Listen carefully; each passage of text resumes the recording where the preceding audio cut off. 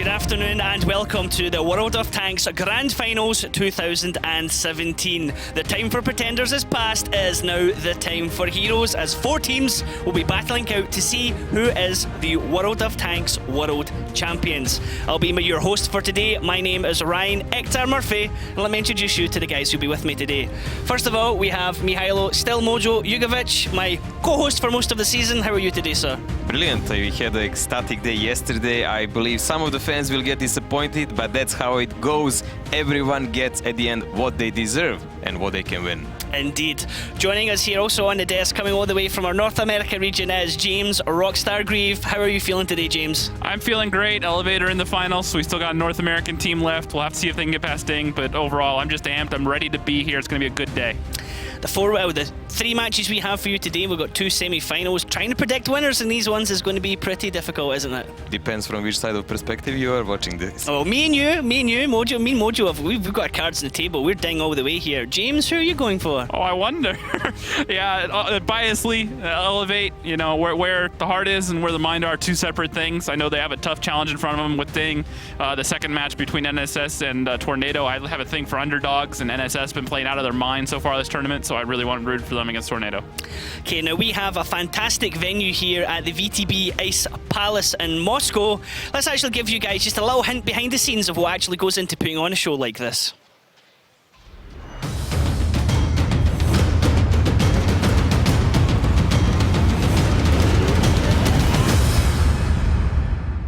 This is where all the magic happens to bring the Grand Finals 2017 live from here in Moscow to you, wherever you are in the whole world. But of course, we don't have 1 broadcast truck, we've got 2, because there's a Russian stream and an English one. Let's take a look inside.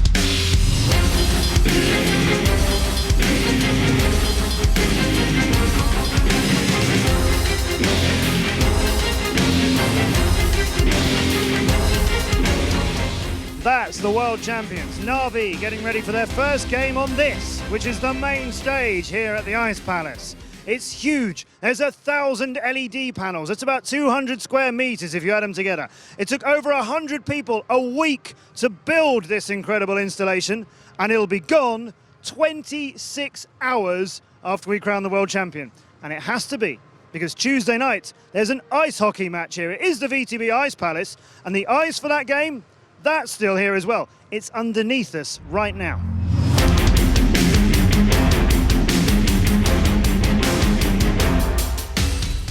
The World of Tanks Grand Finals has taken over every part of the VTB Ice Palace. Now we're upstairs on the top floor, and we're using all of these rooms for the group stages. Every team has its own room. They can use it to warm up, they can use it to chill out between games. They used it for the group stages to compete against each other. And in there, they've got food and they've got drink. They've got everything they need to function as a team. And they've also got access to a balcony from which they can see the main stage. So that's how this all comes together with these great players that we've got, from the broadcast trucks to the group stages up here, and in the middle is that fantastic arena. Really awesome video there. Elevate just getting caught out munching on pizza there, Rockstar. Don't think they were expecting him, Matt, to just will go strolling in there right then and there. But everyone could get a glimpse how actually the practice rooms look. Those are the rooms that all the teams have. They have computers, all the commodities you want, like from a toilet to place to eat, cook, whatever. The Yeah, and players, they've got their rooms up above us, yeah? Yeah, that's what I was about to say. The rooms they have their own balconies that overlook the stage, so when they're not playing, they can chill out there and watch the matches and just see the whole venue. And the crowd we have today is just massive. Okay, now let's go into the story of how the teams actually got here today to be part of the Grand Finals. We started off with 12 teams initially. We had 2 group stages there on Tuesday, Wednesday, made up of these teams from all across the world, Mojo. Yeah, these were the seeding process. You can see here how did they even actually end up to play against each other. There were 3 teams from CIS, but here Yato, Team Efficiency, Eclipse and Brainstorm didn't make it through the group stage, and they fell out already before we even came here into the Ice Palace. Yep, then yesterday we had 4 quarter-final matches, and those were some great display of tanks, weren't they, Rockstar? Yeah, definitely. Just overall, it was such a great day. A lot of good matches. The first match between L Gaming and Elevate was a lot of fun. A really closest series we had all day, 7-6. And I'm really happy that Elevate managed to pull it out. However, today versus Ding, they're going to have another challenge in front of them. We'll have to see if they can surpass it. Yeah, we had DL Gaming, Elevate, we had Ding versus Oops as well, Mojo. I mean, that match was really something like a lullaby for Oops. In a start, it started really well. They were holding their ground. It was 1-1, 2-2, and then suddenly disaster struck. They didn't win a game they thought they should win, and it all spiraled downwards, and they lost every game till the end. Unfortunately, they still need to grow as a team, but they proved some potential. And right after that, there was another match that kind of had a favourite. I mean, we had a favourite, but it wasn't necessarily the same as the home audience here, was it? Well, definitely our favorite as Europecasters is Kazna, but audience is with NSS, and you could hear it in a crowd. Yeah. Again, same like with Oops, it started really well for Kazna. They were holding ground. It was 1-1, really tight games, but this is the first tournament in long time that NSS is actually in offline competition with full crew, all 7. Nidin finally joined them. He couldn't play on season offlines in Katowice. It was really visible, and he was their star player yesterday, which you could see on Kazna backs, and Kazna actually doesn't have one of their main players, LD Nexus.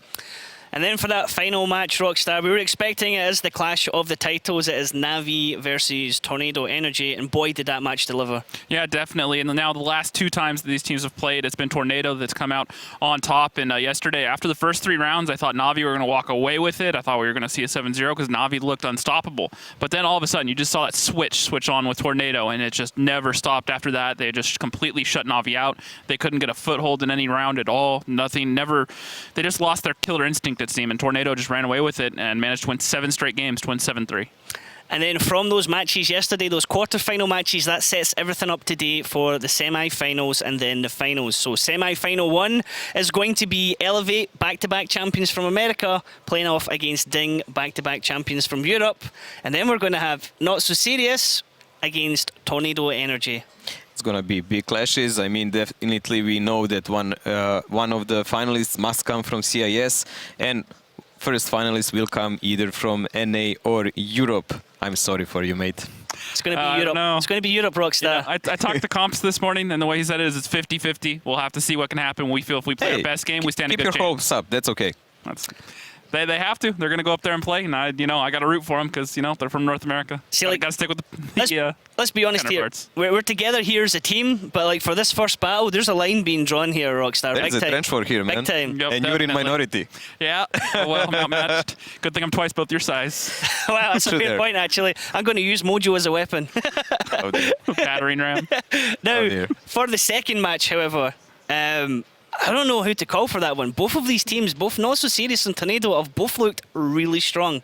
I must give some advantage to Tornado. They still played much more of these kind of tournaments than NSS, and they really proved yesterday, even when their back is to the wall. 3-0 for Navi. No problem. Davai, 7 in a row. Davai, indeed. What about you, Rockstar? Initial thoughts? We'll go into it obviously in a lot more detail, but how do you see that one going? I really want to root for NSS. I've liked what I've seen out of them so far this tournament. I think they have a really good team. They had some great plays yesterday.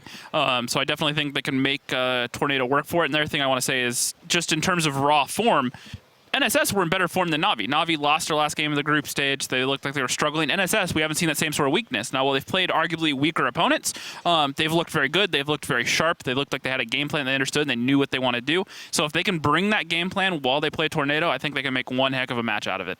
I think in my head, it's Tornado versus Ding. In my heart, what I'd like to see is Not So Serious versus Ding. Because Not So Serious, we talked about this earlier on and yesterday as well, they've always kind of been in the shadows behind Navi and behind Tornado and never quite been in the limelight, never been quite there. And this is their big chance to kind of step up and come away with the grand final trophy. Yeah, I think it was the second grand final, correct me if I'm wrong, Mojo, where NSS really came out and they looked like a really strong team for a little bit.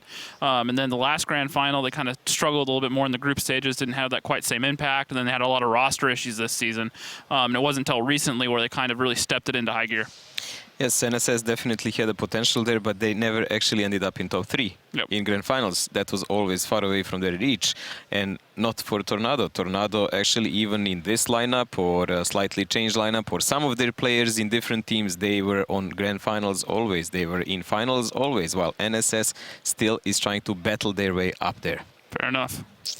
So everything to play for between these 4 teams. Initially, we started off with 12 as well. I mean, these were the best teams from around Europe. We had like at least 5 seasonal champions over the 2 seasonal splits. We've had only 2 grand final champions because pretty much Navi and Tornado share it amongst themselves. But it's not going to happen. Well, it still could potentially happen today, couldn't it? Honestly, if you look at it like that, this league is still young. This is only the 4th grand finals. I mean, we already have some tradition. We have some leading teams and so on. But that can all change. There is many years to come. Yes, now, I mean, already with the venues it's getting quite filled actually. You could hear the noise earlier on, a little bit of excitement for this. How much, we talked about this yesterday as well. Now with the venue being even more busier, how much of an impact do you think this home audience is going to have? Well, like yesterday we could hear them quite a bit, even with half full. Now, when it's going to be packed, I believe the players will hear them through the headset all the time. And see them, which is more important. I think for the first match, I think the crowd will kind of stay fairly neutral, so I don't think it'll have that big an impact. Yesterday, whenever any team made a great play, they're going to cheer if there is a good play. They were cheering. However, when the Russian teams came on, they really stepped it up. So when we get to the final, which is guaranteed going to be a Russian team versus someone else, I think that's when that could play a factor. And have you had a chat to any of the teams before coming in here to this final day? I mean, I wasn't able to catch any of them yesterday. We did have a little kind of chat with the Tornado manager about the game against Navi, and I believe somebody was asking, somebody actually did say, was that easy for you? It looked like super easy. He says, well, not really. It may have looked easy, but it certainly wasn't. I mean, they were down 3-1 to start with. Yeah, but NSS guys said that they were not playing so serious in the start of the groups. They were kind of experimenting and giving themselves time and so on, but they put it in a higher gear in a quarter-final. And it was really rough for them in a moment, you could see that, but they kind of stepped up toward the end of the match and just kept the pace all the time, and Kazna couldn't keep up. Yep, I went over and talked to the Elevate guys a little bit. They seem to be in good spirits, kind of joking around. And as Comp said, their manager, he feels it's kind of a 50-50 match. He knows that Ding are a very good opponent, but he feels if they go and they play their best game today, that they could walk away with it. Okay, now I've been here before. I was at grand finals last year. I was in your position. Mojo, you've been here, veteran, multiple times. Rockstar, how is this for you as your first grand finals? Oh, it's been an amazing experience. Just the crowd here, everything is just phenomenal. Okay, and speaking of that crowd, you can hear the noise in the background, which means we're ready for the opening ceremony, so let's sit back and enjoy the show.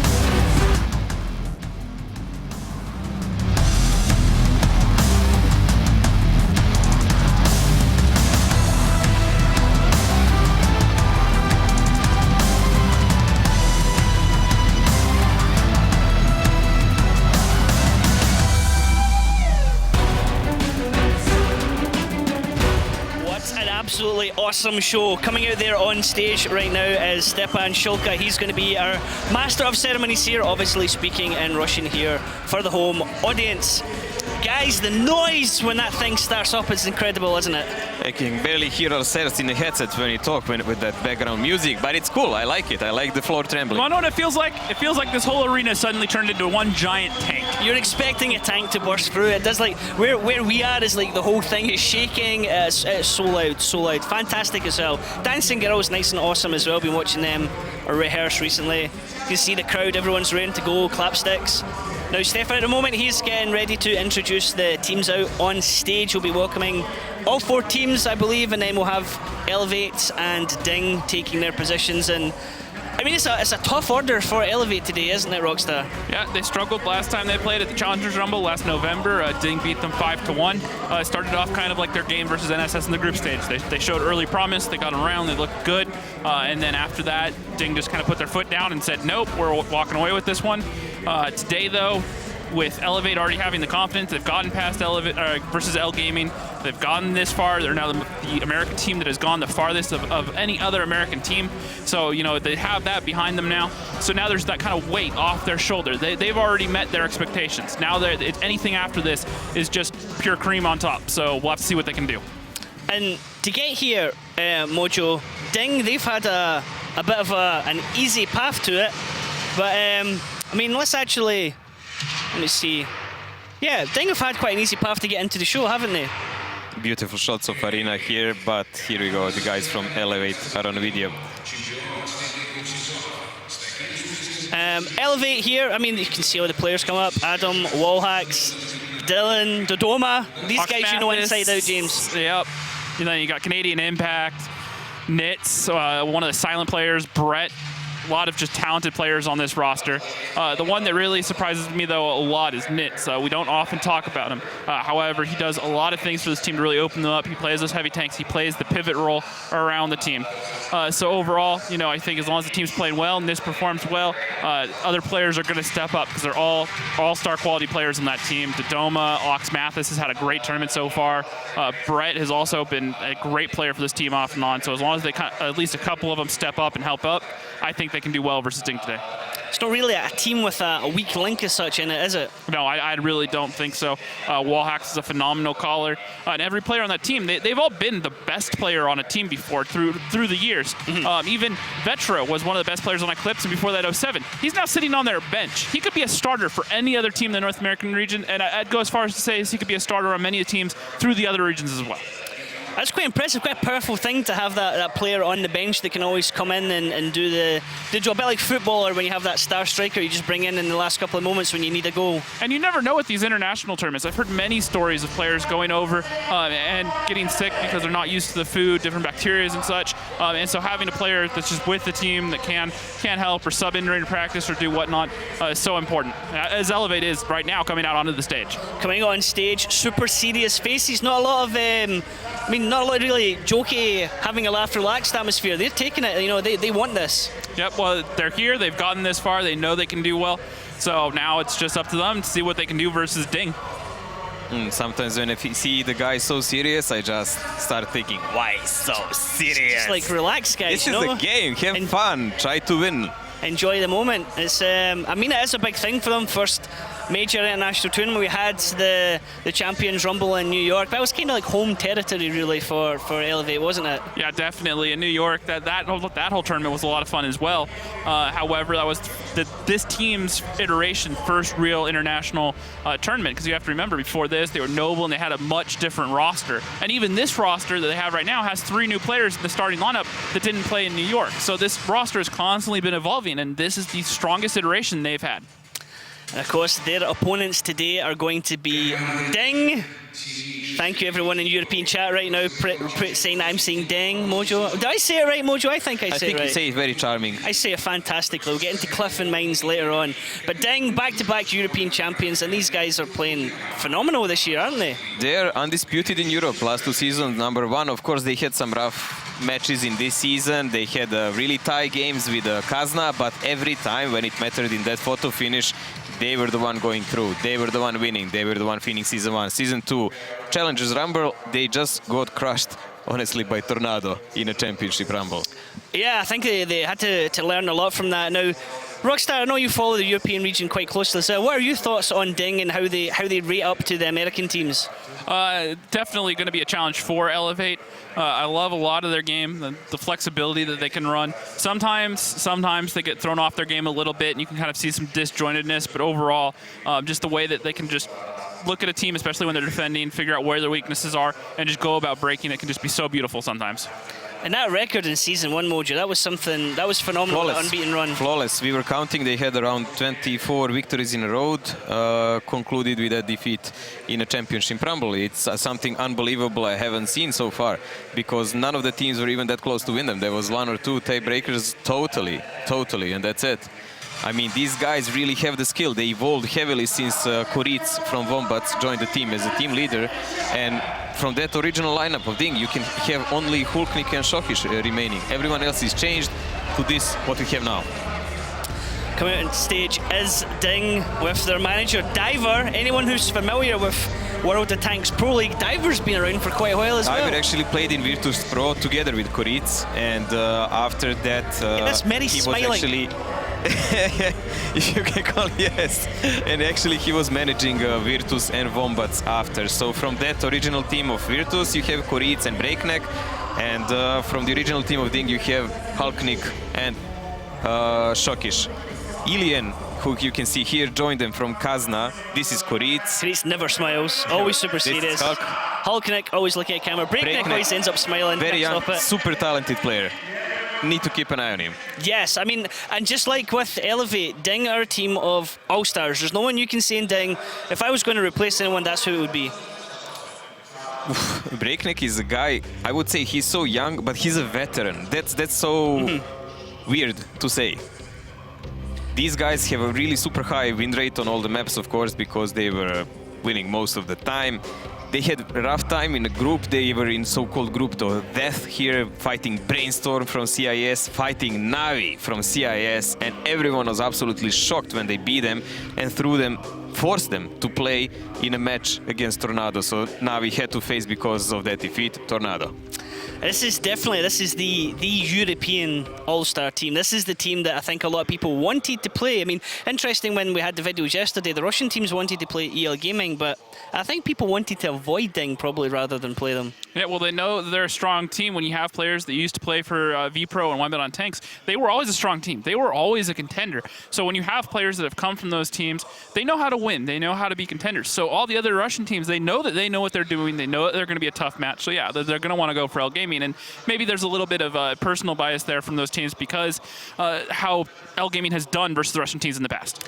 Okay, now we know a lot about these teams. Let's actually have the teams introduce a little bit about themselves to you guys with a little introduction video.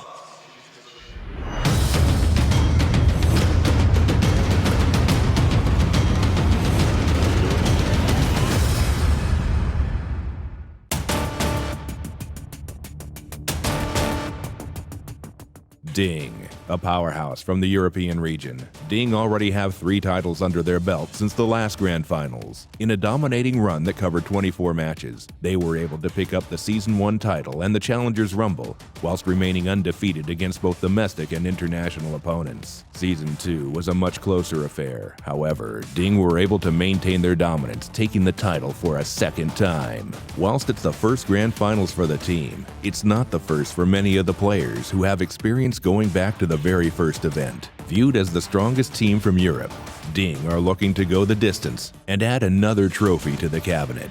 We are after the first quarterfinal, first match of the playoffs. We won 7-2 against Oops. Despite its convincing score, 7-2, it wasn't easy. And we were all quite stressed about it, and we only started to chill when it was 5-2. But well, now we're gonna prepare for the next match and see how it goes. Yeah, I think they surprised us a few times, especially on Himmelsdorf and Himmelsdorf especially, and we managed to pull on some close victories. But the rest part of the match was just we countered their lineups and what they wanted to do pretty good. When we were watching the games, I thought that EL Gaming is a lot better in the game, but Elevate managed to win. So to be honest, I prefer to play Elevate than EL Gaming. I also have some nasty history against DL Gaming. And yeah, I think we can win the American team.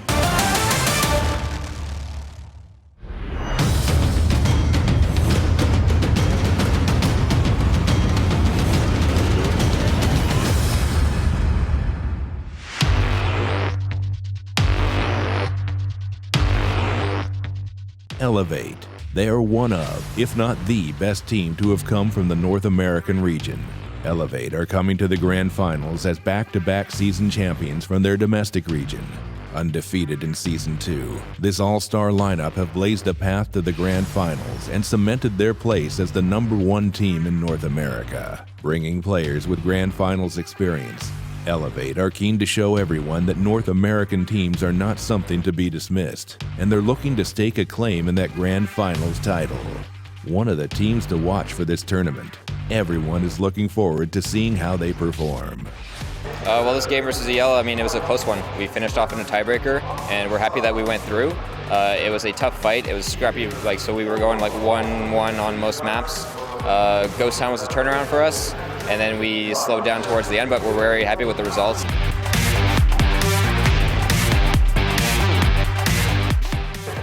EL has a very interesting playstyle. It seems like they've been practicing a lot of Russian teams lately due to what has been reflected during our match. But I think most of the games we lost were on our end. We made a lot of mistakes, and they capitalized on them. So, I mean, kudos for them for bringing us to a tiebreaker.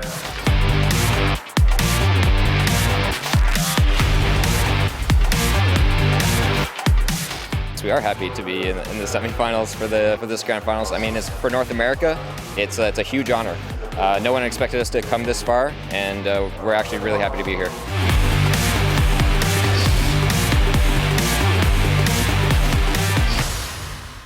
There you go, guys. Along with the Ding video, we also put in the Elevate video to let you hear a little bit more from that team. Now, rather than me and Mojo, try and talk up this team, Rockstar, you know them inside and out. Take it away. Yeah, well, like we were talking about earlier, Dodoma, he's been one of the key players for a long time. Ox Mathis has really stepped up and become the staple of this team after jumping over from Eclipse. Wallhacks, their key caller, once again came over from Eclipse as well just this last season, and they've really done a lot with this team. But then you already had players like Nits, Canadian Impact, and External over here who have just done great things with this team. They're all players that can step up at any given point. They've all been superstars in their own individual teams, so seeing them together on this one roster is just utterly impressive sometimes. Yep, it's gonna be one hell of a match. That's for sure. I mean, both these teams, like previously when Elevate were playing EL Gaming, quite equally matched, back-to-back season champions. They're carrying the hopes and dreams, respectively, of the regions. Now, I'm looking forward to map picks, Mojo. I want to know what's going to get picked, what's going to get banned. We're playing in best of 13 rather than best of 9, which is the regular season, which means only 2 maps can be banned out. There's not going to be 4 maps banned out. The first eye catcher is the fact that Steps didn't get banned in the first round. That is a map that Elevate have not played a lot. Okay. So that already has my eyes raised. But really, what are they scared about in Prokhorovka? Prokhorovka just has to be Ding. That's one of their best maps, is it not? Actually, there are some better, but yeah, they're really strong there. But Ding, Murovanka, that's definitely their by far weakest map. Elevate, being ready to play Steps against Ding, that's bold. I'm just gonna tell that. I do like this map pool, though, for Elevate in terms of we get Himmelsdorf, Ghost Town, and Ruinberg in the first 4 maps. Those are 4 city maps, and those are maps where Elevate are exceptionally strong. They struggle on the open maps like Mines and Cliff a little bit. And Steps are second. And yeah, exactly. Steps is there, but if they can, let's say that Ding take a 2-0 on Steps. Any of those other 3 first maps, I could see Elevate taking a 2-0 and tying that series up. That's bold. That's bold. We'll get into predictions later on. I'll be interested to hear particular scores. I mean, it's kind of obvious who we're all rooting for. But there's one more person that's super important. Let's find out exactly what Tomato the Lobster thinks is going to win this team.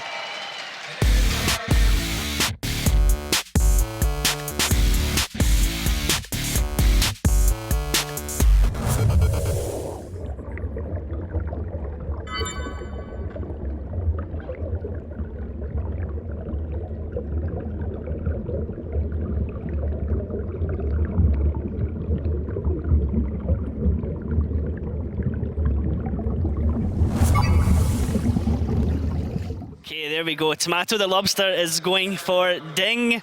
I'm going for Ding. Mojo, I'm going for Ding, you know that. You're going for Ding as well. Rockstar, you're also going for Ding. That's awesome. That's 3 from the... I mean, it's not even an emotional call here. I just think Ding is so much better, so you can call it a double call. Let's take it like this. With your heart and with your mind, what do you think? Ding all the way, to be honest. I'm Ding. That's 2 votes. 2 votes. What do you think? Definitely Elevate in the heart. In the head, I know it's going to be a close fight. I don't want to come out and say Ding because I just can't. I can't force myself to do it. Merca. But it's going to be tough. Merca all Okay, the it's way. good to be patriotic. You have to believe. You have to believe that they can do it. You know, there's a thing where, you know, stats look good on paper, but soccer is played on grass. It's the same thing here. Stats look good on paper, tanks is played on the battlefield. Okay. Well, that's our predictions. We're not going to be talking through the entire match. We do have 2 lovely people lined up who are going to be casting a match. Let's hear in from them. Yeah, thank you so much, Analysis Desk. The tomato predicting Ding. Now, Randall, I think this breaks your heart, doesn't it? It does. Has he been on America's side ever? Not once so far from my recollection. No, he picked TL Gaming as well. Exactly. I'm really feeling like you guys are rooting against us. Look, Elevate is making it farther than any other North American team has ever. All right? That's a huge deal for us. So I'm voting for Elevate, of course. I know the odds are against us, but don't tell me the odds. Well, you're going for Elevate. I'm going to have to stick with Ding. It's going to be the clash of the regions, not just between the casters, also on the Analysis Desk. Ryan, take it away. So you have Dekilzor there and Han Solo beside him. Not one to know the odds as Rukel. He's going with you. No surprise there, Rockstar, really, is it? No, not at all. You know, and we've been casting them for the last year. We've seen all their matches. They've had a lot of great moments, a lot of stellar plays. So, you know, we want to see that not stop here. We want to see it keep going and see what they can do against Ding and maybe past that. This is kind of like yesterday as well, Mojo, where both me and you said we're going for Kaz now when it was not so serious. But kind of, you know, our head said not so serious. I also want to remind you guys, you both were rooting for L yesterday. So... I thought they can do it, but let's go it simple ways. Conan the Barbarian would say, you can keep what you take. Everyone will get what they deserve at the end, and the result we will see will be well deserved. That is 100% true. You can't take anything away for the teams where they are because they have earned it. They've had to go through group stages, they've had to go through the quarterfinals, and they've had some hell of a hard matches as well. And they've had some harsh lessons. We've seen some smashing defeats and some smashing victories, teams bouncing back from it. Well, I mean, the games really were turmoiled in the beginning of the match usually, but after that we would usually see one team break off and that would just never stop till the end. The form of the teams here is really high and it takes very few mistakes to lose a game. On the flip side, it is a best of 13, so teams do have a little bit of flexibility in coming back into the game, don't they? Yeah, definitely. We saw that the other day versus in the Elevate versus L Gaming match. It started off where it was Elevate getting a couple rounds, then L came back, Elevate got a couple up, and then the last one on Cliff, you know, I was kind of worried that Cliff was still in there, and sure enough, L ended up winning 2 straight, so we'll have to see what can happen. We also saw it with Tornado and Navi. Navi taking a quick 3-1 lead. It was unbelievable because we gave our predictions. I said like it will be 7-4 for Tornado, and everyone was like, okay, this or that, blah, blah, blah. And then Navi was 3-0, and everyone was like, haha, what did you say? Why are you even an analyst? I was like, wait and see, wait. Okay, so we're going to have the players on stage playing the game. You're going to have us talking about the game. You're going to have the casters casting the game. You guys at home can participate in our quest system as well. Just simply go to your local World of Tanks portal, follow the instructions there for sign up to the quest. You can also join in social media. You have the hashtag WOTGF2017, or you have the hashtag WatchPlayWin. Send us any funny messages, any memes. Send us your predictions, actually, who you want to win. You can use that on Instagram, Facebook, or of course Twitter. We're ready to get the first match underway, so let's jump over to Dekilzor and Rukel and hear what they have to say. Thank you so much from the Analysis Desk. Yeah, me and Randall are ready. It's going to be a little bias coming out from the both of us, I'd say. I mean, you wanting Elevate to do really well, and me, obviously, Ding. My team, in essence, if you want to put it like that, I want them to go through. I can't lie about it. You know, it's being an American, being a player that's been a part of this game, watching it, following it for 5-6 years now, and just seeing a team reach the next rung. This is a huge day for North American teams. And you played in North America for a little while, so I know you may not accept it, but you're an American. We're a nation of immigrants. I'm definitely with Ding, so I don't know where you're getting this information from. You know, if you wanna join the other team, that's fine. That's fine. But you know what? This could be a historic day.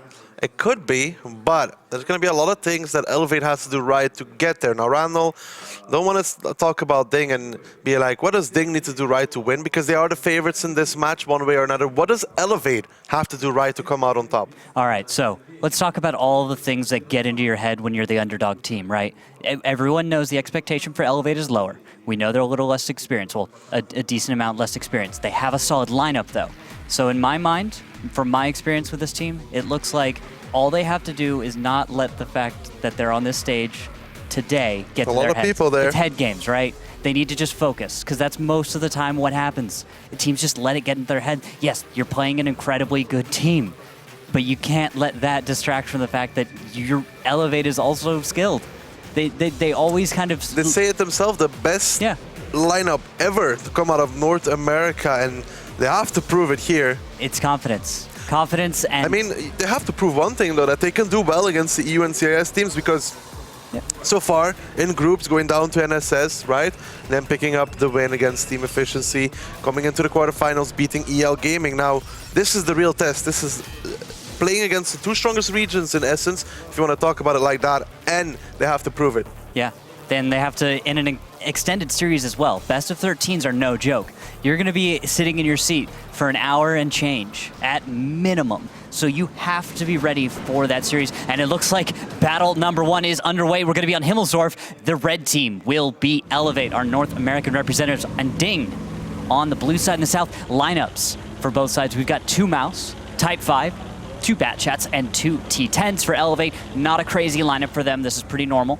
And then on the side of Ding, 3 Mouse, a 113, E50M, T110, E3, and a WZ132. This is something I'm starting to get used to more and more, and doesn't seem outside of either team's normal plays, but the aggression coming out from Elevate at the beginning is what we're gonna have to follow, because look, Canadian Impact and his battle buddy are down south. Looks like Walhat and Nix to follow it up. Yeah, this aggression coming out from Elevate. Standard 1-2 line start so far, but they tried to catch out Breakneck in that E50M. He's been playing that H3 area a lot of the time, so they're going there, trying to counter it out. So far, not getting anything though. Oxmatus makes a shot on towards Hulknick. Obviously, that 1-1-3 and a little bit of a...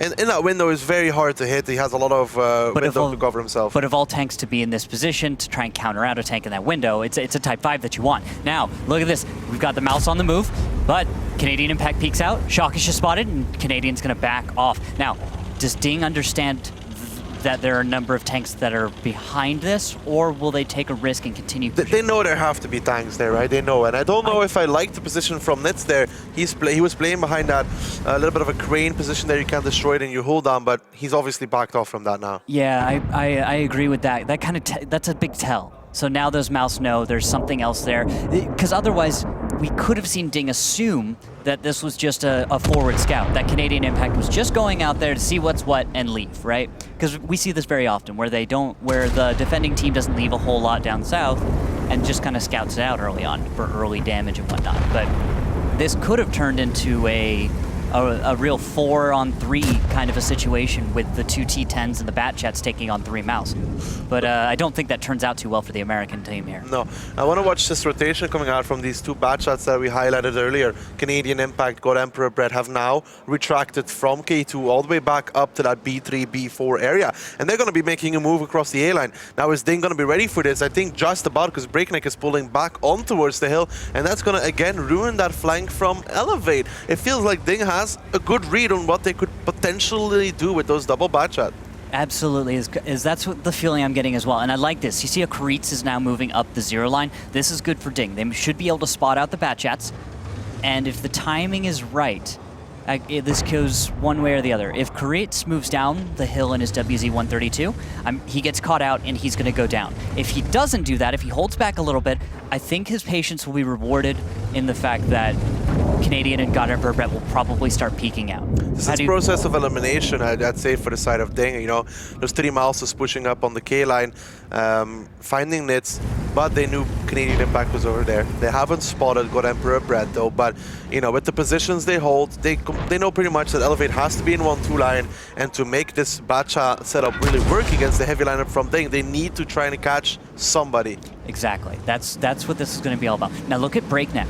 You see that moving around on the J line? He's going to be backing up the Mouse, Elian, Meritorious, and Shockish as they try and take on Nits. And with a Batchat and 3 Mouse, I'm really starting to feel like this is going to go in the way of Ding, although they are going to pay a small toll to start the fight. Nits and Wallhack should go down, and then it should end up in the favor of Ding. Elevate is going to have to figure out what they're going to do to bring themselves back into this match, because Wallhack is already below half health. Yeah, but look at this pressure being put now by the side of Ding. They have spotted out the Batchats. Kuritz is running away from that one. There's 2 Batchats still trying to get on the hill. Oh, Shock is on fire. Yeah, Shock is on fire. He's going to burn down for a little bit. Does have the fighting crew skill towards that.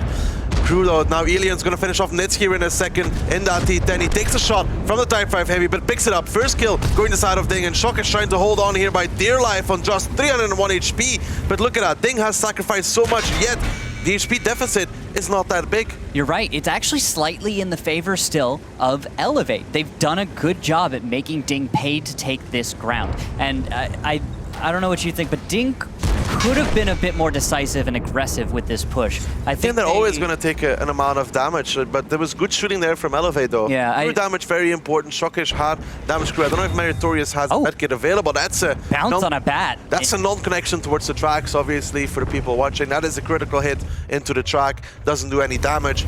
Positive not pushing up as well in the Z3. Kurit's taking some damage, but they're starting to chase away God Emperor Bread, and the Canadian Impact is not in position to help him out. So these 2 Batchats, I really feel like they haven't had a significant enough effect in towards this match to be worth it to be picked. I completely agree at this point. Look at that, External is now on fire as well. It looks like he'll brew up down to almost. There we go, finally gets a kill. Elian finishing him off with 30 hit points. Now 4 tanks from Elevate versus a full lineup of Ding. Important to note, more guns on the battlefield. Ding should be able to take away the rest of this battle, but if the Batchats, Canadian and God Emperor Brett, can play this smart, that's the only opportunity, that's the only thing I see that saves Elevate any day of the week here. But otherwise, this is battle 1 going towards Ding. Look at Canadian Impact. He's now being pushed on by Breakneck. Well, he wasn't expecting this. The Ram comes in. That is disastrous. E50 against Bat. It's exactly what you're supposed to do. Breakneck gives him 1. Kuritz finishes it off, and that leaves 3 tanks remaining from the side of Elevate, and that should be them out of this first round at the very least. Trying to surprise Ding, trying to counteract the tactics they've seen, but not working. Yeah, they went for a mobility game on Himmelsdorf of all maps. Something that very hard to pull off. Very, very hard to pull off. It's tricky. You find yourselves kind of locking into various corridors and really finding yourselves out of options in a matter of seconds. And, well, Ding handled this very well. It was tricky at the start, though. It could have very well, we could have seen Ding just kind of fall on their face at the beginning of this, but they stayed focused. They didn't let it. They didn't let the Batchats really get into the backfield and make a mess of things. And I really think E50M smashing into Canadian was a huge play. I feel like Canadian should have been expecting that one, but it doesn't really matter. As picked the wrong road. Yeah, too many teammates down already. God Emperor Bread gets removed in seconds, and that will be Ding picking up the first round of our first semifinals here at the Grand Finals, and in what a spectacular fashion. You say spectacular, I'll say... Well, keeping all the guns in the game. Okay, an ace, as it were. Yeah, okay. You know what, that's pretty hard to do in a... It is difficult. Usually an ace says I've won rather handily. So, you're right, my bias is coming in. I'm gonna have to scale it back. Props to Ding. Elevate's gonna figure out what to do after this, but it's only battle 1. It didn't work out, this double Batchat coming out the side from Elevate, but the idea behind it, the showing that they're not afraid to make something risky to try and counteract Ding. This is the ram on towards Canadian Impact, but at this point the game's already fairly over. They have a lot of HP remaining, but that's mostly Ops and Dodoma. Tell me what you think of this. I think until that occurred, until we saw an E50 smash into a Batchat, there's the ability for those Batchats to pick off the tanks on the side. Maybe. But that's and you have to assume a lot's going on, right? And you then we still have to reset the cap, for example, as well in the meantime. But that depends on actually probably Ding making rather poor plays rather than Elevate making incredible plays, right? It would be a mistake that Ding makes for those Batchats to take advantage of. That was the ending moments of that round now. Ding is going to be defending on the next one. Elevate is going to be taking the attack. Now, we have seen a lot of interesting strategies on Himmelsdorf. What do you think Elevate's going to be bringing out? Well, Elevate should stay within their normal set strategies, right? if they start breaking out of what they're used to bringing and start trying to go off the walls with stuff they've never really tested before, I think that shows that Elevate's letting the atmosphere and the event get to their heads. That's the sign to look for to see if Elevate's losing focus. If we see a lot of those more typical strats, maybe a few changes up here and there based on the live finals, then I feel confident that Elevate's going to go for something moderately aggressive, good old slow play, kind of taking a few pages out of the EU and RU books and kind of making it their own. So here we go, second round getting underway on Himmelsdorf second half on this map. Elevate versus Ding, Elevate trailing 1 round. Not a big thing in a best of 13, obviously. First to 7 will win. But to get there, that's at the minimum those 7 battles, right? So Elevate, just based on a best of 13, even if they won't stand up all together to Ding, they should at least take 1 or 2 battles off, even in a landslide victory.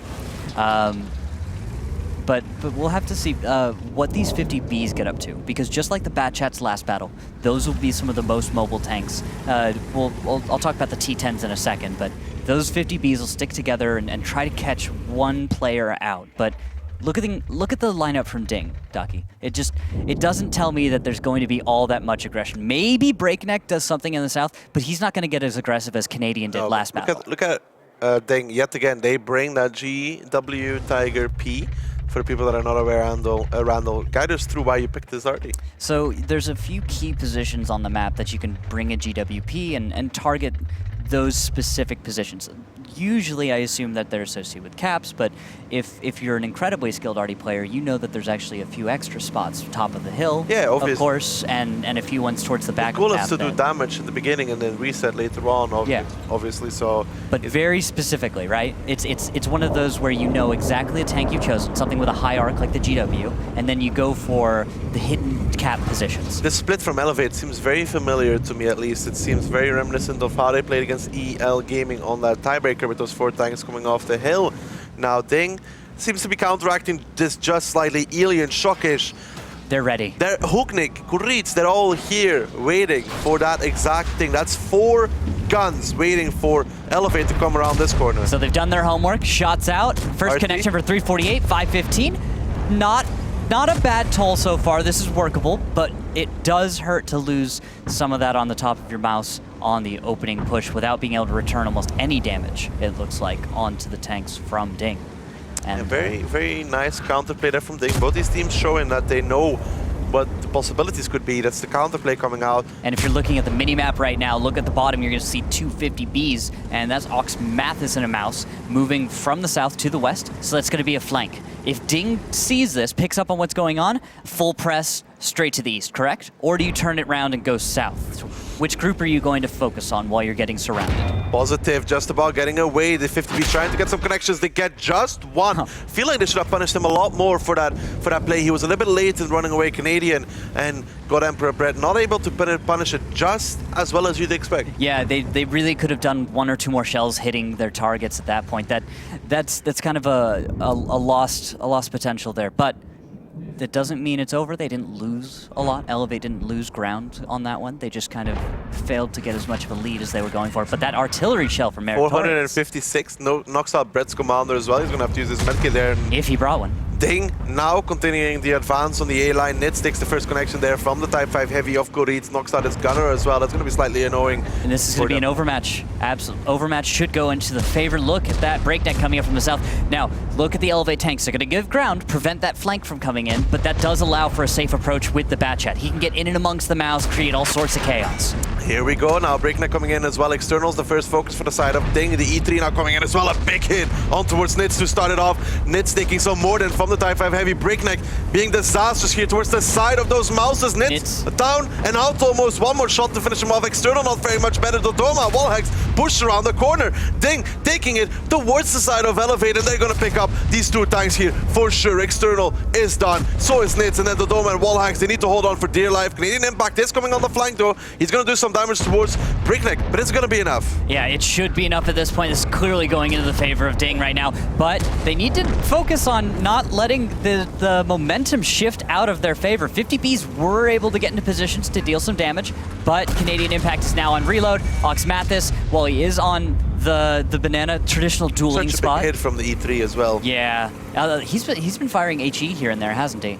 I've noticed a few lower rolls that were confusing, but it says HE is the plan here. Oh, nice connections. Focus fire on Shockish. Wallhacks and the Doma, and now And Canadians just reloaded. Canadian Impact now coming in from the side, trying to make some kills. Gets the first one towards Shockish. Kuritz is probably going to be his second target of fire. Kuritz picks up the Dora in the meantime, though. Canadian Impact has 2 more shots remaining. Needs this last one to finish off Kuritz, but Brett from the backlines is the one that picks it up. Look at this, it's turning around. It's turned around. Alien and Meritorious, the last 2 standing for Ding. Elevate hold on by dear life, and especially these 250Bs coming in and saving the day. Ding went too slowly on this fight. They did not finish the North quickly enough, and that allowed those 50Bs to get back in time. Both of us were looking at this, and we were skeptical, right?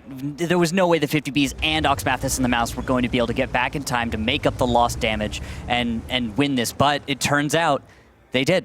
Turns out they had just enough time, and the window opened back up.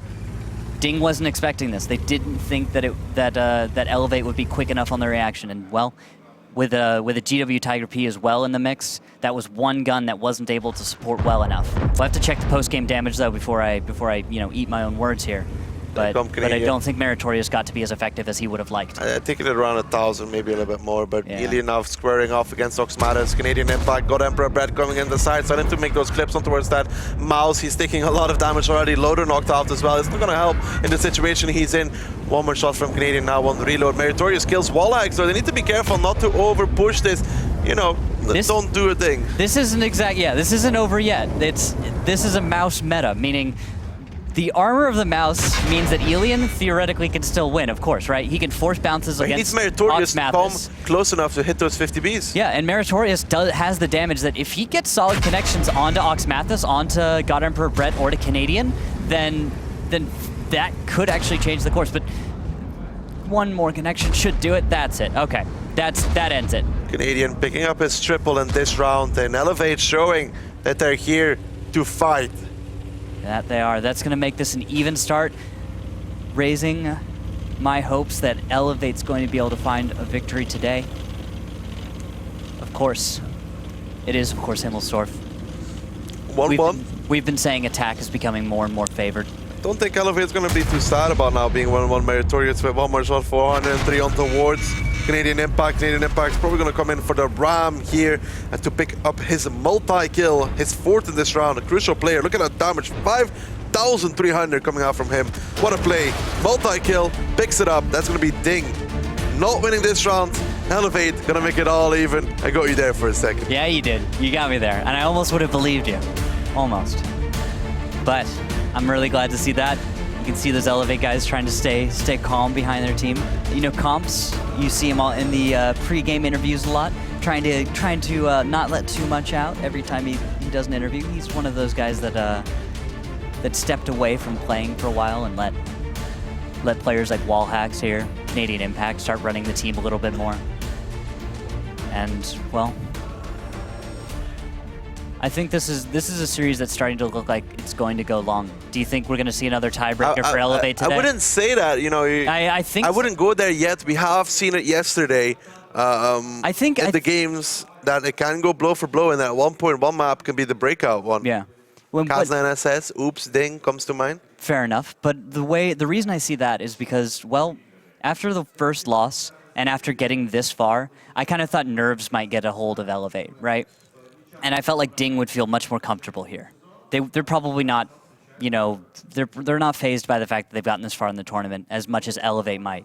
And so seeing Elevate up here like this, I'm waiting to see if they stay focused. But after that win on battle number 2, it says to me that Elevate is prepared enough. Not going to shake out Breakneck, though, and the rest of his team with all that experience and coming out towards our next map, which is going to be Steps. Oh, I see a smile on your face for that one already.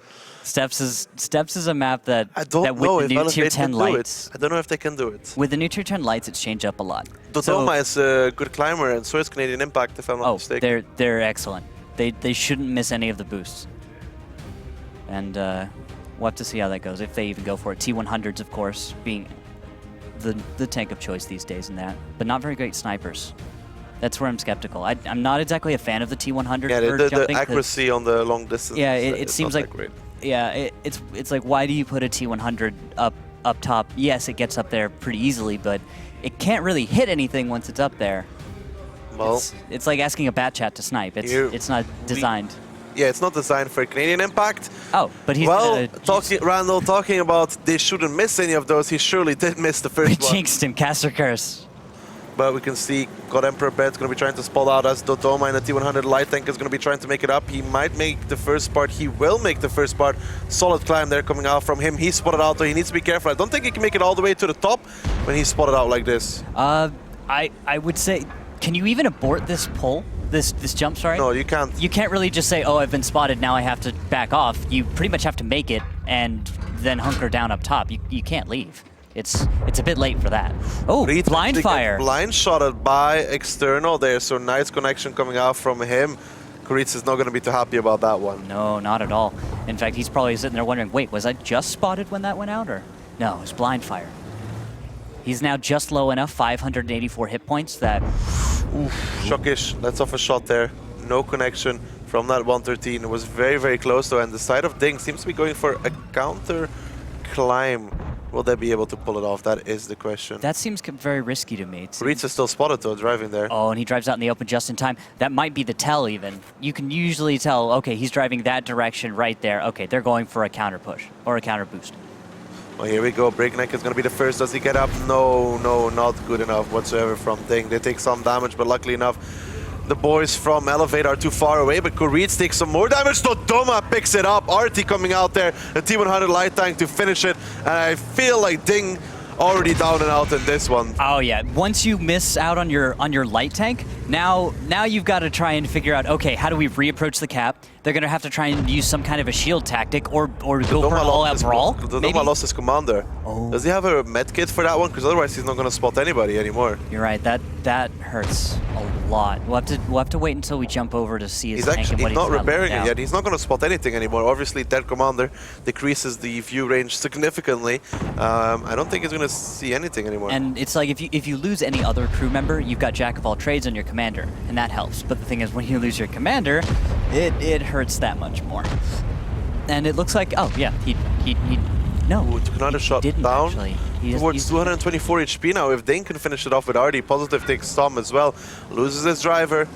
Repairs that one. Well, heals it. Yeah. Dodoma is down to 200 HP though. And he still hasn't repaired that commander, so I'm guessing he does not have a kit on him. I don't think he can set fully safe either from Meritorious, so it might not be the worst thing for Ding if that T100 light tank goes down and be a 1-for-1 trade, something I think they're willing to go with. Yeah, they'd be losing out on time, of course. Elevate wants to waste as much time as possible, so even if they know Dodoma's going to... Ooh, his medkit is still on cooldown. Oh, that's what it was. He must have had to repair to heal someone else earlier on.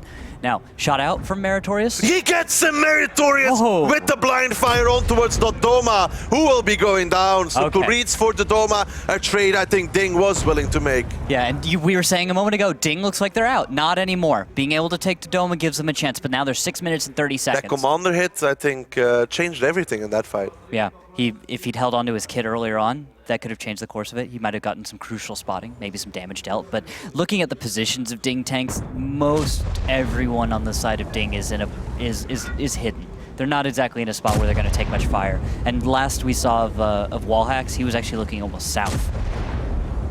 Artie coming out, 85 only on towards external 007. Cap has started now, and how will Elevate deal with this one? Because they will have to send in Canadian Impact at one point, and there's a lot of time remaining here for the side of Ding to work with. Well, we'll have to see. Wallhacks might be able to blind fire the cap, and if he's able to find the connection, that could be the reset that does it.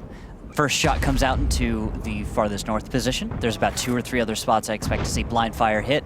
One of them from Ox Mathis, just going right off target. And give them a moment, they should be able to figure something out. Canadian has dropped off the top of the hill. You can see him on the minimap moving south now with God Emperor Brett maybe joining him. That would be a strong play, safe. See, in the meantime, Positive also counteracting the possibility of Nitz pushing across in that mouse when the cap drops too low. He's already set. He's already waiting for yeah, that. They're getting ready to zone out various people who are going to push for the cap. Although Canadian might be going a little far south to be able to spot the cap. I think it's Nitz going to push across the June and try and spot that way. You think Nitz will do it? Yeah, he's going already. He's going already in the mouse right now. Makes It's going to be sense. Nitz moving up. Canadian gets spotted up, and so does Breakneck. Breakneck takes a bounce actually off of God Emperor Bread, and now Nitz, he's in the open. He's being tracked, he's being held, but it's not enough so far. Positive takes a lot of damage in return. 40 seconds left. Somebody has to go in and reset. External's being pushed forwards now, and he's in the open. He's going to have to drive back, and now Ding needs to do the damage towards the side of Elevate. Yep, they've got what they came for. They pulled a mouse out of cover into the open, and they're going to start just shelling that tank. You notice that immediately once they saw Nitz had crested over the hill, Ding pulled off the cap. It's not worth it anymore. We're not going to take damage just to try and push a cap slightly closer, only to be denied. They're going for the damage. They've baited what they need to, and from now they just need to deal the damage. But look at the hit points, Docky.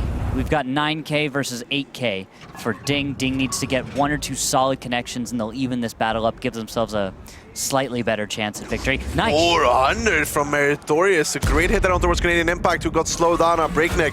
Trying to line up some shots, gets at least one in towards him. Canadian Impact down to 378. Breakneck has him dragged, Breakneck has him held. He's trying to blind fire. He doesn't know where he is, luckily enough, for Canadian Impact. But in the meantime, Positive picks up Nitz in that mouse. Yes, Randall, the HP was there for Elevate, but the positions were all lost. All very good play from Ding. They made Elevate play right into their hands. And that all came from that Dodoma kill early on. Once you get that T100 out, everything's possible again. Ooh, Hulknick getting spotted driving on towards the cap, though. Needs to be careful not to take too much damage here. He's going to be moving again. Hulknick takes the first shot there. He should take a second. That puts him down towards one-shot range. Probably External might even be playing with binoculars. Maybe. Actually, yes. Confirmed. There are binoculars on some of the mice. But right now, what I'm looking at is look at the minimap. See how Breakneck's moving in from the south? That's chasing after God Emperor Brett, who's giving 13 ground. shots for Alien left. Ooh. Should he Firing a lot. 7 shots left for Alien. Yeah, if he keeps this up, he might actually run out of He shells. will run out of ammo. He will have to do some ammo management at this moment in time. Something that doesn't happen every battle at all. Ooh, but he does get a nice connection there on towards External, down, who is now down to 282. Alien's going to be pushing up. He has HE loaded even for External. Oxmatis in the meantime takes a hit from the back lines. 282 damage to be dealt on a mouse. It's you're not really going to depend on a roll like that. 137 now. Now 137. Bad But Chat Emperor fight Brett, starting. 1v1 in the meantime against Breakneck. Breakneck so far losing out ever so slightly against him. There goes Alien with that HE, not doing anything on towards that mouse of External. Oxmat is taking more damage in the meantime as well. And don't forget the cap is still on. Alien trying to do what he can with that HE ammunition. It's not working out. Breakneck in the meantime still trying to play over here. Has one shot, one opportunity to take out Canadian Impact, and he delivers. And the cap is still on in the meantime. And Alien bounces again! That's not good at all. They do not need that. External's actually going to start ignoring Alien. He'll go down to him on his reload. And now God Emperor Brett's trying to play some sneaky games, but I'm guessing Meritorious should be able to make a connection shortly. There we go. Positive's going to show up. Closes it out, and that leaves Wallhacks and Oxmat as the 2 remaining tanks here. Alien doesn't get the shot though, but Positive will be coming in, cleaning it up. He's only one shot. There we go. He's now going to move on towards Wallhacks, who's the last remaining member for the team. Elevate, and Meritorious actually picks it up, and that will be Ding, putting themselves 2-1 in a round in which they seemed down and out from the beginning. Yeah, they had to play a lot of catch up that battle, losing out on a crucial scout early on, missing one of their boosts that, well, we thought they couldn't afford to miss, but they could. Coming back and taking out Dodoma was the key to victory, because up until then, Elevate early on had it locked down. Ding opened it back up, and here we are. Here we are, 2-1. And now Ding moving on to the defense. We have seen some magnificent play from them on that one. Close victory against Oops. This was the climb. It just didn't feel like they had the right angle, because you can see Breakneck turning left and right here. Didn't feel like the right angle. No, it wasn't the right angle. Yeah, I'm guessing it was kind of hastily thrown together. Yeah, because Creeds was taking a lot of damage. Yeah, and we've seen these guys make the boost before, so I think it comes down to they weren't in a comfortable place to make the boost. Of course, having taken damage, blind fire, and then getting spotted right when you go in to make the jump. That's a scenario that seems to add up to some failed jumps there. But Elian, this was curious for me. We were talking about his ammo management. He just started bouncing everything. Yeah, he bounced a lot of things. He fired a lot of shots. He dinged a lot of shells, didn't he? He did do a lot of damage, Yeah. but shooting at mouses over that distance, it's always going to be hard. But when you finally get close, and that's when you stop, that's the irony in the whole thing. Because he's making those connections beautifully at 300 meters. Then he gets 50, and of course everything goes straight out the window. It happens to everyone, right? And it happens to him. Yeah. So now, Steps, we switch sides. What do you think? What do you think of this right now? How do you feel about the contrast between Elevate and Ding? Do you think Elevate's going to be able to make this a longer series, or? I don't know. We have seen Ding their defense with positive climbing at A-line. We also see how he plays it. A lot of the people that I talk to, when I'm talking about positive in that T100 lighting on that position, they say that he's almost impossible to kill because of that binocular camo net combination. And with Koritz and the Udes, which they were playing yesterday, yeah, we saw what he did from there. You're confident then? I'm confident. You're Solid confident win. that Ding should be able to take a win. Now, here's what I'll say. Wall hacks in the M4043, there's two things happen. He either plays amazingly and gets tons of damage, or he doesn't hit anything at all, and he's just sitting there frustrated. So we'll have to see which of those two wall hacks M4043s we've got this battle, but that's where I'll be looking to see if Elevate can take a win. Otherwise, the lineups from both teams, Goddard and Brett's going to be in an S-Tank, Bat Chats, 2 of them, 2 Mouse, and a 113 out of Elevate. It's not a crazy lineup for them, very normal, high damage potential, but it isn't as flexible as many other lineups that we'll see out of North American teams. On the side of Ding, with their lineup of single Mouse, 2 113s, 2 Bat Chats, T100, and then that UDES, that's a bit more mobile, a bit more flexible, and able to react to whatever Elevate tries to pull out. Positive. Fails the first time. It'll be alright to try a second time once he realizes this. He's going to be lining it up. He has that binocular and camo net set up that I talked about. So he's going to try to sit very, very still up top of the mountain and not try and play too many of those hill games, is what you're saying. Makes it very hard to spot him with that camo net as well, obviously. Second time around, Positive has no issues making it up. And that will be the A1 position secured for the side of Ding. But as you can see, their opponents, Elevate, are not going for this round. They're going for an eastern side play. Yeah, which is similar to Oops. Similar to Oops, but also almost every team starts with a west side play. They almost always start by going in that direction and then deciding maybe they'll go back east. We see this only a handful of times every season or every tournament. And so what we're going to have to see is, well, does anyone on the side of Ding decide to expose their tank too much? If they do, that'll be where Elevate comes in. If Artillery can make some solid connections, and what Positive decides to do based off of this push. There's the first bit of damage coming out onto Nitz, and they've recognized that Koritz in his UDES is hidden way back up top. And that'll be the first tank to try and counter out, but of course he can't get spotted. Not from this distance. Elevate needs to decide forward or backward here. Well, they seem to be going backwards as Oxmatis and Nitz are getting pinned down by this Udes. Koritz already picking up 780 damage, and increasing that ever so slightly. Both these mouses taking a fair chunk in Elevate. Elevate taking the initial damage and going back? Yes, if you decide to go backwards, here's what happens. You've just taken the damage you have, right? And now, okay, disengage. Instead, when you do that again, you reapproach, you try and attack again, you're going to have to cross the same ground, take the same damage, and now you've just multiplied the total damage you had to pay or take in order to attain a position. That's generally why we'll start to cringe when we see a team back up, because we think, well, if they just go for the same exact thing again, then they're making a huge mistake. But here, it looks like... They tried to blind fire, but yeah, it's really going to help them. Koritz just aims down, up, and his tank becomes almost like a pancake, and they won't be able to hit him. Exactly. And Goddard Perret looked like he was trying to find an angle, but without decent scouting and spotting of that position, this is just a huge waste of time. This is just going to burn the clock down, and that'll mean that Ding, with the more mobile lineup, could stow a tank over. Positive could just stay up top, and it would be impossible to deal with that. Now Breakneck moving around from the north, he's got a flank shot on Oxmatis. This is typical Breakneck though. Oh, it's good play. Taking the things he sees and acting on it. And Ding is just chipping away at Elevate here. Ox matters below, well, just about above half HP. Nits though below it.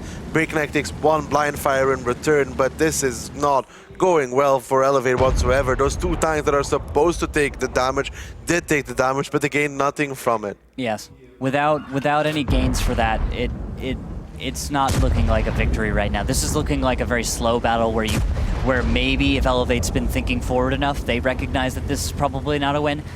They should talk about next battle. They should be talking about the next map and what they're doing there. This one for me, I'm just skeptical that anything will come of what Elevate's going for. This could be just one of those things where you just try and ice the enemy team. But at the same time, Ding could be talking about the next battle.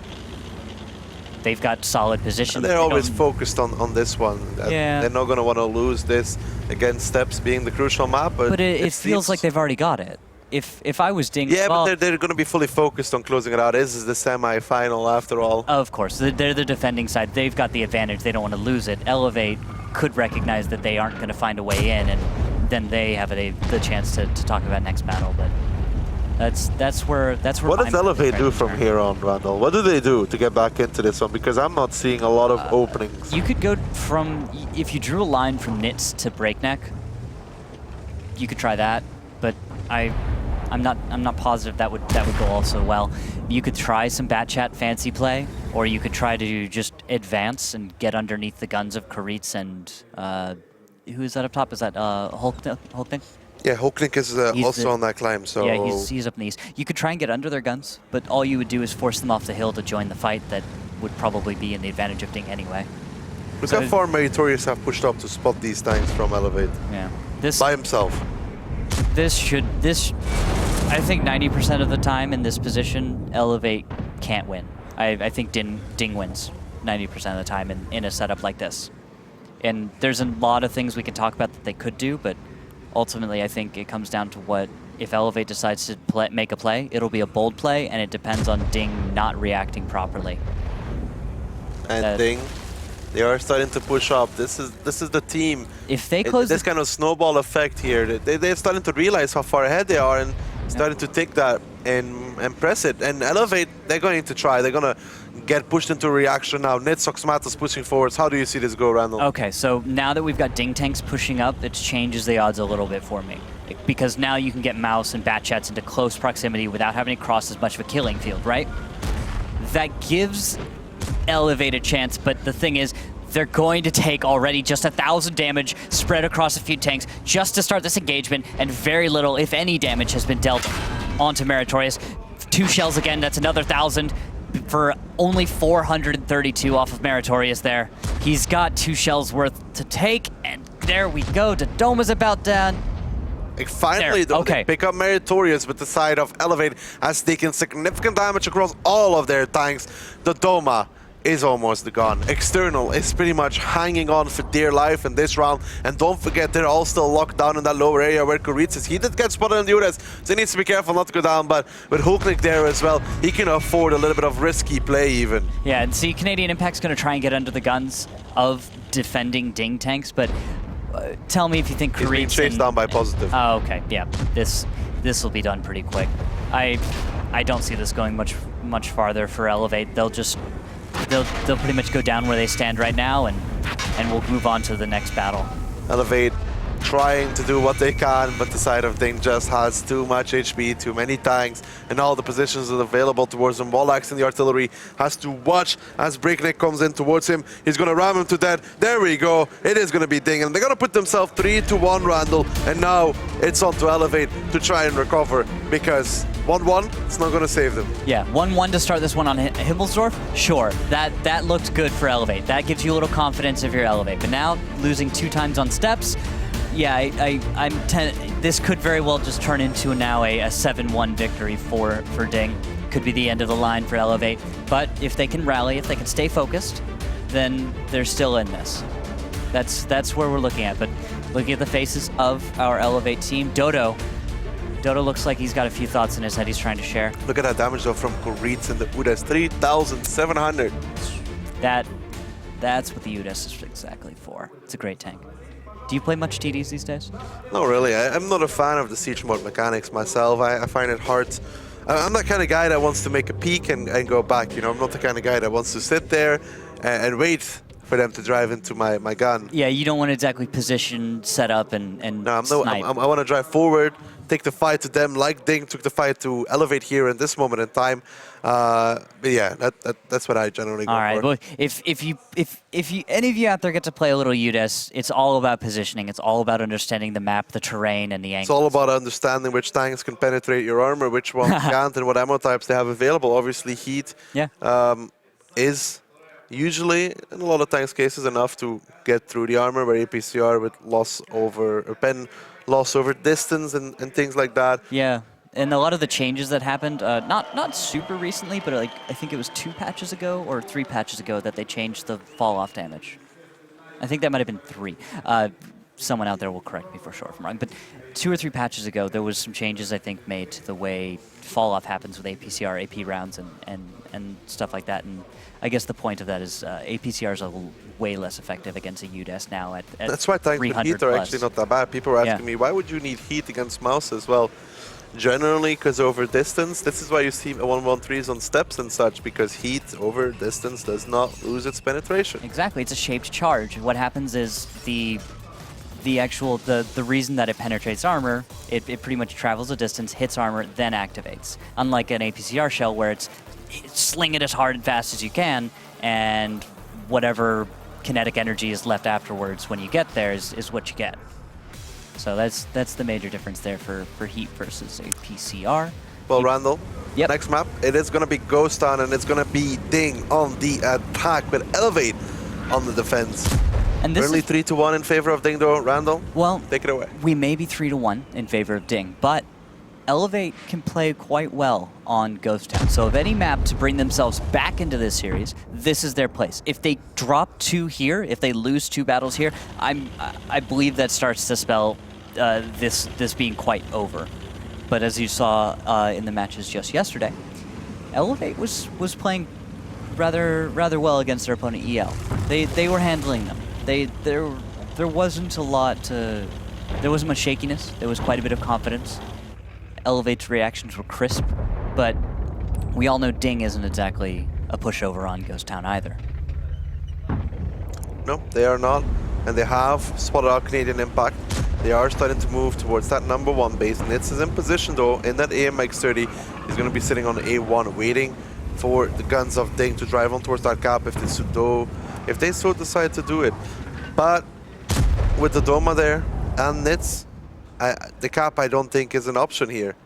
Yeah, it's too easy to reset, and then everyone's kind of pushed up. Although Goddard, Brett, and Wallhacks being as far away as they are, you could maybe even take a Brawl to Dodo and external and maybe start that one auto, okay? But Nitz can support the north push. Well, here we go. Koritz getting spotted out in his WZ together with Hookneck, Shockish as well. Breakneck will try to drive forward. Some blocking going on here between Shockish and Breakneck. He almost looked like he wanted to swing his turret and give Shockish one on the way out. I thought he was about to as well, but he's just saying, I'm just going to leave. Screw it, I'm out. I'm just going to go somewhere else. I'll kill my own tanks. I'll fight my own fight. You guys take the cap. So these 3 guys fighting here from the cabinets, trying to reset. 29 seconds remain. Elevate is in a good position. Meritorious taking some more damage. The Doma external are the first line of defense for the side of Elevate. Dodo is taking a significant amount of damage himself though, but so are the remainder of the tanks of Ding. But now, for the last 5 to 10 seconds, Elevate taking a lot of damage, and there's only 10 seconds left, Randall. Yep, but there's a connection, resetting up to 20, and here's the big question. After a few more resets, will Ding decide to get off the cap and press forward, push, and make this a brawl, or will they keep the pressure on and maybe even pile more tanks onto the cap? Look at the Doma though, 475 HP remaining on towards that mouse. Actually 32 in this case. Now this is on towards Ding, 7 seconds left. Elevate, you need to reset if you don't want to go down 4-1 here. Hookneck picks up Dodo, and I don't think there's a reset about to come out, and Ding picks it up. That is going to be it. Base captured, 4-1. Elevate not getting back in time. Yeah, Nitz not able to make the connections they needed. To Doma, I like you have to like seeing that. Ding knew what target was making real resets, doing the real damage to stop the cap and slow things down, and they focused him down, and There you go. I really enjoyed seeing that. That was quite well done. And usually we see those caps not work out. The team that goes for cap Ding in this case usually gets off, has to start a brawl, and then from there it's whatever. But in this case, Ding are feeling lucky tonight. yeah. And after that, they pick up one more win on the side of Ghost Town, and I think they run away with the rest of the series. If it goes to 5-1, Randall, we both know that the dream of North America is going to be shipped back across towards North America with their dream in their pocket. But you know what? These guys have performed higher. They've gone farther. They've done better than any other North American team to date. So, you know what? There's that. All right, Docky. There's that. We got that for That feels us. like a weak excuse. It's not coming out, weak, Randall. all right? You have Randall, no there idea is- what it's like to be a North American team. Everyone telling you every single day, the Russians are better than you, the Europeans are better than you. And you know you can stand up to them. Can they, though? Because Elevate has to prove it right now. Can they stand up against the I European think it's in powerhouse? their Which heads. you I think it's more Well, North Randall, American let me teams' remind you of the heads. scoreline. It's currently 4-1. That it is. So you say they can. They need to prove it. That they do. We can say a bunch of things, but what matters is what happens. I know. And it hurts Everything else sometimes. is just speculations. But I want to believe, all right? I just want to believe that they just Sometimes do it. dreaming is believing, Randall. But they're on the struggle bus right now, okay? They need to get off the struggle bus. They need to get on the highway to the danger zone. They need to make this happen. I feel like there's roadworks on the highway to the danger zone. Yes, it's under construction, but I don't think it's even built yet in their case. there's roads on Ghost Town. They're dirt mostly, but That looks like a highway to you? no, it's not a highway. Well, let's get back into it. It's currently 4-1 in favor of Ding. Second round here on Ghost Town. Ding's going to be defending. Elevate is going to be taking the attack, and Elevate desperately needs this round. That they do. And on attack, of course, I'm less confident in Elevate here. Their defenses tend to be a bit stronger on this map. And with the way Ding's playing right now, it's that much harder. Throwing an AMX-30 and Breaknet in the back chat up into the northwest. And look at Elevate. They are going for that #1 base play. They've been effective with it so far. They've gone there almost every single time, And if I'm not 9 minutes, mistaken. yeah, 9 minutes 20 seconds also as well. That's not bad timing. That is a pretty quick jump to the cap. Well, Wallach drives into the cap, instantly loses his loader. He's not going to be happy about that one so far in that WZ. Don't think he has a medkit either on this map. External's going to be joining a very similar style towards what Ding did in the last round, but a different way of executing it. Koritz and Breakneck are going to be there together. Breakneck is going to go ahead and spot for his commander-in-chief, commander-in-charge, commander-in-chief, America. Koritz. All right, so Canadian Impact moving around to the south as well. If he's able to get some solid damage in there, that could be an opening for Elevate to make a counter push, get off the cap, and move south. That would leave Breakneck and that's Breakneck and Koritz behind if they can play the angles well enough. And that could be a way for them to get the win. Looking at the damage right now, look at that, 50B down to 484 hit points. Yeah, Hooknick being chased down right now by Canadian Impact in that bad shot, and so far it's not going well for Hooknick. He goes down, Canadian Impact picks it up, he's going to be on reload right now, but Breakneck is coming from behind with 4 shots available, so is this straight worth it? They're going to lose a bad shot for this as well. Yes, Hooknick is down and out, but now Breakneck trying to do the damage. Meritorious is with him in the mouse. Canadian Impact gets shot, gets health, it's going to go down here towards Breakneck. That's it, Breakneck picks it up, and now it's even fight, and there's the counter push from Elevate. Yep, but look, health still in the favor of Ding slightly for now. We'll see if Elevate can even this one up, but nice little pincer onto Meritorious. Let's see if Elevate's able to pull focus onto that, or if they'll let Meritorious live a good bit longer than otherwise he should. 2 more shells should do it. Yeah, but he's gonna pick up Oxmatus. Meritorious, the Doma, too slow to rotate the turret, and that makes Oxmatus goes down. The gun in the game is always a very important factor, and they've just lost one. They've lost the second here with the Doma. Ding wrestling back control, and that was some individual misplay from Elevate. You say individual, could have been caller, could have been individual. Dodoma stayed focused forward on the T-57s instead of turning around and focusing on a tank that ended up getting the kill. If he'd done that, that would have prevented 400 some odd damage, kept a gun in the game, and possibly allowed for a bit more damage to detail later. They might have had 2 guns in the game right now. But that's not what happened. That's a different. That's an alternate reality to now. For now, it is a 4-on-4. We've got a full health mouse, Shockish, versus. Oh, As I say that, of course, takes damage. Positive, very, very low. You don't want the T-57 to be quite so low. He can take only one more shell before he's out of the game, and he is the damage dealer right now. But here we go, Shokic pushing on towards Nitz in the WZ, who's soloed out, but Wallhax is by himself as well, and Kuritz in the AMX-30 has come off the A1 position, trying to do some play in this round as well. Positive picks up Nitz as Kuritz looks to finish off Wallhax, and that WZ needs one shot from the AMX-30, and he does deliver. Makes sure he's standing still, aims a shot, takes him down. That leaves External and Britain. Another close round here for Elevate, slipping from their grasp, falling between their fingers, and they're gonna go down 5-1, Randall. Yeah, this is looking like Ding's becoming more and more dominant, understanding what buttons to push against Elevate, understanding the weaknesses, and of course Elevate, as all American teams do, dropping the ball on some crucial... Wow, Randall, Look, wow. this is what happens to us, man. We lose focus on the big stage. We make crucial mistakes by not focus firing, by missing some shots. And here is Ding playing, keeping things tight. They're not making the same mistakes. They're playing that their average is right now higher than Elevate. Round right now, and Yeah. Elevate, they had this round in the bag. I'd say some misplay, some miscommunication, even if you want to put it like that, coming out. And I wonder what the experts think about that one, especially what is James going to say? Well, that was a hell of a couple of rounds there. Thanks very much for that, Daki. James is not looking too well there, to be honest. We have had a bit of banter here on the desk. We're going to break it down for you guys in a couple of moments. I have to say, guys, my personal highlight was, of course, Canadian Impact on the receiving end of a German Impact. Yeah, Wow. I like a lot of the stuff I've seen out of Elevate, and Ding, to be fair. Ding have had some great strategies. But some of the stuff I've seen out of Elevate, you can see the idea. You can see what they're going for. But then, like Randall said, they're just miscommunicating little things, just going wrong, separating, bouncing shots, doing a lot of things that just don't make sense. You know, stuff that players of this caliber should be doing constantly. So it's just kind of disappointing right now, and that puts them in the hole that they're in against Ding. And it's interesting as well because some people, you know, they talk about the different tanks and, you know, their strengths or weaknesses. Some people even think that perhaps the E50M is weak, and we saw it there, Mojo. It's not. It's nicknamed the E-100 Ram Wagon for a reason, and well, it was a big hit. To start with, Ding often uses some medium that anyone even thinks about. Breakneck is always playing those. You could see him play TVP, doing 5,000 damage on Himmelsdorf E50M, also heat ammo, precise. He can snipe from the hill, that was his position.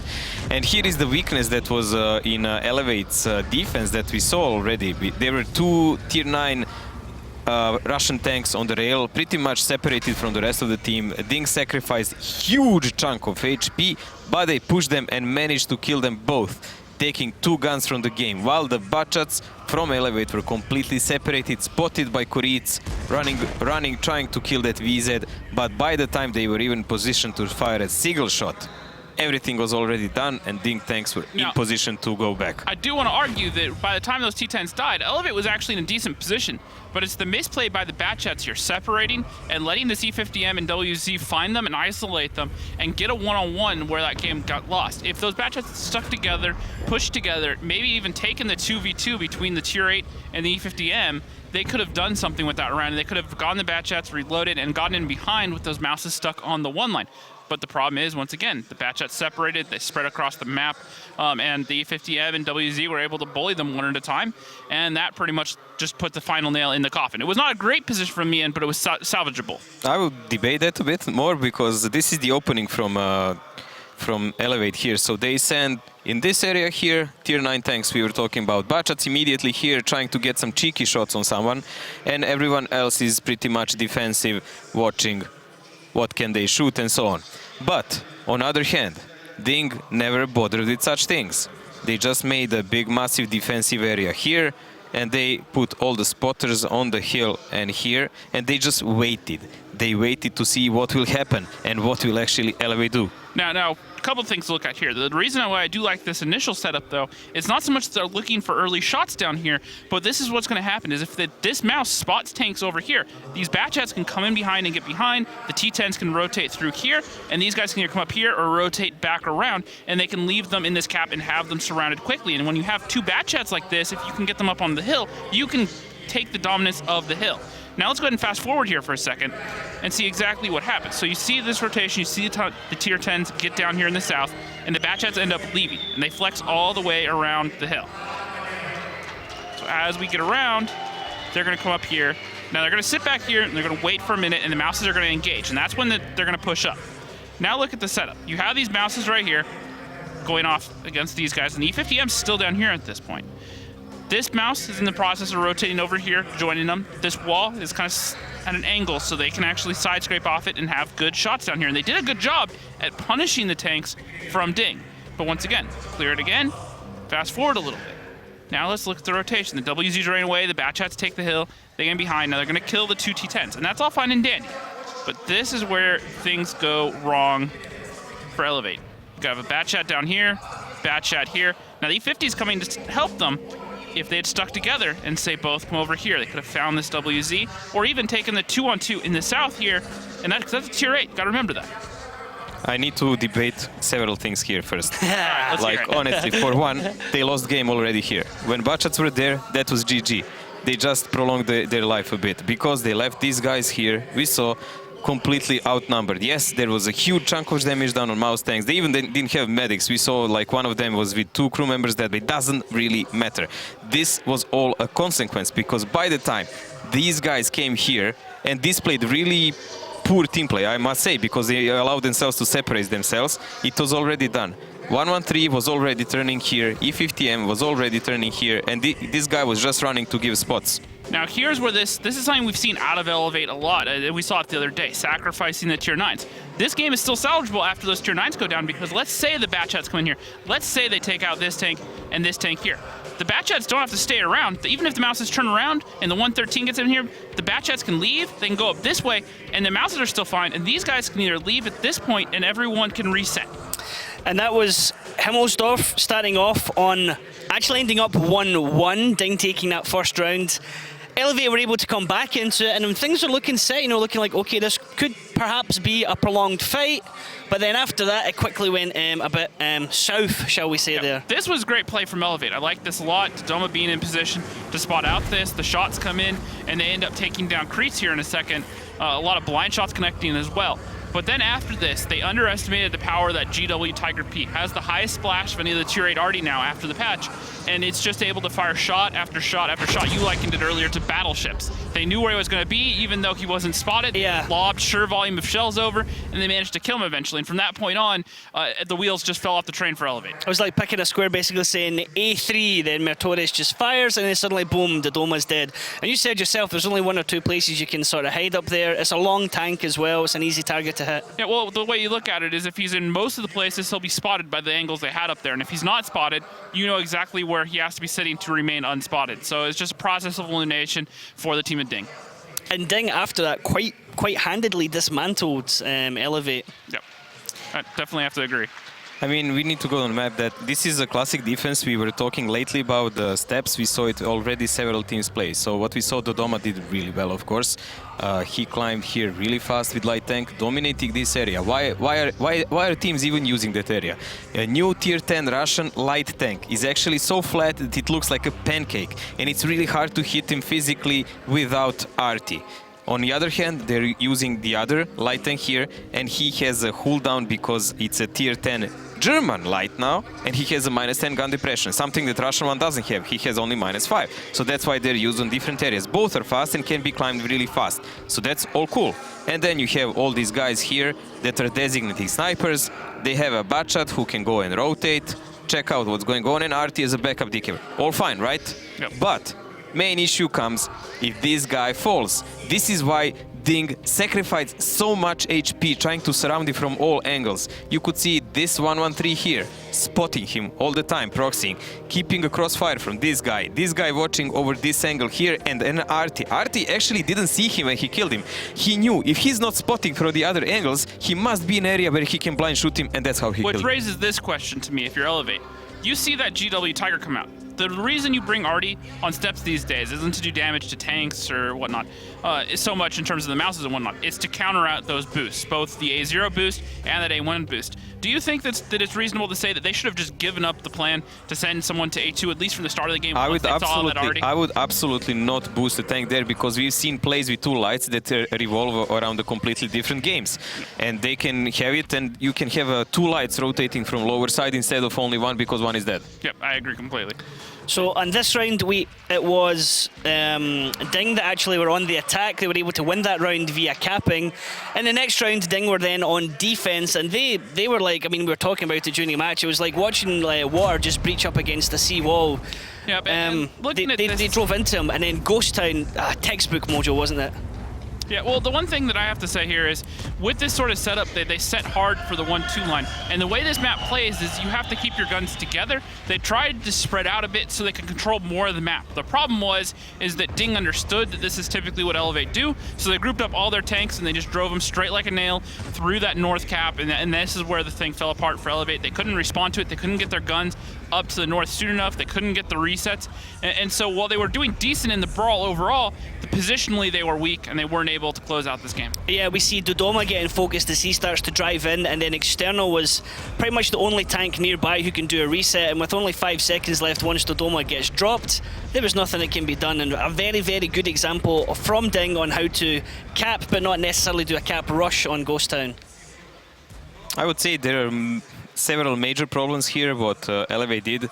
First of all, of course, as you already said, being really easy to predict what they're gonna do. So when you have an AMX 30 French medium, he's taken always to this position. It's really useless. You cannot really fight in a city. It's a one-dimensional tank. Yes, it's a one-dimensional tank, and it's really used only to decap. They just used that, pressed the cap, killed the only guy who could do anything about spotting, and that was GG. Yep, I agree. It's very, very nicely done there from Ding. This now means Ding are ahead 5-1. We're going to be going into our next couple of matches. Let's see what Daki and Ruka are looking forward to from this. I didn't hear too much because I was comforting Rukil. I had to put his shoulder on I put his head on my shoulder, you know, wipe them tears, because Ding is showing us a masterclass of how to play a World of Tanks and Elevate. It's looking like a mountain to climb.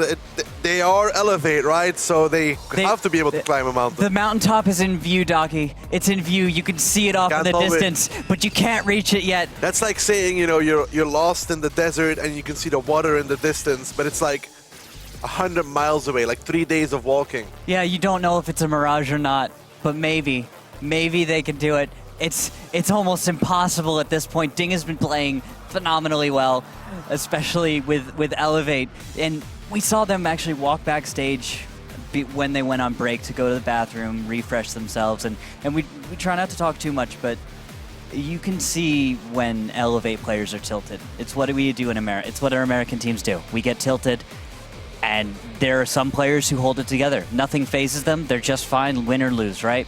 But there's always a few players in each team that once they're shaken to their enough, there's almost no coming back, right?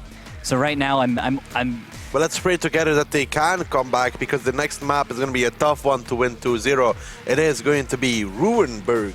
That is a map that Ding beat Na'Vi on the attack as well. It's a very important point to bring up, because Elevate, I could be saying that they should be able to make something happen on defense, but because you bring that up, yes, against Na'Vi they were excellent.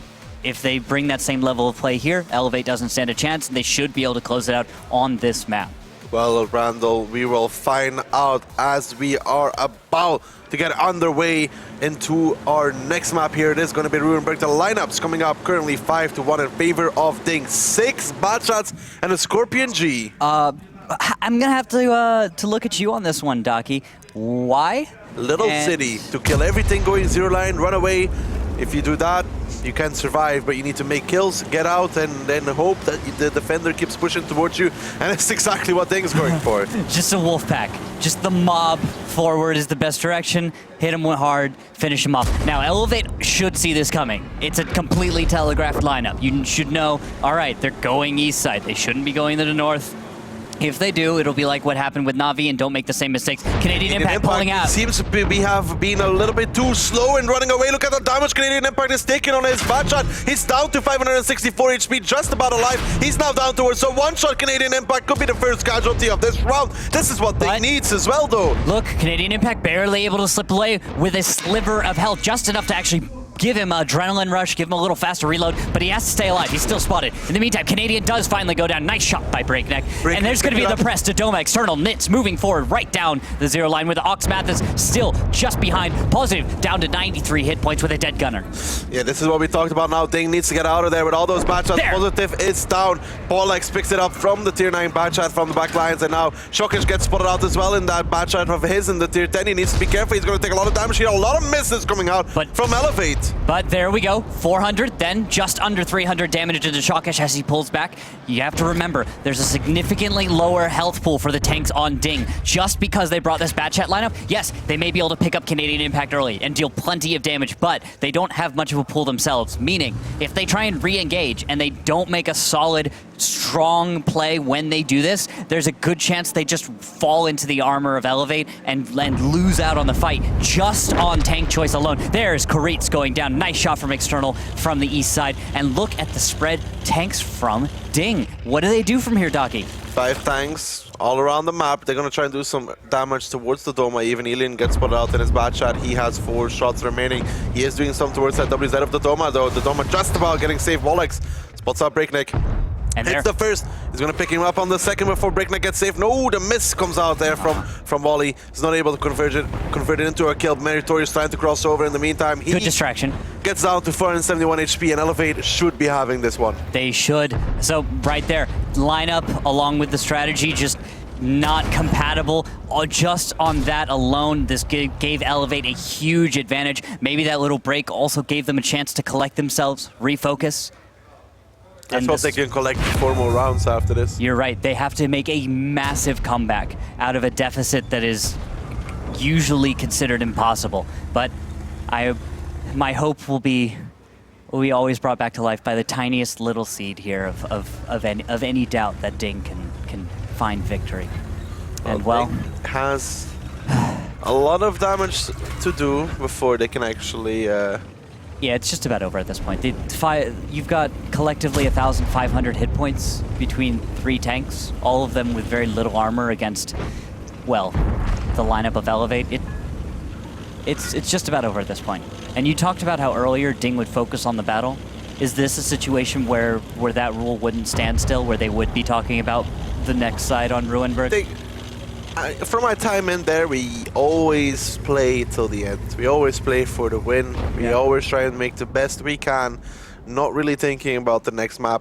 Always trying to do just as much as we can possibly do. Make them work, make them sweat to close out the round. Because just maybe you'll be able to clutch it out. And maybe you get 2 ammo racks, you never know. Yeah, and because this is World of Tanks, anything can happen. And skill gets you quite far in some cases. Especially if bad chats against heavy tanks. We've seen crazy stuff before. But now all of the tanks from Ding down towards the win shot. A win shot. No, that's not going to be a winning shot. But they'll try to do some damage. But now Elevate coming in to close out the round. It's going to be a good morale boost for their side because they needed this round desperately. But now they're going to be going on towards the attack on Ruinberg. Elian, the last man standing, and External is going to pick it up in a second or two here when he is reloaded. There we go. Triple kill for him, and it will be Elevate, bringing it 5-2. All right. That's going to rekindle some hope for Elevate, but looking at their faces coming off of this win, I'm not seeing exactly excitement. They don't seem the team that high-fives. No, they're not going to high-five off of this. They're still trying to collect I didn't see them really high-five during EL Gaming match either, even when they won. That's because American teams can be incredibly negative when reflecting upon their own Look stuff. at the other teams, you know? Yeah. Well, always high-fiving, always, you know, being at least cheerful after they win. And that's a really important thing to point out. Many teams understand that even win or lose, stay focused, you're a team, and keep that morale, keep that going. Because what happens with a lot of American teams is we get very judgy. We see one player on our team mess up, make a mistake in doing some aspect of their play, and all of a sudden you lose complete confidence, right? And they may not say it to each other. We can be a bit, passive aggressive with it, but that tends to be the truth of it. We see a mistake, we start focusing on it. We get way too focused on that mistake, and we let that dominate all of our strategy, all of our plays. And so that's the thing they're going to have to get over if they want to win this match, because and this is that winning 5 straight rounds. Apologies, didn't mean to walk over you. Go ahead. It's completely fine. Winning 5 rounds in a row. Talking about that mentality there, they're going to have to forget about mistakes, because there is a big chance for Ding to get at least on match points, because Elevate has to win 5 rounds in a row to close it out. But Ding only has to win 2. But yesterday we saw an incredible match.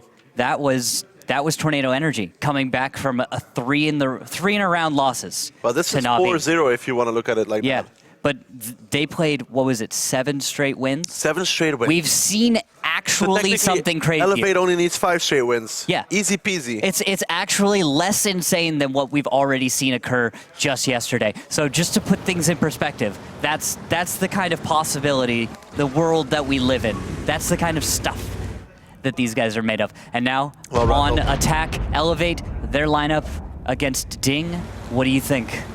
I think Ding currently very far ahead, especially because of Rurenberg as well coming out there on the defensive side, which is arguably the more favorable side coming out. They need this round to put themselves on match point, and Elevate has to make the plays. Canadian Impact takes the first shot of damage there on the bat shot, which is going to be expected. I was from positive in the 113, and he's going to try and find a second one, but unlikely. Wallach's external, Dodoma, all going towards that 0 line. This is a standard start from Elevate, isn't it, Randall? That absolutely is. And the downsides right here, we've got some problems with spotting. It looks like Elevate's had all 3 of their tanks moving east, spotted for a brief amount of time. That really hurts. Normally you want to get into the 0 line undetected if you can. But good job on Ding detecting there. Got Emperor Brett Nitz though. Usually you would see those 113s take a little damage, wouldn't you, on their approach from the cap into the buildings? Usually there's someone waiting around to usually put one Positive shell out. is doing that damage, but look at this Ding.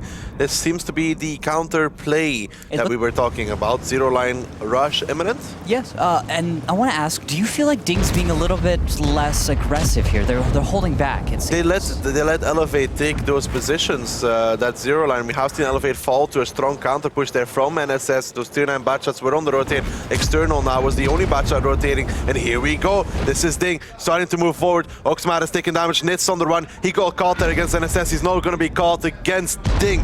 There we go. Hooknik Meritorious with Kurids probably as a shield. They're going to be running down Nitz. Then he'll big miss there from Shockish. Massive right there. And there, Dodoma's just about half hit points. He's going to start backing off. Nitz as well, just about to go down. 271 hit points. One more shell. Where's it coming from? Is that the Lorraine? No, it's going to be a bounce.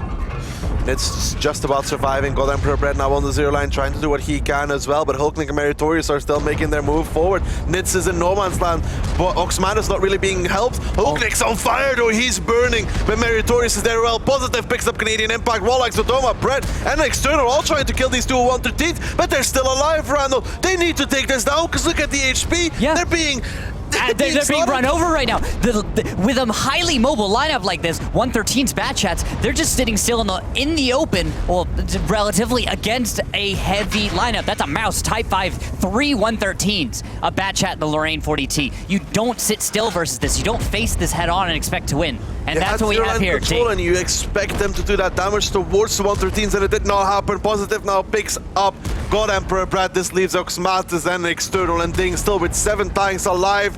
We said it's going to be difficult for Elevate, well, it's just become even harder as Ding looks to put themselves onto match point. Elevate has to think what they're going to do to win 4 straight rounds to bring it to tiebreaker and 5 to close it out. Yep, I think you hit a nail on the head. This has just gotten that much closer. Ding is in good spirits. Elevate, yes, they could have bounced back after that last win, but I think we can both agree a lot of that had to do with the lineups that Ding brought versus the lineup that Elevate brought. They could have decided to rally around that victory, but it does not look like it. That is not the face of confidence on Wallhacks right now. He might still be able to rally around this, but look, looks like a little powwow going on that side of the stage while Ding looks comfy. Ding does not look like they are worried whatsoever. Business as usual. And that is what we see out of our top teams in the world. Navi's already out of this one. Tornado is going to also be in the finals there later on today. Oh, not in the finals. Sorry, this is the finals in reference to the tournament in general as opposed to the match. 3,000 3,000 for the side of Elian Positive. Ox Mathis, always one of the top performers on the side of Elevate, is able to Yeah, but look at these make bad shots showing. though. The Doma, 3 shots, no connections, 0 damage. Nitz also not having a good time. God Emperor Brett, who was also in that 0 line, 10 shots, only 858 damage. Yeah, looking at the post-battle stats, it may be a bit of a leap, but I'm guessing Dodoma might not be. He might be on tilt a little bit here. And then God Emperor Well, Brett, their I'm not used positions- to him being very tilty or performing less well when he's not confident, but I think we can start pointing at maybe Dodo's not feeling so hot.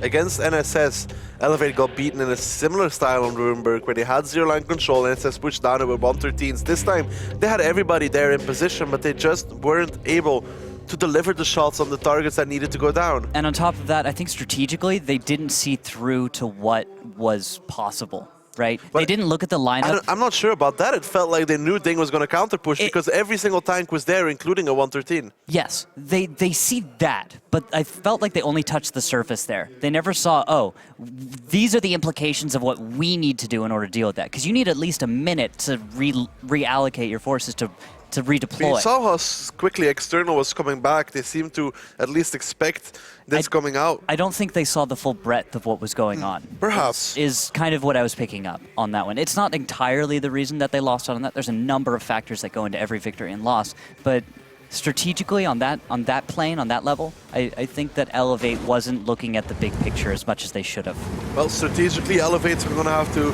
prove us something as we move into our possibly final map of regular time. It is going to be Mines. It's going to be Elevate on the attack, sitting on 2. Ding on the defense, sitting on 6. Match point for them. Meritorious is spawned already, though. Down to 87 HP. Wall hacks is not in an artillery piece, so Meritorious shall be fine for now. For now, but that's gonna wake Elevate up. They might be able to. If this was Ding, they always play their attack with the German light. Yes. And Positive always loads HE, that already would have been dead. That's a great point, actually.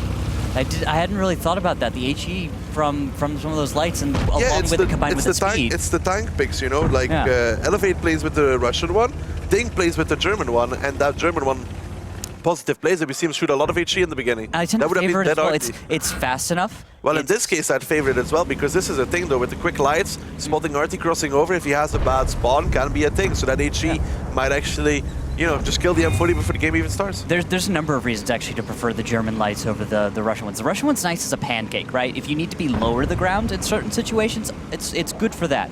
But if you want a slightly higher profile, I do tend to favor our German tier 10 lights. Now, or lights, sorry, singular. But look at this strat from Elevate. This is a bit older as far as strategies go.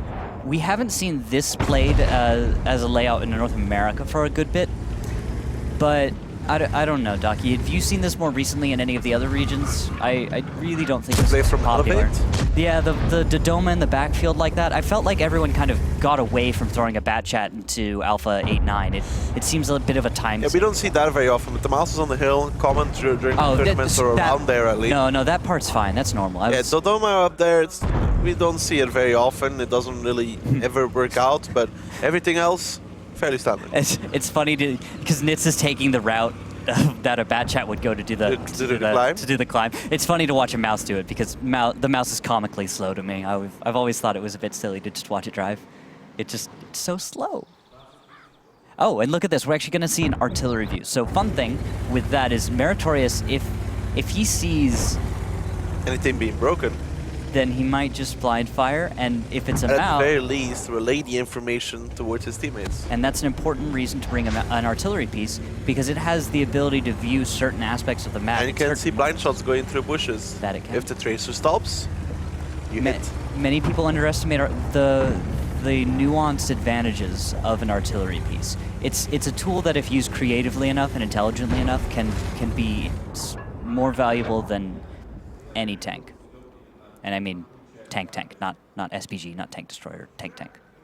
Yeah, just talking about Ding, the information you saw that Breakneck and Kuritz joining that team in Season 1 together with Positive.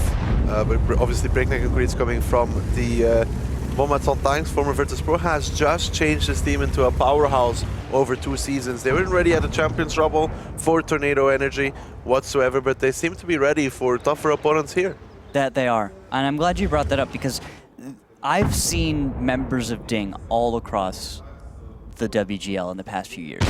For example, you look at Elian. I don't think I can remember a time when he hasn't been one of the top, a player on one of the top teams. Am I correct with that? Has he been taking a break? He used to be in Lemming Train, which did very well, and then moved on towards Kazna Crew, and then now ended up in Ding. And obviously he's been making some good decisions. Lemming Train, when he left, went rather downhill. Kazna Crew, not a strong performance here either. Yeah, that might not have been the best fit, but here with Ding, he's playing much better and clearly having much more success. Nitz looks like sacrifice. He's a sacrifice on the cap. Nitz, you might be wondering why is he showing his side. Well, he's doing it on purpose. That's Hooknik. Picks it up. Dodoma misses the jump. Doesn't make the jump. Oh man, he is having a rough time. I don't think he's had a good battle in any of these. I can't think of anything. It's worth it though, sacrificing a full mouse to get a 416 behind him. Especially with artillery still alive. Meritorious can land the reset without that much of a problem. What's going to have to happen is Buddy fires over at External on the west side. External's a one-shot now though, so... That's important to note because if artillery isn't looking towards the cap and this oh, look at that, doesn't matter, Wallhacks is taking damage, this Ding is in complete control. 2 tanks down, one of them a mouse. Breakneck in the 1v1 in the meantime with Canadian Impact. This could decide the game, never know. Breakneck so far seems to have shot advantage, so 3.8 seconds, 4.3 seconds for Canadian Impact. Breakneck gets that double kill, closes out External, closes down on Canadian Impact as well, and that's that side of the map cleaned up. And with Ding now having 7 tanks versus just 4 from Elevate, it seems like they want to put themselves in the finals of the Grand Finals. Wallhacks, he's not safe from Artie, he's not really safe whatsoever, and he's down towards 137 HP. So now Ding is in position and Elevate, then they got to resort to praying. Yep, he's just sitting waiting for the end, because right now it's... Well, his end is coming in 12 From seconds. the Elevate perspective, this is just about over. From Ding's perspective, I feel like they almost want to play with the fruit. God, Emperor Brett jumps off the hill. Jumps off the hill, but 3 seconds left before Meritorious probably will get the kill against Wallhacks. In the meantime, there we go. Ilian picks it up. Now Brett, Ox, and Dodoma left, and they're separated from each other. Breakneck coming on towards the hill as well to kind of play with Ox Matis, who has nothing to do in this game anymore. Brett getting pushed by everybody from the side of Ding, who look to put themselves in the finals. The first time for this team, and it's been a while for Koritz and Breakneck as well. First Grand Finals they were there, the second, the third not making it, but now they're gonna be there again. Yep, finally showing back up, showing that they do have, in fact, what it takes to make it to the finals, the Grand Finals. The Grand Finals of the Grand Finals. Sorry, the yeah, it's all about phrasing. The finals of the Grand Finals. Well, I mean, that's the event's name, and it's the Grand Final. Exactly. Yeah, it will be the Grand Final now. It's a lot of fun words to have to throw out to be specific. Yeah. Yeah. Ox now the last man for his team as Breakneck is coming in to try and do something, but at 200 light tank a little bit too quick for the mouse. The rest of the team will be slightly slower, and now Elevate has nothing to do left rather than wait and see how their last comrade in battle will go down here. Breakneck peeks out, Ox Matis picks it up, but 5 contestants remain. And Ox Matis may be one of the best players in all of World of Tanks, in my opinion. You can back that up with his plenty of stats. You can make a strong argument for some others, but he's certainly up top in my mind. He'll make his final stand. He's and it looks like climbing the in hill. style. He's trying to do an elevate. he's trying to go. But Hooknik picks it up, and that will be Ding. 7-2 over Team Elevate, putting themselves in the Grand Finals. And look at that audience. Yep, excited to watch a team like this come back and show what they've got. Elian is in a good mood. I usually don't see him with quite a smile like that on his face. He's usually quite stoic, actually. He seems to be quite happy now. Yeah. I just wonder if we're gonna get the cleaning service for James Randall. Last words about Team Elevate before we head over to the analysis panel. This loss for Elevate was in exactly the style you would expect out of a North American team. It comes down to morale and focus. In this case, Ding played it tight, played it right, and Elevate was able to make some things happen, but they're not ready yet. On that note, let's send it over to the analysis desk and hear about their thoughts. Thanks very much for that one, Dekilsor and Rukil. We got one of the teams through to the finals here, Mojo and James. A bit like kind of what we expected, though, wasn't it? Really. Yeah, I mean, as much as I can root for Elevate, like I am, being from North America, a little bit biased, obviously. But like I said, I knew it was going to be a tough challenge for them, and Ding showing exactly why they're the defending EU champion. Now, something we want to mention here on the desk is you see the mouse being picked up quite a lot of the time for various different teams, but it doesn't quite have the fearsome reputation it has because it does get shot so easily. So, Mojo, why does that happen? We paired up here mouse as a target with a butchot that shoot with a premium ammo, heat ammo with 330 pen. That's normally. So when you see a mouse coming at you forward like this, green surfaces are something that are easily penned. You can see that, like you will pen every shot. Every single shot, probably, maybe some, like if it's really bad RNG. But the situation goes really badly if you turn the mouse. This is called angling. You can see the red surfaces are becoming bigger. But these guys are pro players for a reason. This is why the mouse tanks die so easily. There is always this flat armor here that is really weak, and they can always hit a part of the turret if it's hit here or even here next to the gun. If they turn turret more, it's harder, but you cannot shoot your enemy then. That's when they usually just wait. A mouse will eventually turn a turret to you to shoot, and someone, somewhere, will wait to pen this shot if they cannot see this. And this is how our monstrous mouse tanks die so often. What puzzles me sometimes, on Ruinberg, I can see tanks like from China, 113, that survive the mouse more, with more HP. But on the turret, it's impregnable, and that's why. Heavy tanks are always a pain in the butt to get through, but these guys know exactly what they're talking about. Actually know exactly what they're shooting at, sorry, I should say. Now, on the stage, we have Matt ready to talk to the winners, so let's hear what their thoughts are after that match. Thank you very much, guys. Yes, I'm here with Alien on our grand final stage here in the VDB Ice Palace. And Ding are going to be playing in that grand final. We've had a couple of years with only CIS teams. Europe have got a spot in the grand final. That feels good. Yeah, that feels good, and it's kind of surprising that we are in the grand finals. I mean, I didn't expect to play in the grand finals, of course. I mean, it was surprising to win Navi, then we had an easier bracket, and we did it. Well, I'm happy. It's fair to say that some people know you as a player as being maybe a little bit serious, maybe, quite stoic. I think one of our guys said earlier on, this is a smile of somebody who knows that his team are in a really special place right now. Well, we still have a job to do. It's nothing really happened. I mean, it's our next match that we need to prepare for, so... Steps. A little bit of a surprise, perhaps. Maybe that Elevate didn't ban that out. You lost the first tank on it as well. Any worries there? Well, I think Cory's played too much aggressive, and we are in huge disadvantage, like 4 or 5k HP. But then the T10 from Elevate also played too aggressive, and he died in like 3 minutes. I mean, he still had disadvantage, but I don't know, it was just their mistakes that allowed us to win the game, really. Saying that we have a European team in the grand final, yourselves. Elevate, though, making it to the semi-final stage, best team out of NA. Any words or thoughts about how they're going to fare in future? It's hard to say. I think America is easier than Europe and Russia, so they can still be top, I think. Yeah. But a lot of good play, a lot of things that they can learn from and take away from this. Yeah, I hope so. You have, as you mentioned, beaten Navi in the group stages. Navi are gone yesterday to Tornado in the quarterfinals, which you put them into. So that's done. You have some history with Tornado. They beat you at the Champions Rumble. You were runners-up to them, I think. They could be in the final, or NSS could be in the final. Regardless of who it is, you guys are ready. Well, we trained much with NSS, so we hope that NSS wins Tornado, then we knew kind of how to counter them. And if Tornado wins, well, it's going to be a hard match. It's going to be a hard match. Yeah, it's going to be a hard match. It's going to be a great match, though, isn't it?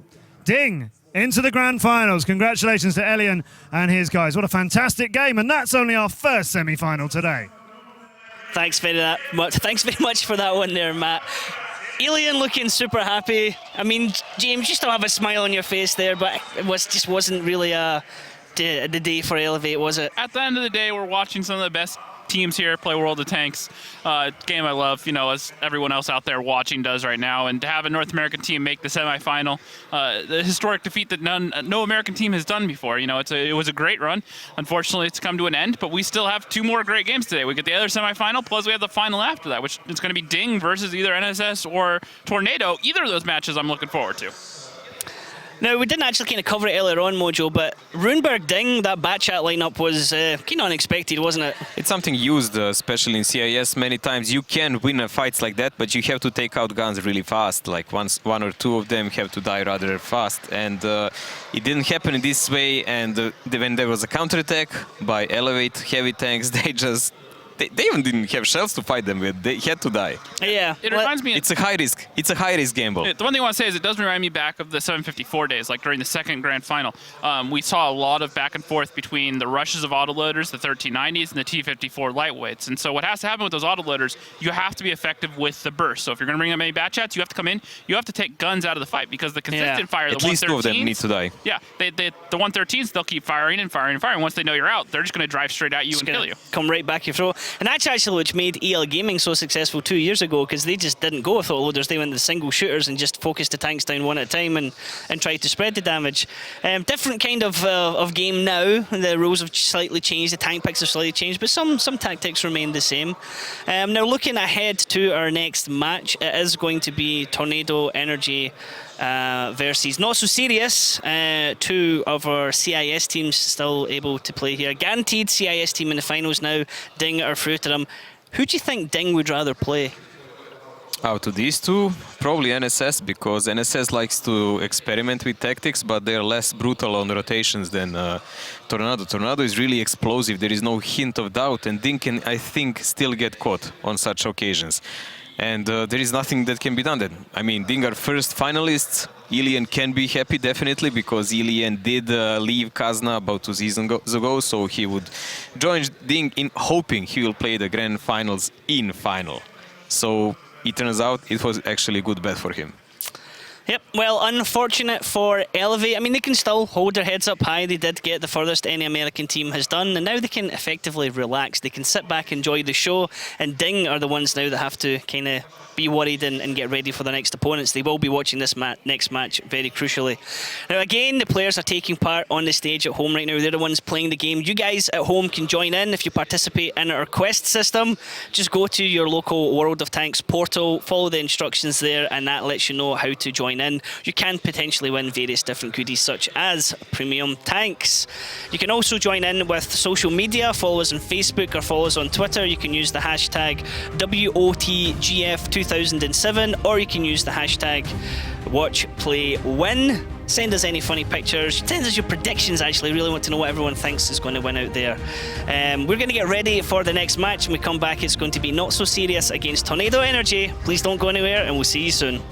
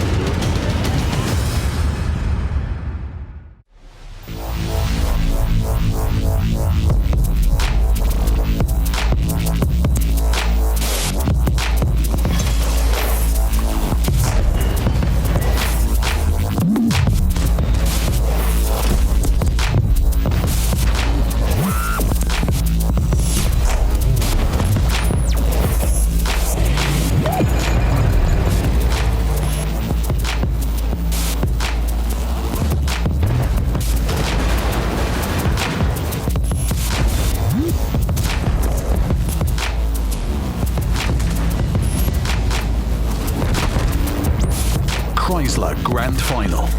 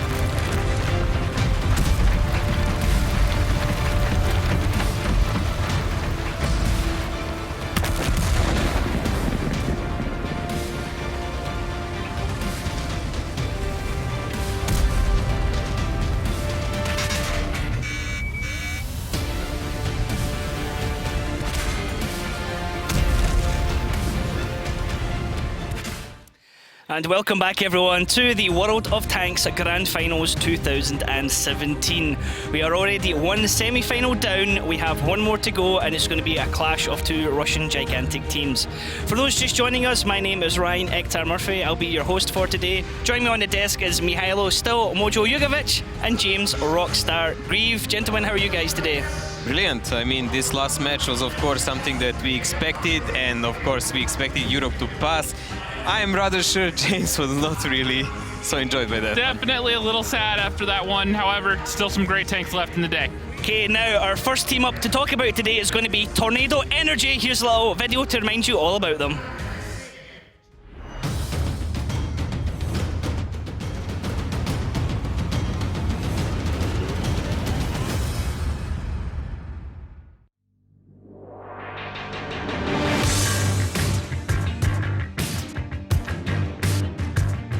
Tornado Energy. Tornado Energy are no strangers to the Grand Finals.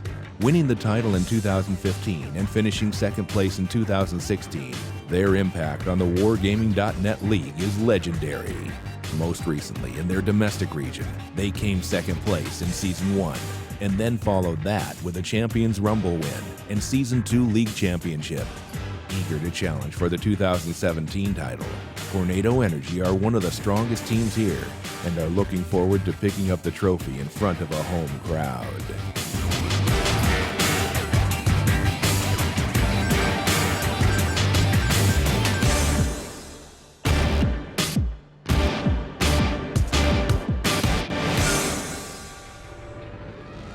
Мы победили Нави уже третий раз подряд и второй раз подряд со счетом 7-3.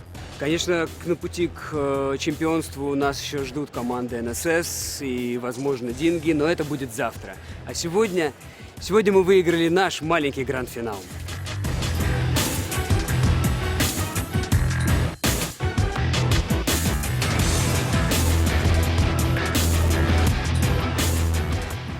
Я думаю, что сегодняшняя победа придаст нам силы в завтрашних играх.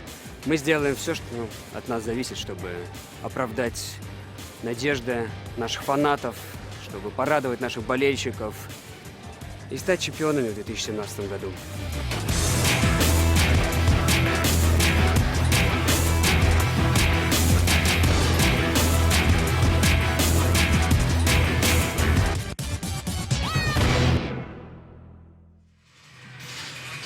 Tornado Energy there. They're here for a mission. I mean, you saw just how much that win against Navi yesterday meant to them.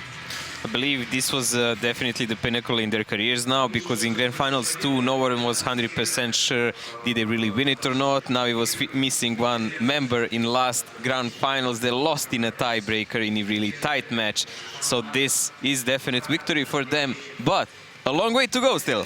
Indeed, and if there's one thing that can be said about Tornado Energy here, Rockstar, is that you can't think that you have them on the ropes, can you? No, you know, they're a team, they're like a honey badger. They bet you back them into a wall, they will fight their way out, and somehow they will turn it around and be in a better spot than when you started. Now, they were champions in 2015. They were known as Hellraisers then. Navi took it from them yesterday. How good a chance do they have this season, Mojo? Well, rather good. Experience is definitely on their side. I mean, Ding is not a new team. A lot of these players played on the Grand Finals and so on. But Tornado, they are living for this, I mean. All smiles, full of confidence, looking a bit more up for it than they were yesterday. We saw some hoods up yesterday, some people not acknowledging the camera. But I now thought Idor even in a coffee place later, and he still had his hoodie up. Looking upset, yeah, looking happy, yeah. Now, their opponents today are going to be not so serious. Let me tell you more about these teams with this little introduction video.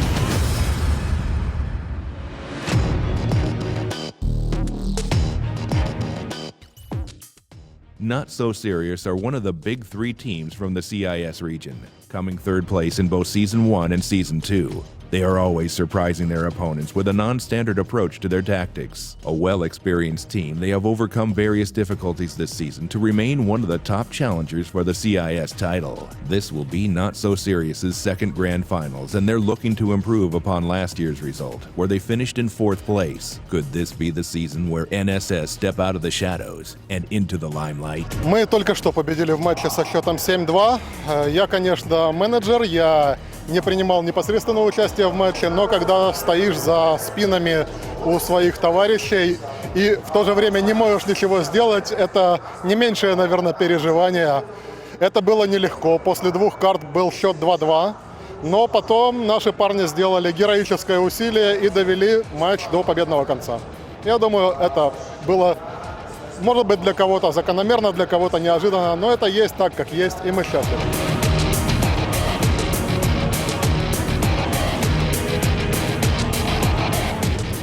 Мне не хотелось бы говорить о стратегиях в полуфиналах, потому что, во-первых, я менеджер, а не игрок, а во-вторых, не хочется загадывать. Но мы будем надеяться, что этот матч будет для нас успешным. И ключом к победе, я думаю, должна стать целеустремленность, потому что те 2 команды, с которыми нам предстоит сражаться, точнее, с одной из них, эти обе команды уже были чемпионами, а мы еще не были, и у нас есть очень большая воля к победе. Okay, the team's looking really excited to go out there. I mean, not so serious. We tipped them last season. I tipped them last season and it went completely wrong, but this season they're looking stronger, aren't they? Yeah, they're really good. I mean, their performance is brilliant. Finally, as we said, in full lineup after a while, Nidin is playing with them, and they are definitely strong. Rockstar, these guys smashed the sides, Elevate earlier on. How'd you rate them here against Tornado?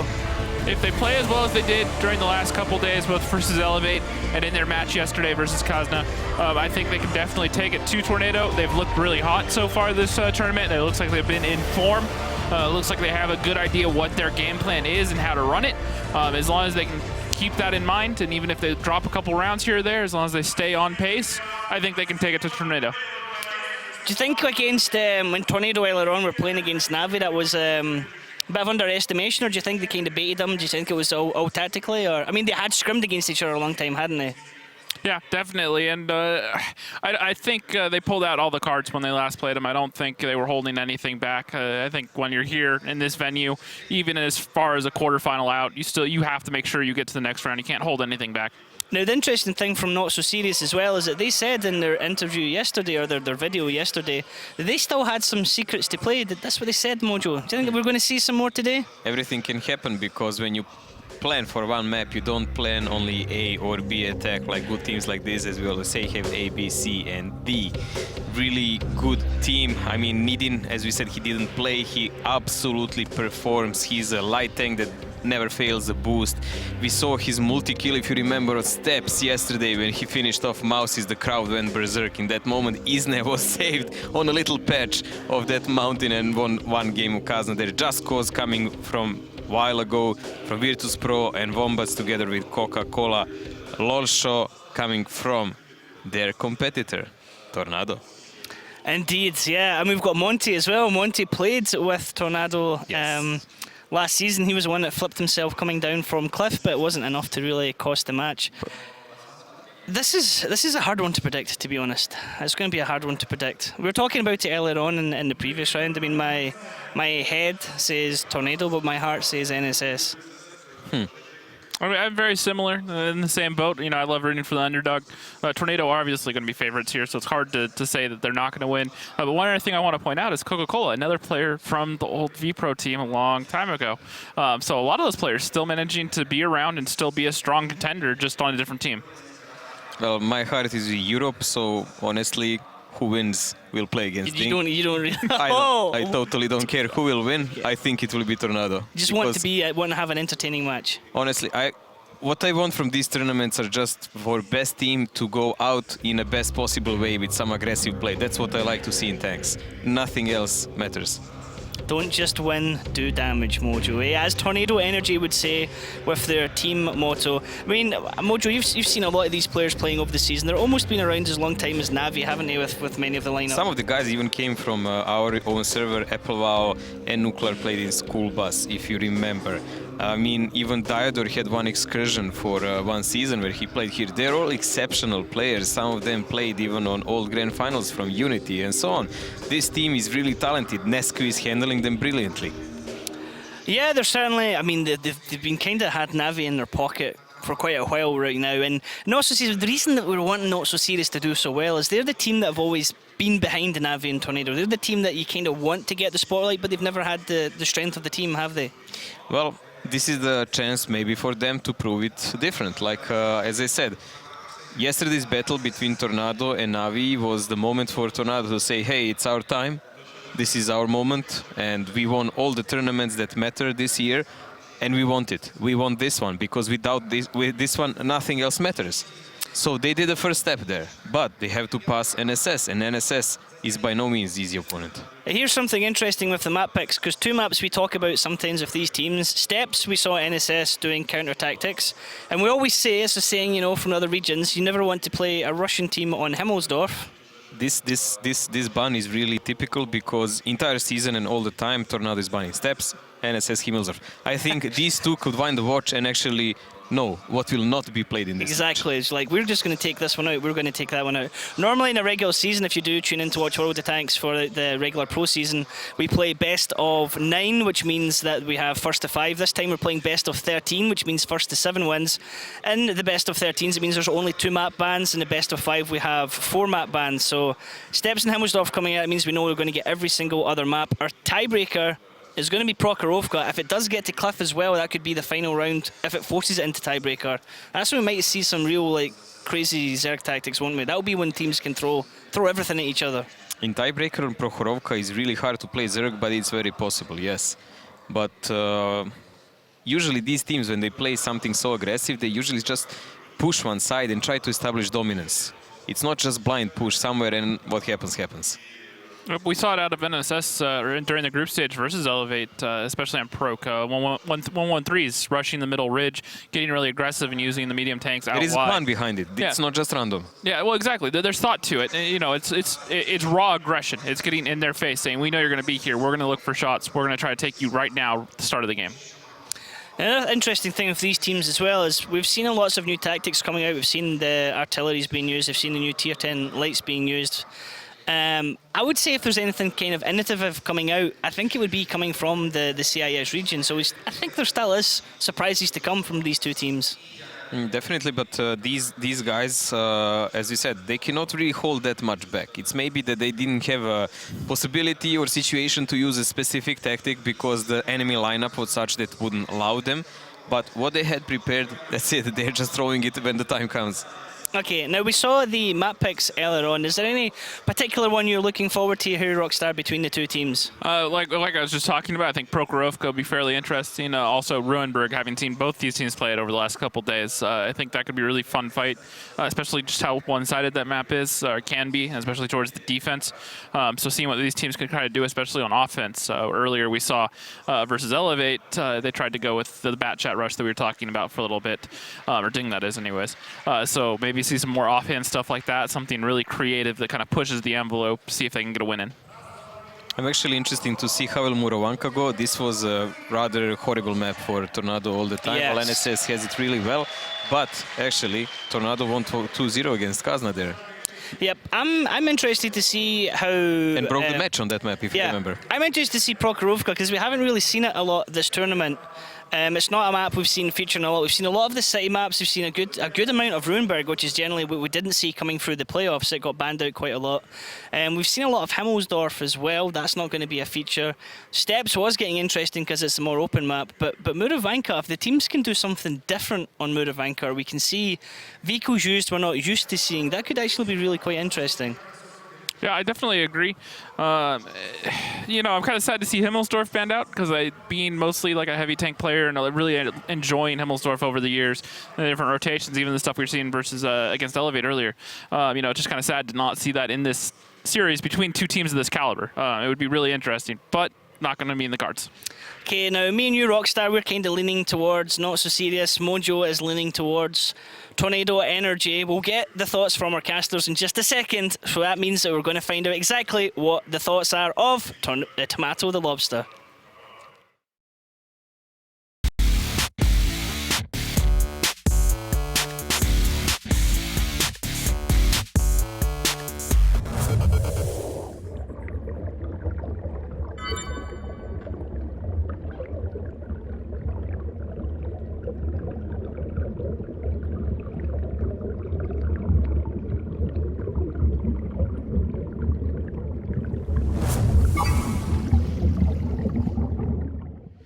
And welcome back there. That little face from me is because for some reason every time we are covering Tornado Energy here, I call poor Tomato Tornado the Lobster, and I did it again, so yep, shame on me. We might need to get him up on stage actually. He'll probably do a better job at casting, and certainly he's doing a better job at predicting than I am right now. Okay, so that's enough for us right now. It's time to introduce you to our two lovely casters who'll be in control of this match. Thank you, Ryan. Yes, looking forward to this one. I mean, we've got this crowd here, an amazing crowd, and 2 CIS teams as well. I think they're going to be very, very keen for this one. Oh, absolutely. And I have to say, I'm favoring Tornado right now. I feel like NSS hasn't had a chance to show us exactly how good they really are next to what we've seen from Tornado. Yep. My bet's about a 7-5, maybe 7-4, favoring Tornado. What's your thoughts? Yeah, I think I kind of agree with you there, to be honest, because Tornado yesterday, when they played up against Na'Vi, they went down 3-0. They came back and won 7 in a row and looked very, very good in doing so. So I'm favoring them here, but NSS have looked fairly comfortable actually throughout the group stages as well. So hopefully they're going to be able to put up a good show for us. We'll find out what the analysts think as well. Handing it back to Ryan. Okay, interesting thoughts there from the casters. I'm looking forward to seeing this one. It's going to be those two guys, you know. It's going to be Rukil, it's going to be Elfish guy. Both kind of look quite similar almost. It could almost be, you know, almost Lean like distant relations. Lean and slick. I would call them like that. Lean and slick. Yeah. You want to know what they have in common?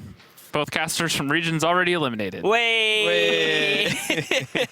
Both guys that can sit back and watch how real men play World of Tanks. Is that what you're saying there? I wasn't saying that far, just saying all their teams are already knocked out. We said, we made a little kind of gentleman's agreement earlier on. We're not going to be too harsh on the teams that got knocked out, because fair play to them. It's well deserved to get here, basically. Everyone gets what they deserve. There is no other way. This is why the competitions are so ordered. There is no medal for losing. Yeah, there's no easy games in the teams who thought they had easy games. Well, just ask Kazna Crew a little bit about that, because... Oh, wow. Yeah. Sorry, guys. Too soon. Well, they had a good shot, they had a good run. But this match is all about now Tornado Energy versus Not So Serious. I'm going to stick with Not So Serious. I want them to get through to the finals. I want to ding Not So Serious finals. Are you sticking with Tornado Energy? Of course I am. Rockstar, what are you going for? All right, I'm going to put the bias aside and what the heart wants, because it didn't work with me earlier. I'm going to say Tornado 7-5 over NSS. Ooh, a switcheroonie coming in from you. I want NSS to win, don't get me wrong. I really like the young guns, and they've played really impressive stuff so far this tournament, but I think Tornado have it. No. It's going to be Not So Serious. It's going to be Not So Serious. Not So Serious ding final. I'm more than like in 7-4. 7-4. I'm thinking 7-5, Not So Serious. I think it could go with the distance. I don't think it's going to be one-sided. The better match, the better fun. No chance at all this is going to be a one-sided match at all. I'm looking forward to seeing if we get new picks as well. Some new vehicles, some new tactics. Not So Serious promised they had new stuff. They hinted that they had new stuff. The new vehicle is really hard, honestly, because everything interesting was already used. It's just a matter how will it be used, because some of the things everyone experimented, it looked like a perfect meta, but as example, climbing with the Russian light tanks, we already saw it's easily countered. Climbing with the German lights, there is a counter to that. So it's all a matter how will they use it, because they cannot just recycle endlessly. This is not that kind of competition. You cannot get away with such things. Yes, actually, that's a good point. Now, I've totally lost my track of thought there, Mojo. Sorry about that. Sorry about that. Wow. Because we like you. Crowd noise in here, yes. I lose my train of thought and the crowd goes wild. It is actually a fantastic audience. We should actually address that, because these guys are making a hell of a lot of noise, especially now with the two Russian teams on stage. It's going to get nothing but noisier. It's complete hype, and it will be even better in finals. Yep, I definitely agree with that. It's getting louder as the day goes on. It's just going to get better from here.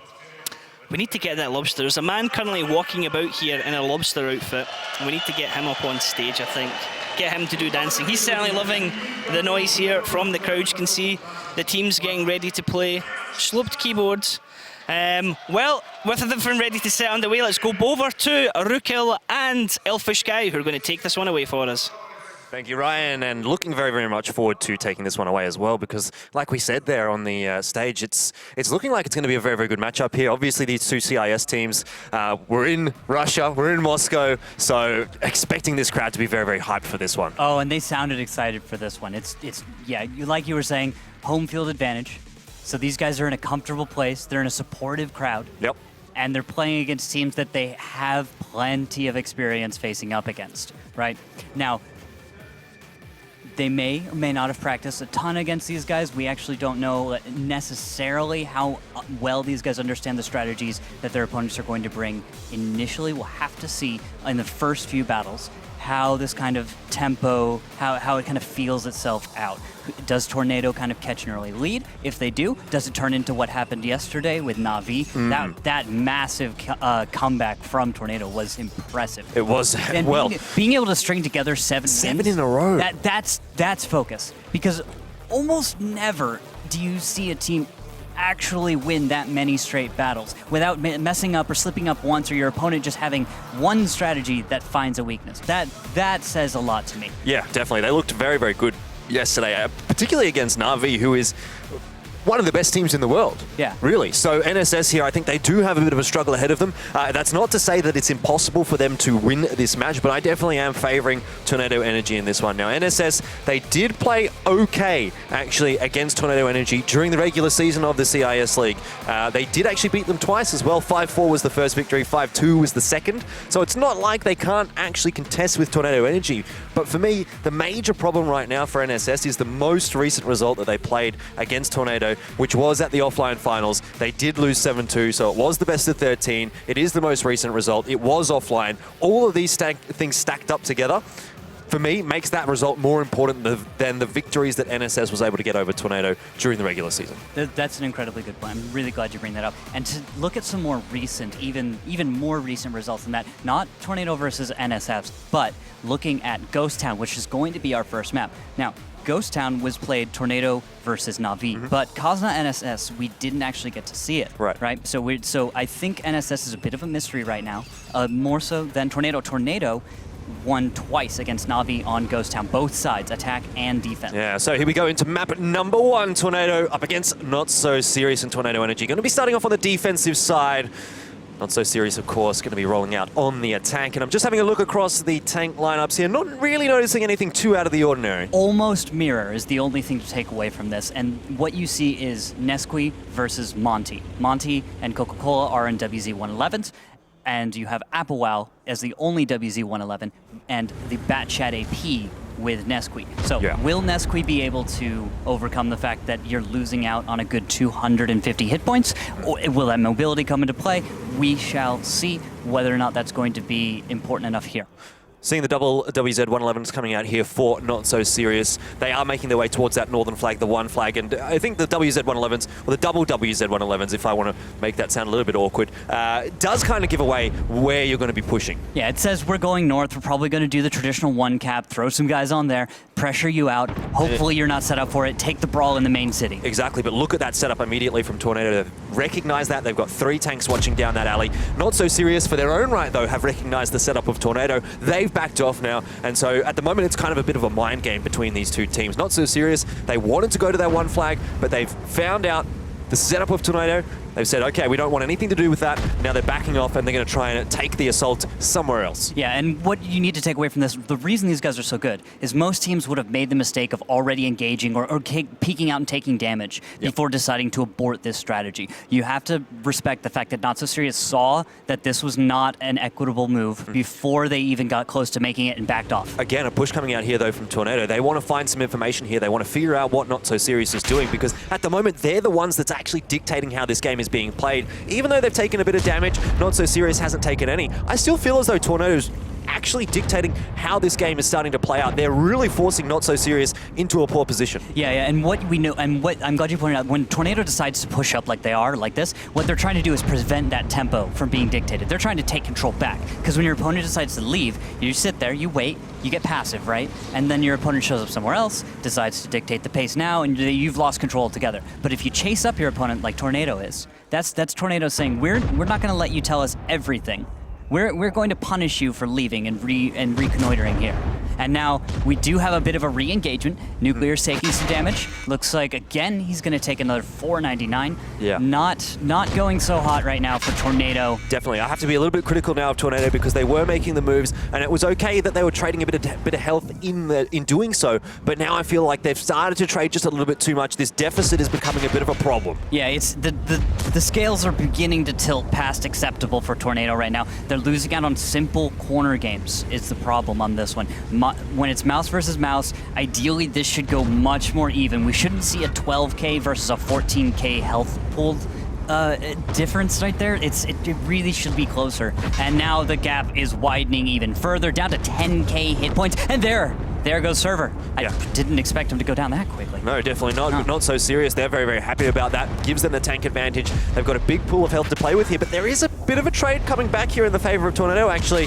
It's starting to equalize a little bit, but as I say that, Not So Serious start to put the pressure back on Tornado. Another tank goes down. Griffin isn't going to last too much longer here either. As soon as Lolvo is off the reload. In fact, not even then. Coca-Cola picking him up. Only one kill coming out so far here for Tornado Energy, and Not So Serious. They've started off very, very nicely here on Ghost Town. Really looking like they're playing sharp today. Yeah, it looks like Tornado, what looked like a strong play by chasing up the Not So Serious reconnoitering right there, they're retreating and trying to redeploy there.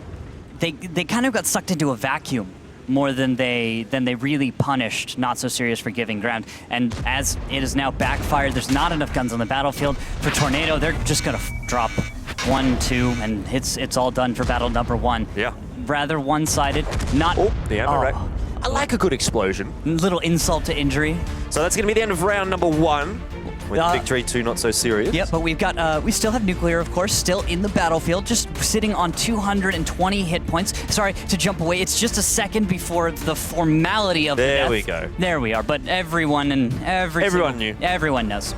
Yeah, we saw handshakes coming out before it was over. Yeah, pretty much. That's where you go on Ghost Town if you know it's over and you just want to be as annoying as possible about it. There's only like 1 or 2 holes between those buildings you can fire through. Yeah. NSS picking that one up, so now 1-0 in their favor, and I'm impressed by how that one turned out for them. I think they played that one pretty well. It seemed as though they were reading the play quite well, and even though Tornado Energy was trying to force something there, they weren't falling for the trap and they weren't allowing that to happen. So really good work from NSS. Having a look at the post-damage stats, there's nothing too crazy coming out here. Mouse, but T57 heavies as well. We'll focus on the high performer that was Nuclear there, putting up solid damage blocked and dealt. So showing that he understood how to angle at the appropriate times, keeping track of other players' reload timers, because of course you can't see it, but players at this level just inherently understand what someone's reload is at. You know, there's just this internal clock, and all of a sudden it's not even like you're thinking about it going, okay, they've got 1 second left on the reload. Yeah. It's just a feel thing. It's almost like when you're standing on the edge of a cliff and you can feel the fact that you're that close. Yeah. You know, you can feel the fact that something could happen. When you've played 50,000 games of World of Tanks, you kind of just get this little bit of a, I suppose, for lack of a better word, 6th sense. They also literally have... I know. I knew I was digging myself into a hole, but it was too late to dig it out. You should call it a 7th sense. Yeah, really. A 7th sense. Let's go with that. But they just know these things. Yeah, it's just how it goes. Now, we've switched sides, and we get a chance now for Tornado to take the attack. Now, as we have that slight little lull, I didn't get much of an indication that either team wasn't really in a good spot. Tornado's still in a good mood. Okay. That's fist bumps and handshakes coming out. They're ready to go. Battle number 1 is a loss. Happens. Yep. Just happens sometimes. And Tornado, as they load back in, we're going to, of course, see plenty of mouse strats all day, every day. Of course. I'm wondering how many 113s we'll be seeing in these next few battles, and if we're going to see T57s or swapped out for any AMX 50Bs. those are going to be some of the things to watch for as adjustments these teams are going to make from their traditional strategy. I'm a very big fan of the T57 Heavy actually on Ghost Town. I like the 50B, but to me, the T57 Heavy, it just fits Ghost Town a little bit better. I like, yeah, because it's nice and fast firing. You can just peek up and get more damage out in those tiny windows that because you're the map is so small, you don't need to rotate around it quite as much, particularly on the defensive side here. But it does look like Tornado have picked up a couple of T57 Heavies now. The one thing that I do want to actually mention here, the Object 416 of Nesqui, not something that we see all that often actually on Ghost Town. A very, very flat tank though, so I wonder if they're going to be putting that onto one of these caps here and trying to get a bit of early cap pressure going on. Yeah, it's great as a tank that you can place rather close to enemy lines and get passive spotting because of its profile, right? You turn it around in the back of the turret, you spot from the very tippity top of the back of that turret, and you can hide the tank in some cover that otherwise isn't accessible to any other tank, especially at tier 10. Maybe if you had like an ELC or something, maybe I'm thinking, or something I would like that. love to see an ELC. Yeah, it's just too in bad. a WGL game. It used to be before the last patch, maybe viable, but there are better choices at higher tiers, and we can dream someday. Yeah. It would be fun. It would be fun. What I would love to see, something like on Ghost Town, where if an ELC got stuck into a little hole and then they drove a mouse on top of it, but didn't kill it, right? Because the profile's so low that it could sit in the hole under the mouse. If you could literally, oh gosh, that would be amazing. Have a little bit of like a bunker for the ELC. But anyway, we'll keep talking about that later on when we've got a little bit more time. For now, the push is coming out here for NSS. They're trying to defend their 2 flag, and Tornado, they've got a lot of cap timer going on right now. 7 seconds left. Griffin is taking a lot of damage, but he's also wasting a lot of time of these NSS players. Is it going to be enough though? Because he does go down here, and the reset surely will come across, and it does here for Not So Serious. Yep, just one there. Resetting it up to 20. Now damage finally coming in, and there, full reset. We're going to see, is Tornado going to pull off the cap, keep this pressure on? Looks like they're going to stay strong, stay on this cap, and protect Nesqui. Now, we're going to watch, is there going to be a bad chat, anyone sneaking around the backside? Or no, Nesqui exposes his tank, and this actually could allow for a reset. If Nesqui can avoid taking damage, I think this might turn into a victory for Tornado. Look at the control. Look at Diodor off in the southwest there. He's going to keep any flanks coming that side, and on the other side, we've got Nearyu. Nearyu's holding off as well, and if he can keep just kind of posturing like he is right now, that's getting us closer and closer to victory. There's 5 seconds left on that cap timer, and we need to see Not So Serious come in for the reset here. They haven't quite managed it. There we go, a big reset comes out. I think that was actually onto server, but regardless, at this point, Tornado are doing so much damage and Not So Serious in such a difficult position. The health disadvantage that they've got is going to be probably a little bit too much for them to come back from. It might just. Not So Serious, though, if they can find the right damage. This is mouse meta after all, right? So just 1 or 2 bounces on the right tank at the right time turns everything on its head. But you're right, it's razor thin, the difference between victory and defeat right now for Not So Serious. They have to play perfectly. Server is finally down, but Nesqui, you see he gets reset and now taken down. That feels like it's it. Tornado, I don't think, can really finish the cap. They're going to have to focus on other objectives, getting the kills that are important. And it's now 4v4. Monty starts to become a bit of a problem here actually for Tornado, because when they try to start chasing down these Not So Serious tanks, because obviously they're on the attack, they need to chase down these remaining 4 tanks.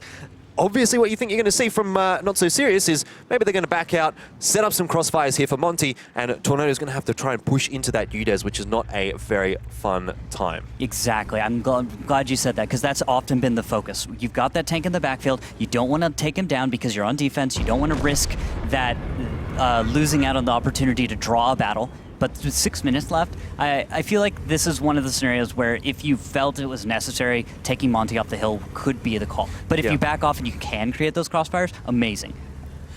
It's such a difficult position now for Tornado because they don't have any tanks that can really outplay their opponent. They don't have that mobility that they can really get in there and cause some sort of a surprise. Nearyu does actually take down Lovo. He trades a bit of health for it, but I think that's worthwhile for Tornado here. Just puts a little bit more pressure on that cap. So it seems as though Tornado, at the moment, they are trying to really put all of their eggs in the basket of that 2 flag. Not So Serious.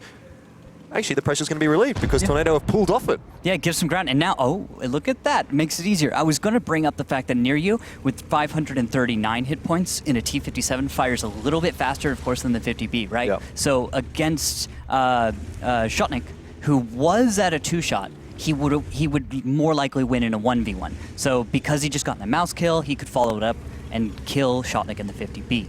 But Now that Shotnik's taken a shell, he's 39 hit points. This is an easy fight for Near You or Diador to engage with. But Coca-Cola got to play it safe. It does make his little jump just fine. Yep. But look at that. That's 2 tanks on the side of Not So Serious that are easy kills for a T-57s. A nice mobile tank. You were saying earlier this is something you favor on Ghost Town, and there's the reason why. Yeah.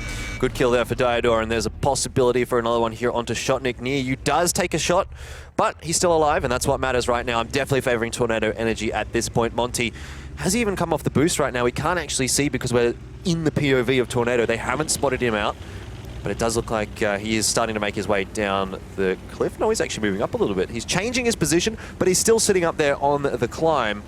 But he's going to have to come down eventually, surely, because you can't rely on Shotnik here just to get that reset. No, it's not possible to land the shell, especially because Near You understands. He already knows. They know where Monty is. They know he's up there in the northwest, right? They're going to take cover and avoid it. Monty, he can try to do what we've seen in North America once or twice with those amazing long shots of the UDES. Yeah. That get the well, final kill. He's going to have to do it quick here because there's only 7 seconds left on that cap timer, and Shotnik is in no position at all to be getting a reset. He is being covered off right now by Diador, and I think this one is going to be finished off quite easily in the end, actually, there by Tornado Energy. So a good win for them to bring it back to 1 apiece. Not too much to read into there after Ghost Town. Even Steven at this point. Yeah, just good start for both teams, able to show they're here, they're motivated, and we'll have to see how this one turns in the next battle. But let's take a second, what have we learned so far from the state of both of these teams? It seems like everyone's feeling good, but I don't know if I see any weaknesses that I want to point out yet. Anything that you're seeing right now? Not really. Honestly, for the moment, I'm thinking this is just pretty standard play. Tornado has kind of sort of outplayed Not So Serious a little bit there early on in the piece where they put so much pressure on that cap. Not So Serious was forced into poor positions, but in reality, it was nothing out of the ordinary. Yeah, it was very straightforward play. I liked seeing stuff like that. Look at this. Shotnik in that 50B. 4,200. He was alive very late, though. Yes, but he did his job excellently. And look at this, Applewell falling up second, but we'll look at that later. Now, down at the bottom, damage dealt Nesqui in the Object 416. So he didn't actually have to do all that much damage. That wasn't his job. But unfortunately, the loss of that cap pressure, he could have done better. Altogether, though, if you're looking at the Object 416 and you want to ask the question, did he do a good job? Was it successful? Yeah. I think so. Yeah, the damage happened. The advantage was gained, and you don't have to win by cap. Cap can just be the tool you utilize to get your edge, to force your opponent to make a move which is better for you than it is for them. Yeah, you don't need to put all of your eggs in that one basket. It is a tool, not necessarily a means to an end, I suppose. But at this point, moving now onto Prokhorovka, I believe. Perhaps not. No, I think Deja Vu here. Is it Proc We've or got is it Muro? Prokhorovka in the server, Muravanka on the stage, so we'll find out soon. It's the either or. 2 field maps, semi-field maps. We shall see. Could be a placeholder, but also the 2 maps look almost identical from the sense of like video footage if you glance at it, because it's the same like color palette. Yeah. Yeah, and a little more maybe brown or something in Proc, but that's getting into the weeds with that one. But if we go to Prokhorovka, we'll be seeing plenty. We might see a little bit of Artie. There might be a few S-tanks here or there, probably not too much UDES, but we do see those for occasionally. Yep. We'll see, might get to feature a few of the new Tier 10 lights in scout battles, which is always fun to see. I come from scouting, so whenever I can see I'm a big scout player as well. Scouts really feature their skills, you know, when they can show us how they can just make those brutally efficient scout runs and that perfect passive position or the discipline of not firing at 70 meters away. Yeah, I'm kind of sad that the RU-251's not really a thing anymore in WGL because it was. I really enjoyed actually watching the RU-251. I don't know what it was that I liked about it. I guess maybe because it's fast. And I suppose there are replacements for it now, but there was a lot. It was just a cool tank. Yeah, and a lot of skill went into performance, right? You couldn't get a whole lot of results out of the RU if you hadn't practiced it. You couldn't just pick up the tank and shoot things and do okay. And and think of that as like with a mouse. There's so much to it. But if you just pick up a mouse and you start shooting things, it's just such a good tank that you're still going to get something out of it. Yeah, but with an RU, it's very, very easy to waste your entire potential. And watching pro players play the RU, I see where you're coming from. It's beautiful sometimes. Yeah. Just watching them like pick the perfect path so that they lose the least amount of speed going uphill or making that perfect loop, just appearing for a moment before deciding to finally disappear. Very, very cool. But it is actually going to be Prokhorovka that we're going on to here. So, the second map is going to be that field map. And so we've gone from a city map now to a bit of a field one. Both teams currently quite evenly poised. Have we seen them play this before? Actually, I haven't seen Prokhorovka all Really at all, yeah. I haven't sat down for a proc match at all. This will be my first proc, and is it yours as well? Actually, I'm looking at my notes, and I'm pretty sure I haven't casted a Prokhorovka game at all. Is the last proc match that we saw in the group stages? Perhaps it was. I think it must have been. So this is actually quite late in the finals that we're seeing Prokhorovka finally starting to come out. And as a map number 2, this is the point in the match when you're going to try and turn things on their head. Maybe you get Chechely. Look at this, though, from Not So Serious. It looks like a full press right to the middle, old school style. Let's take the brawl and see what we can do. Now, problems with that, of course, are looking at this lineup. You've got 2 S-tanks from Tornado, so they're set up defensively to receive an aggressive push. On the side of Not So Serious, if they decide to go up and over with this, it could backfire. But we shall see. Mistakes are going to be where this one starts. Yeah, a couple of 113s there as well for Tornado. So they're just going to be peeking up and down, trying to use that good turret armor, take those fights when they're in a hull-down position. You can see that's exactly what's happened there. They've been able to get that one free shot across now. Another one comes here for Tornado. The setup here for Tornado is actually very, very good.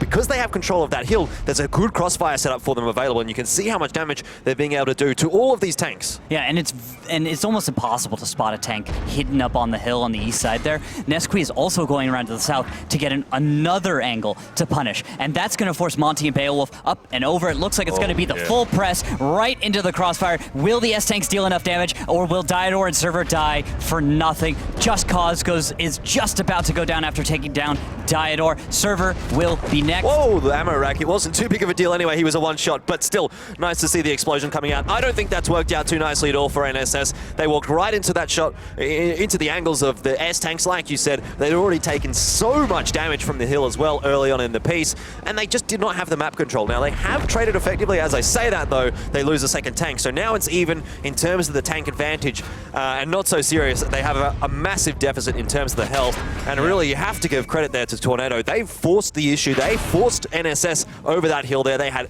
impeccable map control, and Tornado, they really just controlled the tempo of this round. Yeah, I think that's, I agree, and I'd go farther and say maybe NSS misread the situation. When you see 2 S-tanks, you know you can't just push into those 2 tanks. The damage potential, you can't match that, okay? It's just it's not going to happen. So when you see that lineup, you need to know as NSS, our strategy to go up and over the middle probably needs an adjustment. We should play something maybe slower or maybe a little more tactical to try and avoid taking damage from those while getting our own little leads in control. And now you can see it.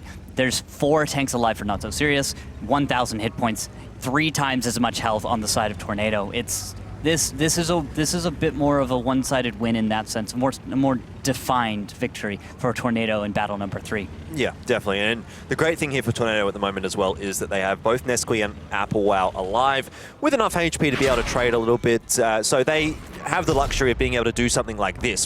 Whereas if they were on a one-shot, they maybe wouldn't have been able to do that. Hasn't probably worked out quite how Nesqui would have wanted. He would have been hoping to take down at least a 1-for-1 trade there, but it's not quite worked out that way. Yeah, that was actually one of those moves that shouldn't have happened for a moment. It looked like he could have gotten away with it, but then there's playing loose, and there's playing a little too loose. Yeah. It is, yeah. So Just Cause in a bit of a difficult spot here. He needs to get that tracking shot to make sure that Near You can't peek over the rails. Uses up one of the important shots in that clip of his autoloader, because if he fires another 4, he's going to be a sitting duck for the next 30-35 seconds. Yeah, now the battle that we were just calling is finished. Might take a few minutes to actually wrap itself up, because, well, Near You is at full health, right? 1,800. An S-tank that gets caught out in the wrong way, you know, just tracked and maybe put on his, and you side scrape it with a bat shot or something, that can go from full health to nothing without dealing any damage. If Applewell, same thing, a little easier even still. But if they can keep Near You and Applewell straight onto the enemy tanks, whatever they engage, they should be fine. Yeah, and pretty much all of these tanks are a one-shot for Applewell, maybe with the exception of Coca-Cola, depending on what the role is like for the Batchat AP. But it's still winnable right now for Not So Serious. They just need to find the right angles, kind of sneak in there and force some mistakes out of Tornado. Exactly, that's the thing. They need to try and force some mistakes here from Tornado. And I feel as though the best possible option really for NSS at this point might be just to get on that cap and make Tornado come to them, because NSS, they're not really going to be able to achieve too much peeking over the rails like this. Yeah, a cap might not be a bad idea, and also not exactly showing yourselves, or maybe kind of follow me here, but kind of faking that weakness. If you show up and you get on the other side of these tracks, and you're Just Cause, for example, if you're back a little ways like this, that's the kind of hole that you leave if you want your opponent to cross the tracks without checking for you. Yeah. Because it's just far enough. But Just you're far right. enough to not be proxy spotted. Yeah, and I love that he does that, because he's just far enough for that already. And we were talking about, all right, what do they do? What do they do? It's actually just that, Just Cause. Beowulf could maybe back off, because getting spotted tells your opponent you're there. Tornado, being the defender, is just going to say, well, maybe I won't approach that way. But if you leave, maybe they'll think that's a vacant position. They can advance, take it, and a bit of an off-color position might work out for Not So Serious to pick up a kill here. My major concern right now for Tornado is the fact that they've got 2 of those STRVs alive, as opposed to another bad AP or another 113, something like that. The problem with the STRV is it can at times not be a particularly flexible tank, right? So in a situation like this, it is going to be difficult to actually use the STRV to the fullest of abilities. And I feel as though Applewell at this point has to be the one that is going to be doing the lion's share of the work for Tornado. He's going to have to, yeah. As a Batchat, you're the only one with a turret. You're the only one who can, flexibly deal with a lot of tanks, change targets rather quickly near you. And as you were saying with Griffin, they've just got to find a place to set up and sit. And look at this. This is the perfect example right there of how inflexible the S-Tank can be. It's a good play from Tornado, but near you's side is exposed to almost everything else. Nice kill. Perfect timing there from Applewell, getting it. And that's such a crucial kill as well, because it now allows him to move over those rail tracks, get a little bit more control towards the northern part of the map. Near you, he's going to be the bait here. He's got a bit of HP to play with. He's going in first. Applewell following up and seeing if he can get in there for a reset. They've got plenty of time to play with, and this is the key moment right now. Yeah, and you're going to see, is Beowulf going to be able to find his way into this fight? Because everything now on Tornado is spotted. Engagement begins, Coca-Cola is going to go down. So nice. And then followed up with Shotting. Beowulf's not going to be there in time. So NSS isn't going to have the support fire to do anything about this. Too much hit points on Tornado. And, well, that was textbook. That was textbook tactical. Right after the other. Just focus the targets, take the exposed ones, knock them out. Tornado just waiting as long as they had to, or as long as they could. And then when their hand was forced by NSS, they decide to push forward. They make it work for themselves as well, and that's going to be 2-1 now in the favor of Tornado Energy after the first round of Prokhorovka. They did win on the defense, moves over to the attack in the second round here on Proc, but that looked pretty good really from NSS. I liked how they controlled the map early on in the piece. I liked how they played that one late in sort of the clutch situation, I suppose, if you want to call it that. And it just seemed as though it was working. It was flowing nicely for Tornado Energy. Yeah, I think the big criticism, the thing to point to, of course, for this battle is NSS took an engagement, forced an engagement they shouldn't have. They really had no business walking into 2 S-Tanks. It doesn't matter if you have an overmatch. Even with 2 S-Tanks, there's enough damage right there that you're not going to win. Not in the long run. Not with that. You need to do something fancier than that to win here against a defender like this. Now, looking at the damage, though, you can see a nice little spread across the team. No one's really losing out with 0 damage. No one was just eliminated without a fight. I was going to say, these poor 113s here for Tornado, they managed to get 2 shots out each. A little unfortunate for them, but look, that's their job there, to be in that position to soak up some damage, allow the STRVs and the Batchat APs to fire out their shots and get the job done. And it did get done in the end there by Tornado Energy. Just.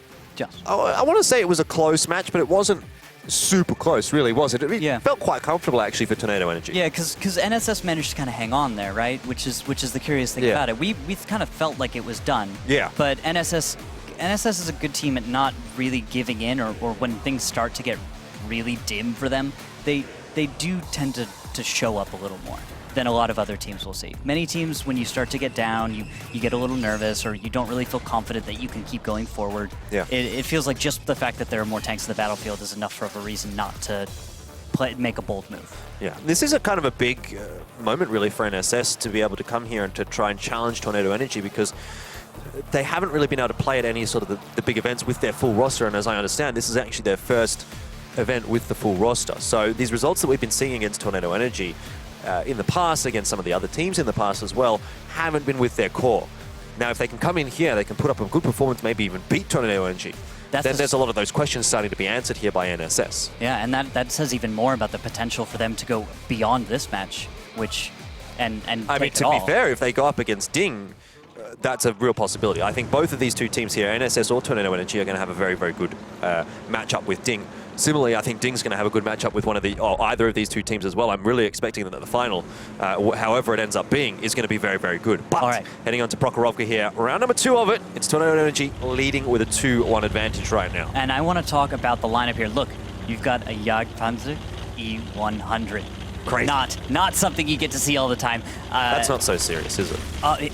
It could be considered a bit of a joke pick. Well, it's weird. You don't very often see it. It hits so hard. It does. But here's the thing. I don't know how much you play it, but every single Jagdpanzer E100 player out there knows the feeling that Lowell might end up running into, and that's you will bounce the one shell that matters because it takes so long to reload.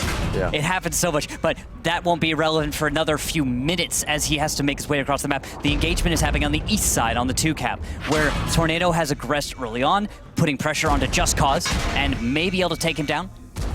But at what cost? Yeah, very decisive push there from Tornado Energy, and they do get out of it what they wanted to, but I like the question there. At what cost here for Tornado Energy? They lose a lot of HP on Diodor, a lot of HP on Griffin, both of them below half HP, and also a couple of the other players starting to lose HP now as well as they push up to try and deal with the STRV of Nadine. I'm not sure this is worth it here for Tornado Energy at this point. It may not, and also look at this server getting up on top of the hill in the northeast. Actually might expose himself to our Jagdpanzer 100 Lowell, who has been irrelevant to the fight up until this point.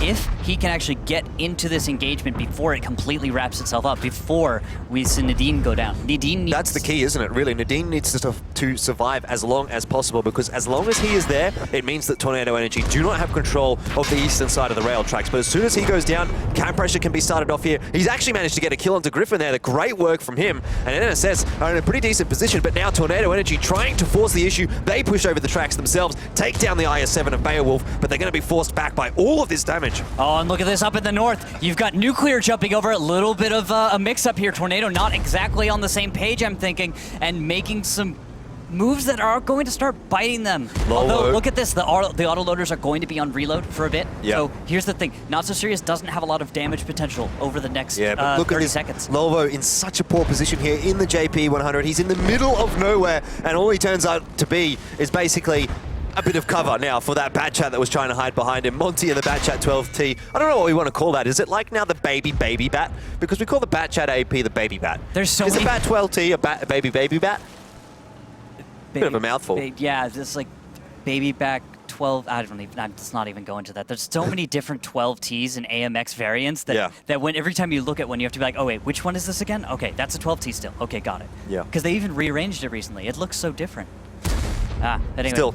Coca-Cola on the run down the south. Dean.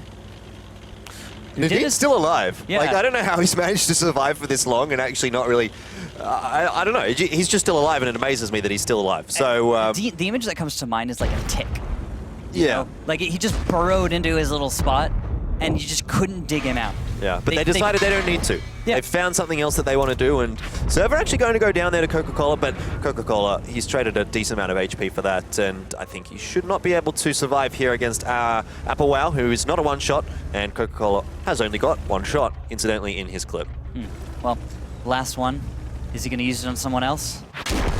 No, not going to get to use it at all. Goes down to near you. And it's just Nadine now, and he's been spotted out by Nesqui. So those two players, near you needs to be careful. Takes a free shot. This is still a situation that Nadine could potentially outplay Tornado in, because you're right. They're all one-shots with the exception of Apple Wow, but let's say he takes down the other three, takes down Diodor near you and Nesqui. Apple Wow's going to have trouble spotting Nadine. Yeah, and also on top of that, look, if you don't remember, the S-Tank, when you jump out of siege mode, can move a decent motors speed. around. Yeah, he's got mobility, so Nadine could reposition, and if he's... I'm not sure, I can't pretend to have the answer here. No one can. Yeah. Because this is the kind of situation where you need to be so clairvoyant that you can practically see the future. Because of 4 tanks to manage, to try and predict, and Nadine must be facing the direction that they engage, that's a difficult situation. It may be good news for him, though, that the Batchat's managed to get onto the one flag as opposed to anyone else, because Batchat's going to be the one with the best spotting here for Tornado. So Any info is better than no info, right? he doesn't know which tank is on the flag. That's the only problem for him right now. Yeah, there is that. And now 2. Oh, he's spotted. Good. He spots Nesqui back, and he goes Siege. But he's not going to get a shot. Nesqui doesn't need to do anything here. He's spotted out Nadine, and that's all that really matters. Yeah, and Diador, sitting in that 113, has got a wonderful vantage point to fire upon Nadine and actually penetrate, as opposed to probably not. And is Nadine? Yep, he's going to try to jump up and over. It does. Not quite worked out for him. No. Need a bit more speed. And also maybe hit it a little more head on. Yeah. Yeah. I actually thought he was going to flip himself for a moment there. I don't think it really would have made much difference to the end result. Anyway, here I'm expecting Tornado should be able to clean this one up relatively easily. I'm not seeing Nadine being able to get in there in 10 seconds, get a reset, and survive. No, unlikely. That would require some, let's say, I'm just going to say really foolish moves on the side of Tornado. There's Nesqui peeking on up. On the move shot from Nadine goes up and over, and that's going to be it. Cap's going to be finished, and Tornado is going to take themselves up 3-1. Yeah. So taking 2 wins on Proc, a map which, as we noted earlier, hasn't been played too much. Yeah. So with that in mind, now that we've seen 2 up on Red on Tornado, okay, maybe they catch the lead and they run with this, but it's still a best of 13. Can they hold any kind of lead like this? Or yeah, I'm a little bit worried though to be seeing them come out with a lead this early on in the piece. A lot of the times when we've seen those series go long, it's been 1-1, 2-2, maybe 4-2, maybe 3-3, and then in that 3rd or the 4th map, that's where things start to pull ahead for the winning team. But here, it's quite an early lead actually for Tornado Energy when you really think about it. Yeah, it's a bit soon to maybe call it yet, especially teams of these caliber. But we want to play around with the idea of momentum, because in a long series like this, there are a number of factors like that, especially when it came to map picking and all of that, and the lineups we're going to see chosen, the strategies brought. If you get incredibly aggressive and bold, it's a great way to kind of exhaust your team or stress them out. If you just go aggressive, intense strategies, you can slow stuff down sometimes, especially if you're Tornado and you have a lead. You can play it safe on defense, or you can maybe decide, okay, we'll play something a little more typical, take a few more minutes, make sure that we don't make any mistakes, play everything perfect, let our opponent who's down, who's feeling the pressure, make those mistakes, because Not So Serious is going to feel the pressure to perform right now. Yeah, come back in the definitely. series. Moving on to Mines as the next map as well. So a bit of a change up. Again, the play style of all 3 maps that we've seen so far, or that we will be seeing, I suppose, in the case of Mines, they're not the same, really. They do play out quite a little bit differently. Yeah, than each other. Ghost Town's very much about the textbook tactical, right?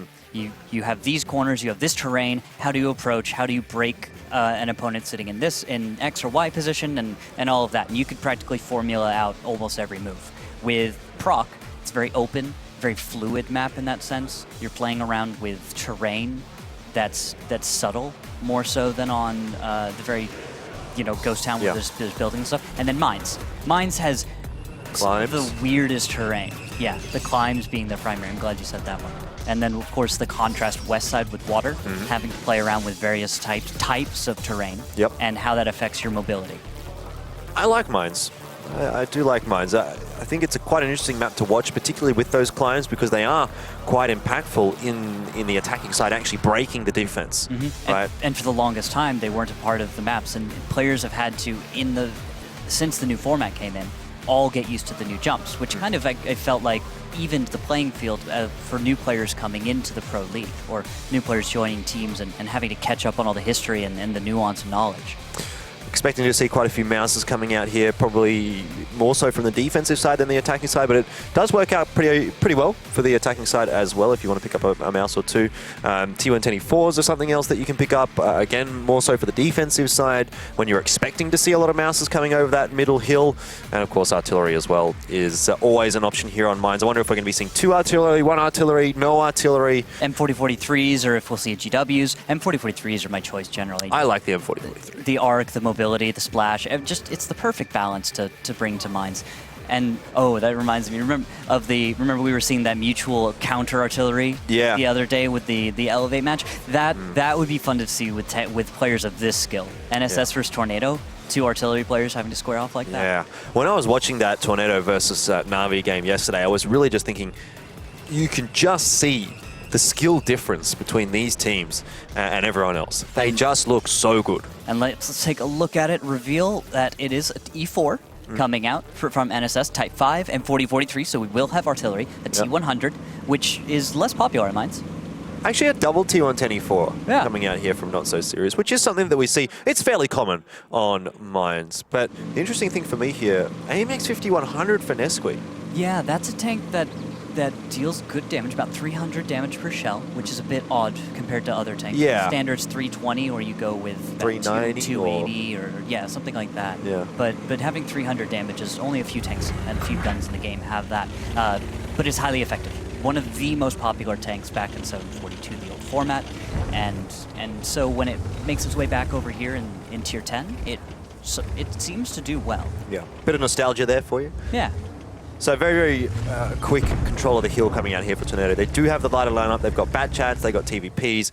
It's no real surprise to see them being able to easily control that middle hill area of the map. Now, what I want to see from Tornado is the decision is going to be, do they boost someone up on the 0 line, which would mean they have to be careful of those Not So Serious tanks that are sitting down in sort of the G6 quadrant, or are they going to try and push into the 2 flag here? Yeah, maybe some water play, something like that. Based on the lineup, what Tornado is saying to Not So Serious with that is 3 mouse with the TVP Bat Chats and the AMX 5100 says it's completely possible. We might just push the 2 line about 5 minutes into the game and see what you can do about it.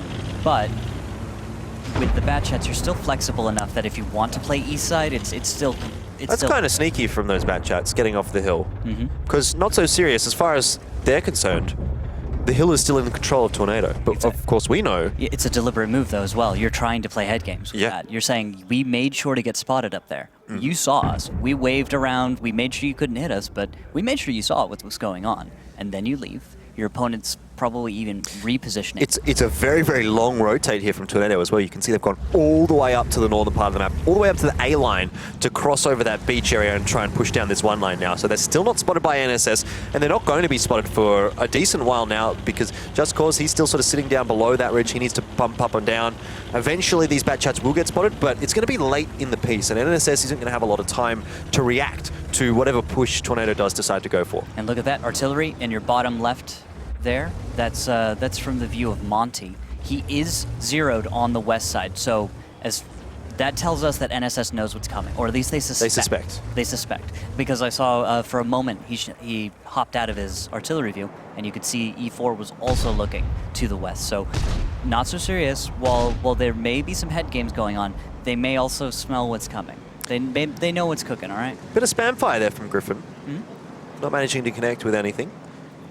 But always worth it in a T50-51. Yeah, reloads so quick. Reloads so fast. He's almost back off the reload anyway. Double mouse pushing here as well for Tornado, so it really does seem as though the full commitment is going to be down this 1-2 line. And you can see Nesquik and Diodor, they're sort of still hanging around in that mid area. I mean, they're quite crucial there as well to deny the rotation coming across from Not So Serious through the eastern flank. But now Tornado, those mouses have been spotted out, and this is where we start to see this battle start to unfold. What is this? Applewell's going to go off the cliff. Okay.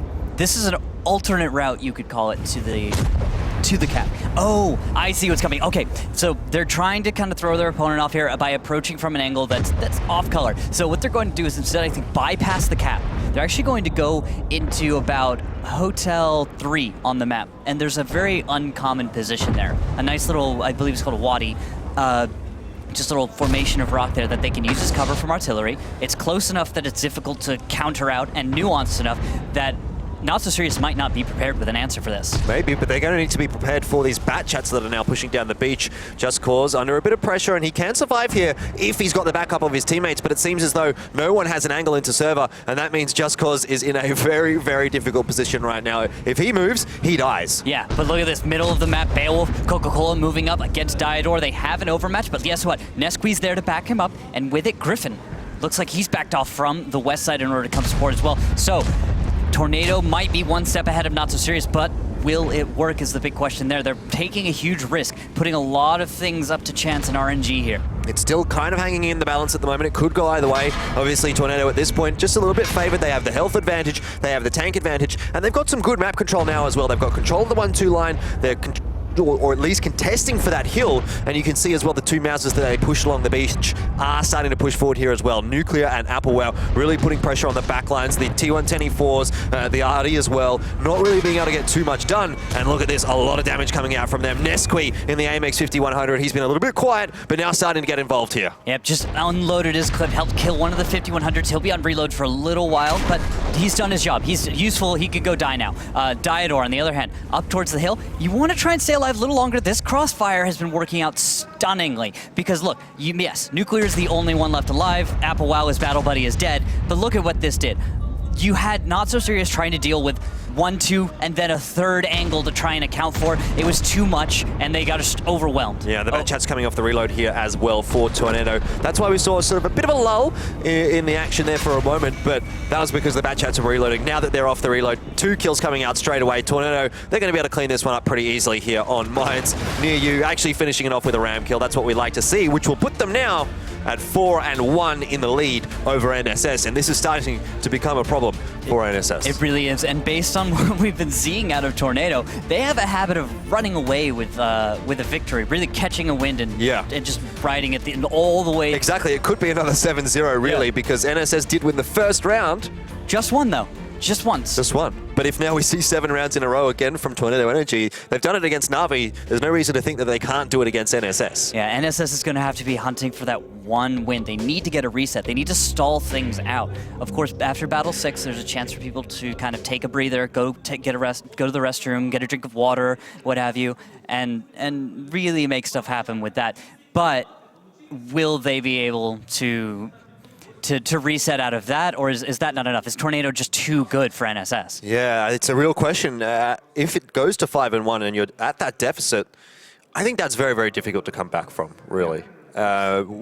Even a 4-1 deficit, bring it back to 4-2, I suppose that makes things look a little bit better for you, but even then you need to get a 2-0, and even then you're only at an equal footing. Yeah, you're just trying to come back to 0, right? You get, exactly as you said, out of the negative, but that's where we can get into talking about the dynamics of long series, right? Because when you're up, you're winning, it's easy to get overconfident and lose sight of the short-term goals that you were setting early on in the series. If Tornado does that, sure, but we haven't seen any evidence to say that Tornado loses sight of what it means to win in every single battle. They don't start looking at victory when it's 6-1.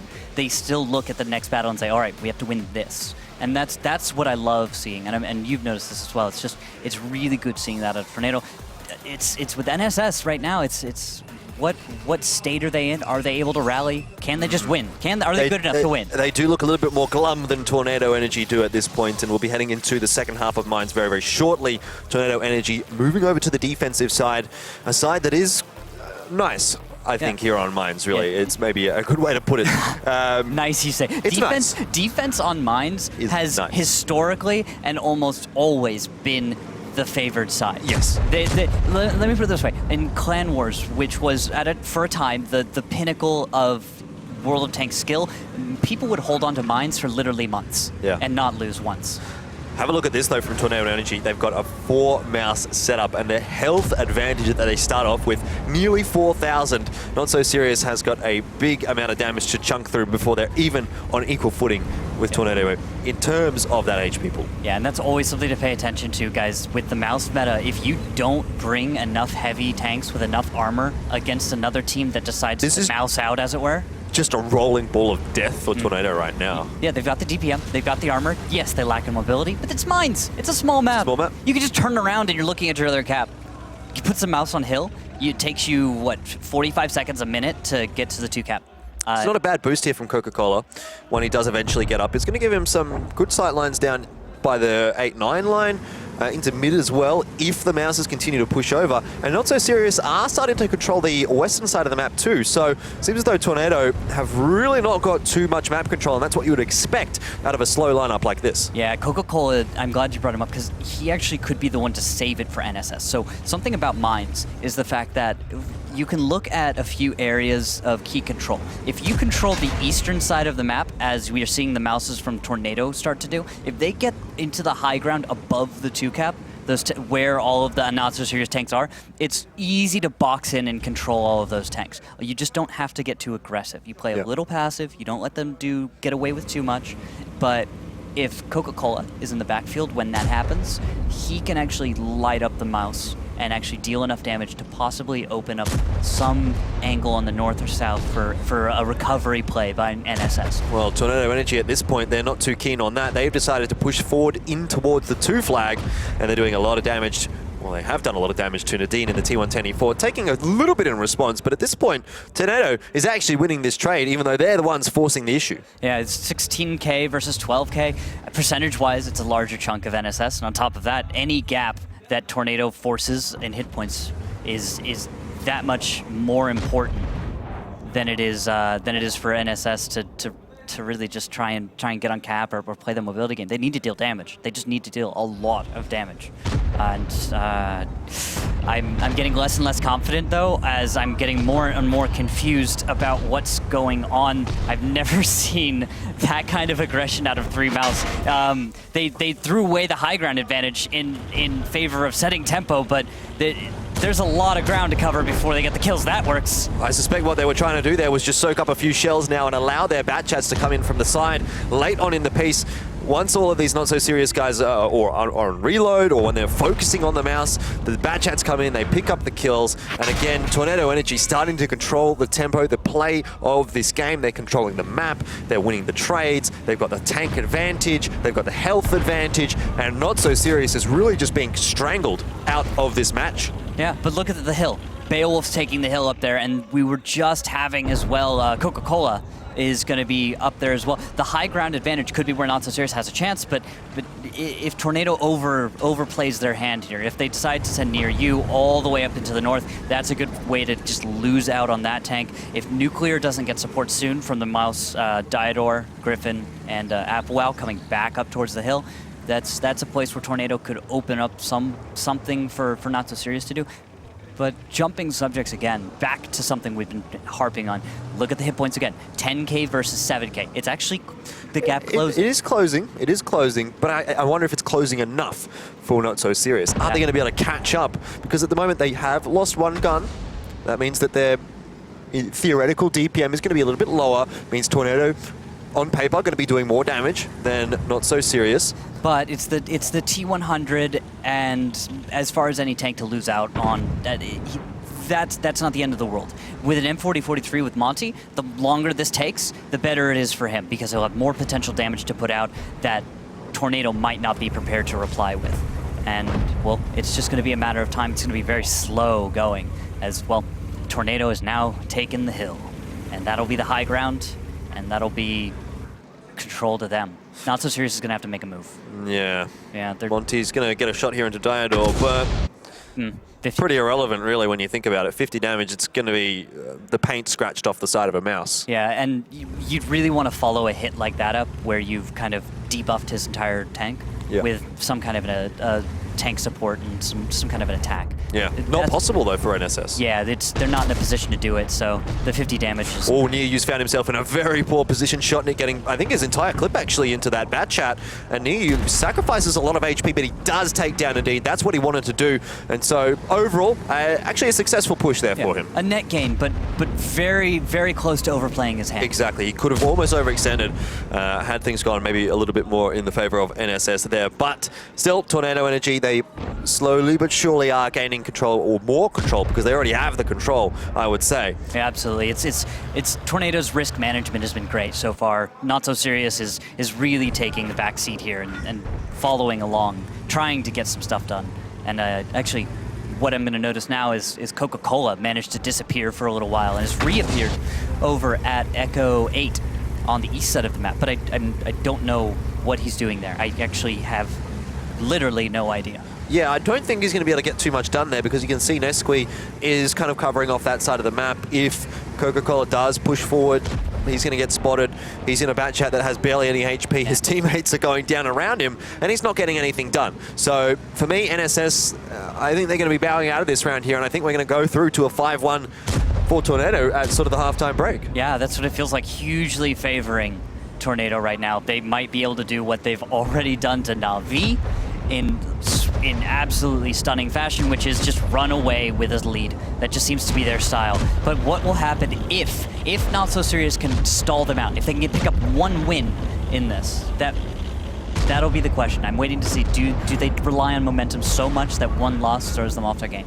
Maybe it's not even just the momentum. Maybe it is just the skill of Tornado Energy is too much to deal with. The play of Tornado Energy so far today has been looking very, very good. Very few mistakes coming out from them, and they've really looked like the team that has, of course, been better, and that's evidenced by the scoreline, 5-1. Monty finds himself alone in the M40-43. Not a single tank has been lost so far for Tornado Energy, and one would expect not a single tank will be lost by the end of this round because Monty might not even get a reload off here. Yeah, this is an ace at this level of play is baffling, and it looks like Near You spamming his reloads, which is what that little sound was there a second ago, I believe. Is you can make some fun sounds happen. But there we go. Yeah. Final kill, triple. So, 5-1 after the first 3 maps in the favor of Tornado Energy. I think that is going to be, well, I would say a good start, but actually it's a great start. It's not even really a start. They're almost at the end. Yeah. At this point in the tournament, the Tornado's result is baffling. It's stunning. It's unprecedented almost. Yeah, well, at the halftime break, time to hear now from our analysts. Back over to you, Ryan. Well, this is surprising. I was expecting quite a longer match drawn out between these two, and already we have Tornado taking a huge lead, 5-1 here coming into the midway mark. I did warn you that skill level is really hugely on Tornado side, experience also. I expected about 7-4 because I saw NSS really perform well, but it doesn't look like they can really match the aggression of Tornado. That's the main issue. And tactically, they are a compact team, they're really good. I think they can beat almost anyone. But Tornado is just another level. Tactics are even secondary. Yes, they have them, but they react as a unit really perfect. Something like I saw in a Navi before, while they were world champions all the time. And this goes back to what we were discussing earlier on, Rockstar. We said you can't think that you have them on the rocks. I mean, we started off at 1-1 and then bam, right back into it. Yeah, well, back-to-back, the games on Mines, just a completely impressive out of Tornado. He was talking about how skill level came into things, and it wasn't so much the strategies. On Mines, I saw nothing but the strategies winning that there, and the coordination that they ran those strats with just really set them apart from NSS. And right now, NSS just don't have the answers.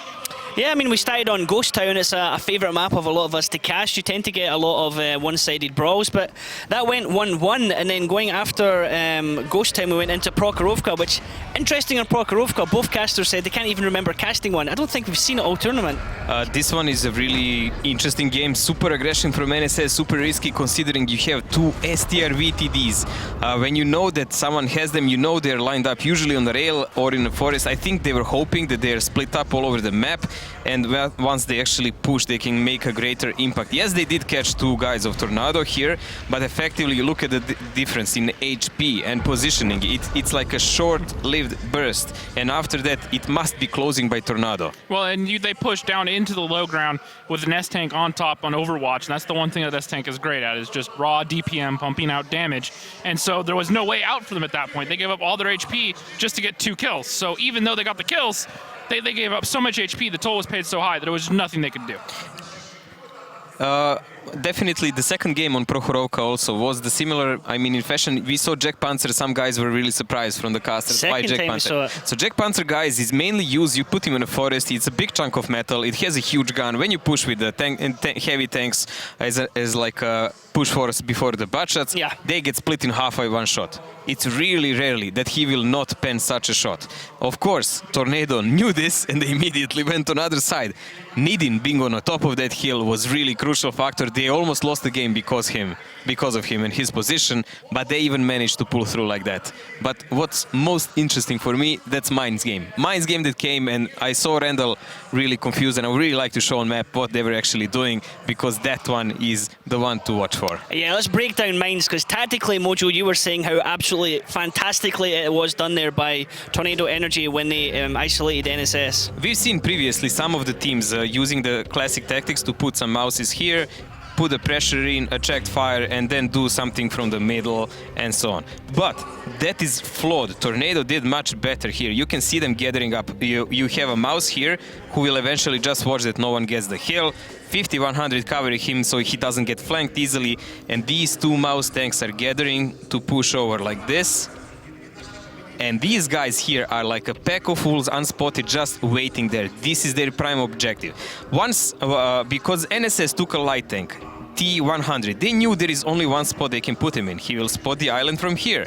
And there is RT will be either here or whatever. And when you have this amount of heavy tanks like IS-4, this is pretty much the only position you can put effectively IS-4 here or there. Whatever, it works for them. And the heavy tanks are below the hill. That means when they push like this, they will attract all the attention. These guys with clippers will go here. They will be able to shoot anyone counter-pushing the hill, they will cover the guys, and they will do all sorts of damage combined with these people pushing from this side. And one thing I want to point out real quick is that just look at the lane that the Mouses took when they approached from here.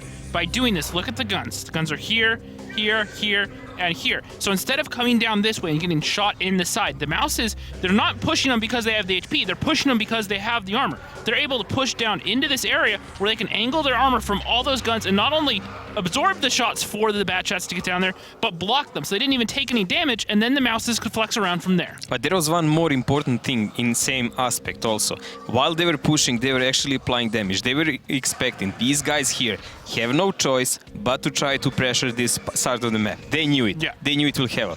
So this TVP actually immediately came to back up this position. So this Mouse is not alone.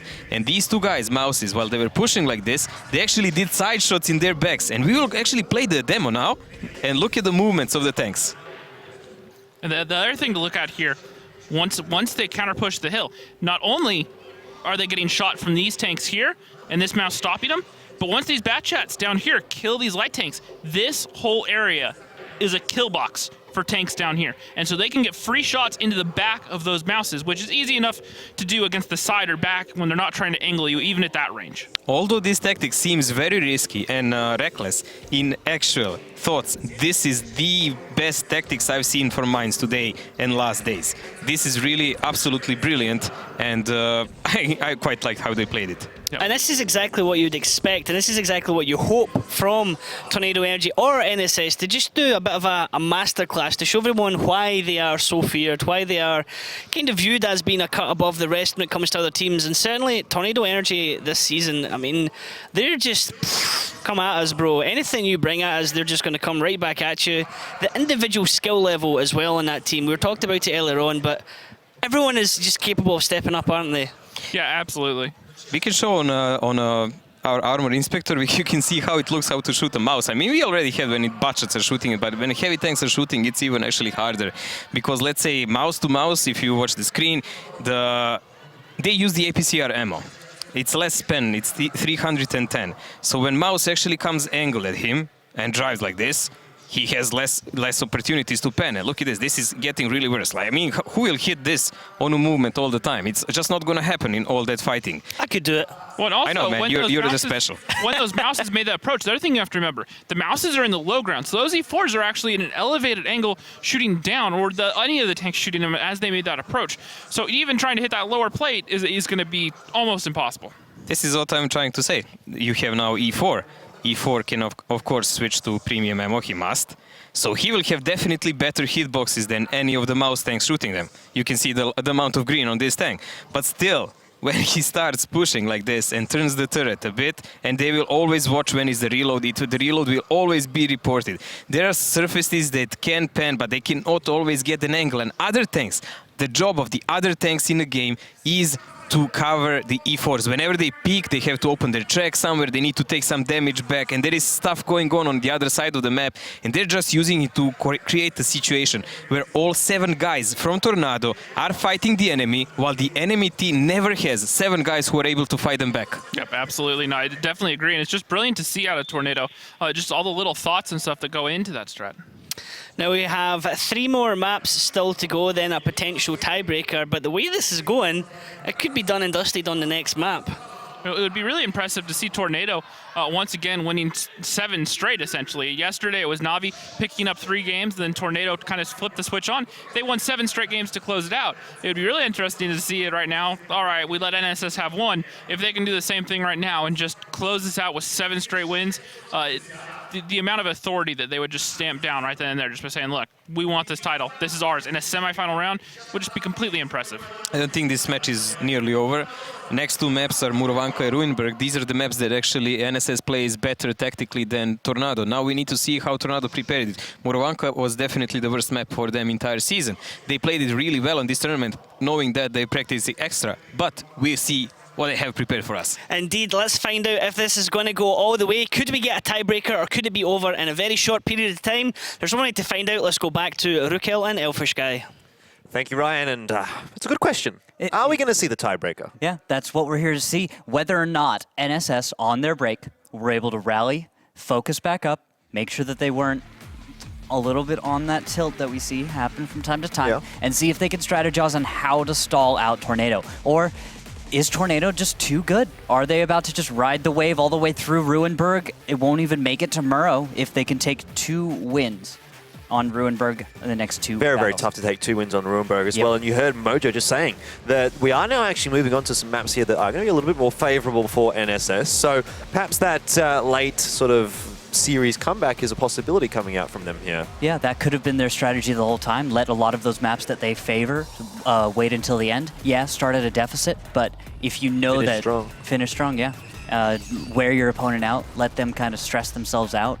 Maybe take it easy on the first few. You know it's not worth it, or you probably won't. So don't worry too much. Don't exhaust yourselves there. I don't know if I necessarily agree with that strategy though, because it also seems a little bit outside of... It's like, why don't you just have your good maps at the start?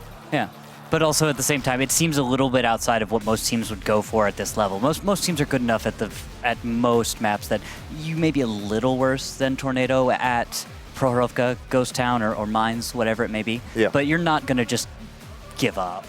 No, not at this. Not at this level. Not at this point. They've come so far, and it's still within reach of them being able to get through to the final here. And both of these two teams, they'll feel like they can do it. They'll feel like if they go up against Ding as well, that they can win that. So it is really... Yeah, it is. It is. And the big question will be answered in a moment. Ruinberg, like you said, let's get back onto the subject of this map, is of course more of a 1-in-1, generally going to the defenders. But let's just kind of talk about fast cap on the attack. On the 1 cap is the kind of thing that you could see that just throws everything off, because if you pull the wrong strategy out as the defender against the kind of coin flip strats that sometimes work as an attacker, you can steal away a win that otherwise you had no business taking. All right, well, it looks like the Mexican wave of high fives is going down the Tornado Energy line there, and I think that, to me, signifies that we may be very, very close to getting into game. They're getting pumped up for this one. They've had their break. Now they're ready to close things out here, and they are going to be moving on to Ruinberg here. Now, the key thing for me here is who starts on the defensive side. If it is Tornado, if they potentially put themselves at 6-1, and maybe that's just too much for NSS to deal with. Yeah, and if you little history lesson earlier, when Tornado played Na'Vi, Tornado won on attack on Ruinberg and lost to, if you remember the CDC fake from Na'Vi, do you remember that? When they kind of pretended with their lineup they were going to go north, ended up going south instead, really got caught off guard in that sense. So Tornado has been prone to cheesy strats, the off-color stuff. We'll have to see if they've decided to shore up that weakness and are expecting something a little crazier. You see Nesqui and Diodor going south like that. Yeah, Nesqui and Diodor need to be careful here, particularly Nesqui, who's going to be spotted out right now. And he'll jump back over the track safely by the looks of things. Lots of early spots from both of these two teams. But lots of quick movement from both the teams as well. This is really good, though, for Tornado. They have a lot of intel. They know where not just those, 2 or 3 tanks at the beginning. They have almost all but one tank from Not So Serious has been spotted, detected, and accounted for, meaning Tornado can now formulate their plan, their counter, a little bit easier than Not So Serious can on Tornado. Tornado has only showed 3 of their tanks out of their full 7. Oh yeah, Apple Wow is getting very, very low. 113 HP for the 113, and now none, as he is going to be dropped, but there is a trade out. We see another tank going down for NSS. It's a 1-for-1, but it's a tier 9 for a tier 10. Favorable, in a sense, there for NSS, but how much more are they going to need here before they're going to be able to crack this nut? Now Nesqui very low, and he is actually a key player down in that sort of K0 position because he's a key spotting member for Tornado. If he goes down, NSS have a lot more freedom to move with. Absolutely, and look at that. We've got a 113 versus mouse fight. There we go. That's what you want to do as a 113. Get on the side. Gotta make sure that you're not going to worry about the front bouncing on one of those little RNG or just wiggle shots. At the same time, getting behind Beowulf is awesome as well. Forces him to deal with a tank behind him while also exposing him to a number of tanks. Diodor is an example out on the east side. Yeah, and quite difficult as well to penetrate that Oh, 113 in no. a situation like this. But Nuclear. what is going to happen here for Nuclear? If he does even kill that mouse, he's not going to be able to get out of that position. So, maybe a win-win situation there, really, for NSS. Nice play by Beowulf. You have to give him a lot of credit for this one. Understanding I'm at a huge disadvantage. Well, let's make it so eat win or lose. This is going to suck for you. And it's going to suck here as well for Near You, because he does go down to Shotnik, a very decisive push out of NSS. But are they going to be punished for it here by Tornado, who have got some good firing lines into them? In particular, the FV215B, a very accurate gun on that heavy tank, and he can take pixel shots like this. That one not quite connecting, but overall still looking favorable right now for Tornado, even though poor old Nuclear is stuck behind a mouse. Oh, and there's Coca-Cola. I was wondering Diodor's where on he fire. Oh! Don't go all the way down. There it goes. Okay, firefighting skill. Everyone's got 100%. He's going to be just fine. And now, Coca-Cola, I was just saying before, has just finally shown up to the fight. He actually hadn't taken any damage before this. He's just hanging back, trying to support fire. Finally, he drives up, and of course, the first shot takes the driver. Can Nuclear actually get out of here? Is he going to be able to move that mouse? You have to just drive forward and backwards for about 5 minutes, so he won't get out for quite some time. Yeah. If he could get someone to push on the other side, so it kind of turns like a turntable. Yeah, maybe. Then maybe. But Tornado doesn't have anyone that they can sacrifice for that job right now. Griffin in the 50B, he's going to have to deal with a couple of tanks headed in his direction, and he's only fired off one shot so far, and he's already down to what is essentially a 1 or 2 shot. He's down now definitely to a 1 shot, looking very, very unhealthy after being full HP, and I don't think he's done enough there with that clip. He's really not seemed to have survived long enough for what happened just there. But a 1-for-1 trade, it's still okay for Tornado, but you still have to remember it's almost a 2v3 here in the favor of NSS. Yeah, and here's the thing. If Tornado can play for the clock with 6 minutes left, and they can keep killing time, it's incredibly difficult. But if we don't see Nuclear in the 113 get out of that mouse cover before this really wraps itself up, before this fight goes in the favor of NSS, He's making headway. If he can actually get out and he can stop the cap, that's great. But he also might run into a scenario where the fact that he's boxed in by a mouse is helpful because it prevents NSS from getting the final kill. Yeah, it really comes down to a bit of an interesting scenario there with him being stuck behind that. But Server is going to try and hold on to as much HP as he can, taking some okay trades, to be honest. I mean, he's got the health to play with here. And these 1-for-1 trades with these tanks that are low HP are worthwhile because it puts them now all on a 1-shot.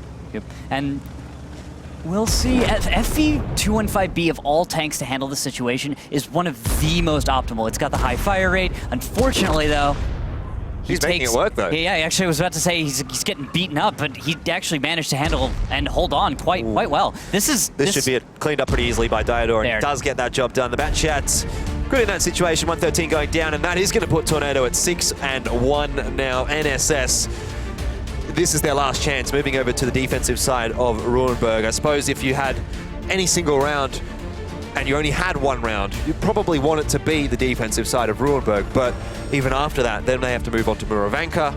It's a tough uphill battle for NSS here. Yeah, probability is stacked against NSS. They've really lost it early in this one. Losing on Ghost Town, then Proc Mines, 2 maps in a row when you don't really make any showing is quite a statement to have. Yeah, Server in the FV215B doing a lot of damage, and always like to see that tank on Ruhenberg. It seems to be really the only map that you do see it nowadays. Used to be picked a lot more, but I like it. I'm a big fan. I know, I am as well. It's something I think that's underappreciated and really understated as far as a tank that deals a huge amount of damage. You could run a team of all FVs, and the DPM you would be able to put out would mean you could just look at any tank, even a mouse, everyone fires, most likely pens, and move on to the next tank. And This just was putting a good play from NSS, but not good enough. Yeah, exactly. Unfortunately, they got the couple of kills, but the response from Tornado Energy was so good. And that's what's been kind of the storyline throughout this entire series so far, is that NSS, they've tried to make moves happen, they've tried to do things, but NSS has always been, Tornado Energy has always been there, they've always been ready with a response that's been able to make it so difficult for NSS to have a favorable trade. It's almost like it's like when you have like siblings or something, a cousin, someone a little bit older, and you're trying to play any kind of a game like, basketball, you try and do a change up on them. pull some tricks out. But you're up against someone who knows those tricks and learned them literally years ago. Yeah. And they're just like, no, buddy, sorry. You're just like, you're not going to do that. No, the ball, you can't throw the ball through between my knees and go around. Yeah. You can't, you're not going to be able to pull that off, guy. I know what you're doing. And you may not realize just how well I understand what you're trying to go for. And that's kind of the contrast that's been coming off of Tornado NSS. I doubt NSS can get this next one from so many different perspectives. You think it's 7-1? I think it's 7-1 at this point. Yeah. I don't see how Ruinberg goes to NSS, not after losing that much in a row. How can you keep your team focused through that many losses? Yeah. That's not human. It's going to take some real mental fortitude here from NSS, but when the chips are down, the map does favor NSS here on the defensive side. So they have that small little hope, I suppose, to maybe take them through this one. But again, you just have to think, even if they do get through this, then where do they go from there? Because it is such a difficult task ahead for them. But we'll see. I'm gonna if it does come down to a win for NSS on this one, here's what happens in the only prediction I think that works. I think it's Tornado tries a strategy that, like many on Ruinberg, can be a bit coin flippy. Yeah. And it flops on the face of Tornado because they picked the wrong strategy. That's what I think happens more so than Not So Serious comes out with something brilliant. I don't think that anyone can come out with incredibly creative and nuanced strats that will work after losing 6 battles in a row. Yeah. So here we go. It's going to be potentially the last round that we see NSS here at the World of Tanks Grand Finals 2017, but perhaps it's not going to be. It all comes down to this one, though, for NSS. Moving on to Ruinberg, the second half of it. Tornado 6-1 in the lead and coming out on the attack.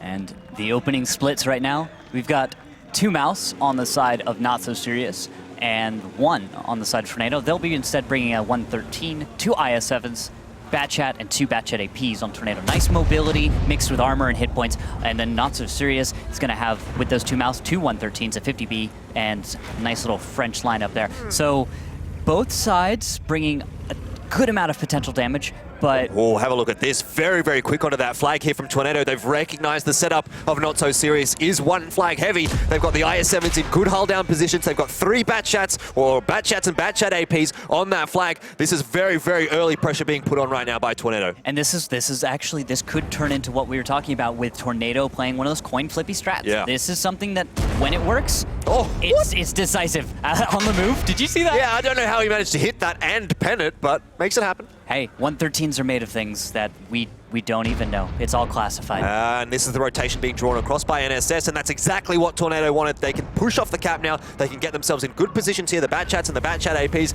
they've all got full clips loaded. The IS-7s are in good spots here. They're going to try and take the overmatch in the town and try and take out these key, the AMX 50Bs, the Batchats, the Mouses, but they do lose a Batchat AP very, very quickly on in the piece, and NSS, they may be able to salvage this situation. I don't know at this point who's going to be favored, but it is looking good for NSS. It does look good, although rapidly their hit points are dropping on both sides. Yes, Tornado's at a deficit of about 2k, and it's consistently staying in and around that zone. Now look, at the French tanks on either team, Monty hasn't fired all of his shells. There's a lot of potential damage not on reload yet for NSS. So yes, I give it to them as far as being able to take the result of this fight and go and follow through. And there it is, 4 tanks alive for Tornado versus the 5 of Not So Serious. And Monty now on 1 reload. 1 shell left before he's on reload. Doesn't finish off Applewell. That would have been just phenomenal for NSS. It doesn't matter. Applewell is going to get cleaned up here anyway by Shotnik. And it's just 1 tank left alive here for Tornado. So NSS, they will live to fight again another day. It was a decisive push really from Tornado, but did not work out for them in the end. No, it didn't, and that's what it was. It was a coin flippy strat. You go for one of those aggressive off the bat south caps, throw some mediums, try and force your opponent to push forward and then overmatch them, but no, there were some mistakes. Nesquik shouldn't have gone out on his own. The hesitation of his battle buddy, I believe that was that near you or Griffin? I failed to remember, but he had a battle buddy Batchat that didn't go with him when he crossed. They would have shared some of the damage and maybe been able to make something of their attack, but because you had a split there, because both players weren't on the same page, it doesn't matter who was right, you were both wrong. Yeah. So 6-2 after Ruinberg there, and the expected result, both teams winning out on their defense. I almost thought for a moment that Tornado Energy was going to be able to pull that one through if they had have pushed into that town and been able to take down, focus down some of those tanks of NSS, but it wasn't the case, and NSS do pick up their 1 round. This is a rallying point for them. It Can is. they turn this around and string this is a 5 battles. They have to do 5 more wins, and it's a tiebreaker, by the way. Yeah. So we have to look and also see who won the fastest on attack later on if it comes to that. But post-game stats there. Nesqui, see, 0 damage in this Batchat AP.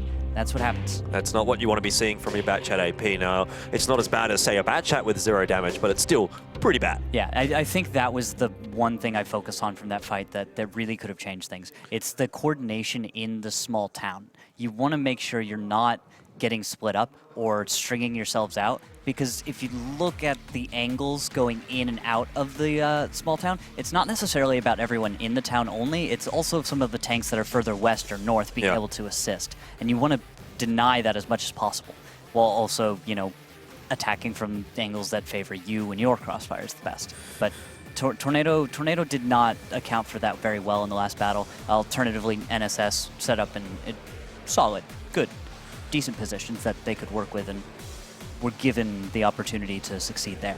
So you can see there on the big multi-sync display, it is going to be Muravanka as the next map in the pool. And this is a must-win for NSS. They need to 2-0 this one if they're going to stay alive in the series.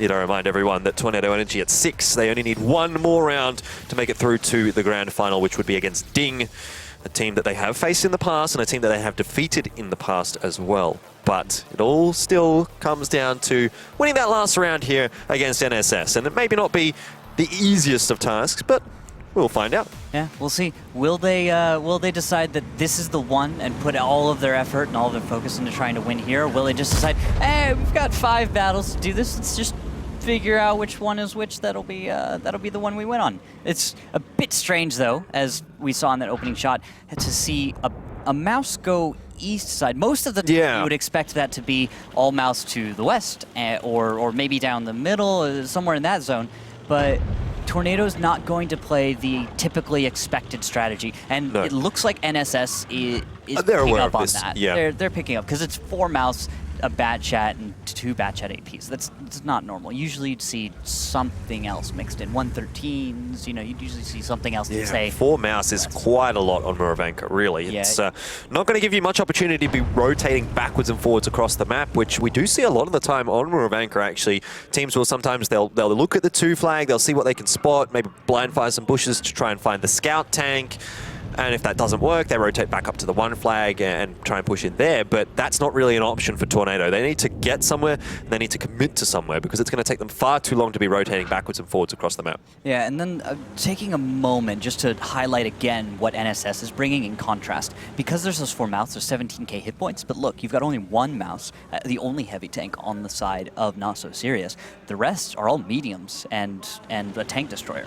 So this is going to be a situation that could unfold similarly to what we've seen numerous times before, where you bring a fast mobile lineup on an open map, but you run yourselves straight into a bunch of heavy tanks, and it doesn't matter. Batchats don't put out enough damage against the mouse, just mouse pack to really be effective. And we'll see if that's going to work out here, if the positions Tornado have taken are going to be strong enough as Just Cause and Coca-Cola begin focusing on Apple Wow. Apple Wow has been caught out here, but these 2 Batchats, they need to make sure that they pen pretty much all of their shots, because they just about have enough damage between them to get the kill onto Apple Wow, and they do manage to do that with their last shot available. Both the Batchats now on reload, and this is going to be the time for Tornado to try and bring things back in their favor. They have got a moment of opportunity, and they are going to take it. The Batchat AP starting to push forward here. Lowo under a lot of pressure. Also, Shotnik, he's not taking the damage at the moment. They're focusing on the Batchat, but he's going to be next. And for the moment, it's actually favoring NSS. As I say that, though, another kill goes the way of Tornado. It's 5 versus 5. But look at this. Coca-Cola on reload, indeed on reload. Shotnik in the STB1 is now down. That's a consistent fire tank off the battlefield. And where is Beowulf? He hasn't gotten to do almost anything. He's outside of the fight, and that's exactly what Tornado wanted. They wanted the Batchats to run in, just waste their shells, and once they wasted them all on Apple Wow, bring in your own fast mediums, clean it up, move on. Now, look at it. You've got 1 big heavy versus 3 big heavies. You've traded out a lot of lighter tanks on either side. That's what Tornado's been going for. NSS understood the risk. I'm we're gonna have to see if it pays off. That's really where we're at right now. It's hard to read. Hit points, Tornado's got it. I'm just trying to figure out where else do we see the separation? One positive advantage here as well for Tornado is that they have 4 tier 10s as opposed to 3. NSS, of course, have the UDES still alive as opposed to one of their other tier 10 tanks. But the good thing for NSS themselves is that they have 2 Batchats available for them. So they have the outplay potential on these Mouses. Griffin does take down Coca-Cola there, so now they only have a single Batchat available to them.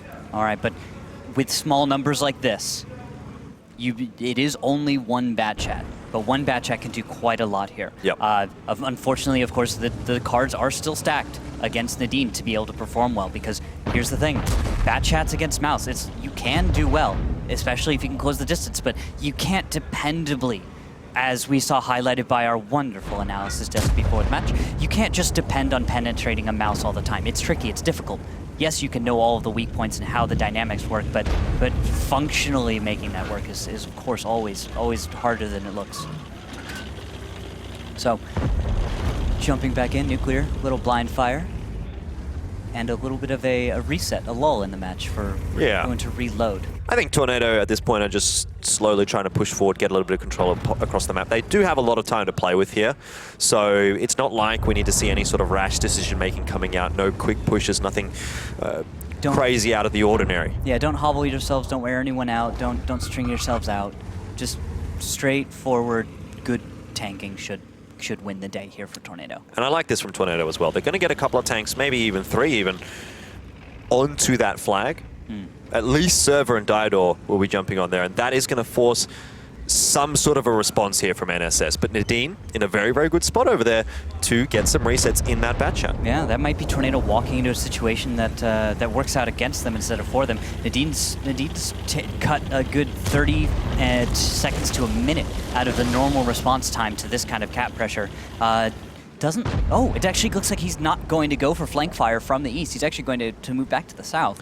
That says that Not So Serious isn't confident on the support fire and tank presence in the south, and also probably the tell that Nadine would give away by firing. I think they're a little bit worried as well that if he gets spotted or if he fires a shot and is giving away his position, that they're just going to push right onto Beowulf, and that's exactly what's going to happen here for Tornado. They don't even have the information of where Nadine is. Well, now they do, I suppose, but they're going to push in anyway. Beowulf is going to probably go down here. It's just going to be a question of how much damage Nadine can get done. He needs to take down his opposite number in the Batchat, and he will be able to do that. Actually saves his teammate as well. Beowulf, not for too long though, as Server will be able to drop him. So now 2 versus 3, but it's 3 Mouses here for Tornado, and they could all be outplayed by a Batchat and a UDES, but the key is Nadine surviving. That is an amazing tracking shot though. That was perfect. Almost sinking a win right there, but Nadine has managed to save the hopes for Not So Serious with that play. He decided, I know they're going to push south. If they spot me, if I fire, I'm going to tell them, or I can just go.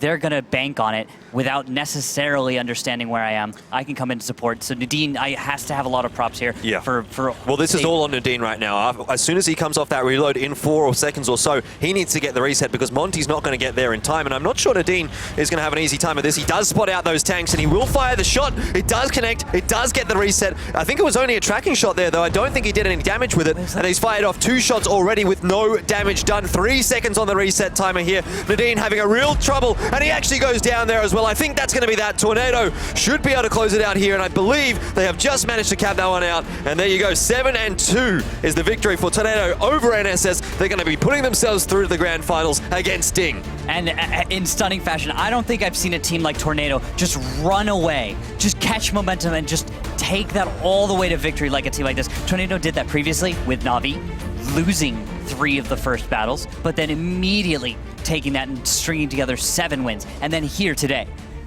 first battle was a loss. All right, on Ghost Town, a back and forth, 1-1. But then they managed to string 2 maps together where they just dominate proc and mines. Ruinberg, yes, a little shaky, and Murrow. Murrow was close, and it showed that NSS might have had a chance to come back here, but that Tornado did not lose focus. Tornado definitely did not lose focus, and I tell you who also probably has not lost focus. That's our analyst desk. We'll see what they have to say about that match.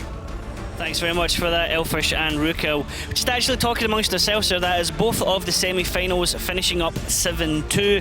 Very dominating performances by both teams, but let's keep things focused here on Tornado Energy.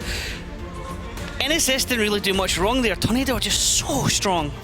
Ruinberg 1-1. Aggressive play from both teams, I must say. I must admit, NSS did try to put up a fight after this break.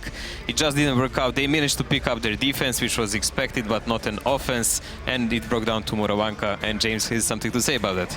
Yeah, definitely. Well, actually, we have post-match stats coming in here. Look at how much damage Coca-Cola did there. 3,500 damage. It played so good. It was really okay because they pushed with butt shots over that side and they did a lot of damage on the stranded onto the mouse. on the mouse, if you remember. That was all part of the plan, though, which we'll go over in a second once we get to the telestrator. So he does put up a lot of damage. However, it's almost meaningless damage. Yeah, I mean, going into the break, we were sitting on 5-1. It looked like it was still potentially recoverable. NSS did actually take a round back, but then Moravanka actually was a really outstanding play from Tornado. The way they, I mean, you wanted to talk about specifically the start of the match and the positioning there, Rockstar. Yeah, so when we get the telestrator up, I'll break it down in a second and just show. Oh yes, actually, so, my bad, we do have an interview right now with the winning team, so let's jump over with Matt Andrews. Thanks very much, guys. Great work again. Great work near you. Right, we have our final lineup then. We got an EU team in it. We expected at least one CIS team, and we always thought before this tournament Tornado would be one of them, and maybe there'd be another. It's you versus Ding. Congratulations. Thank you very much. Thank you for your support, all. Thank you.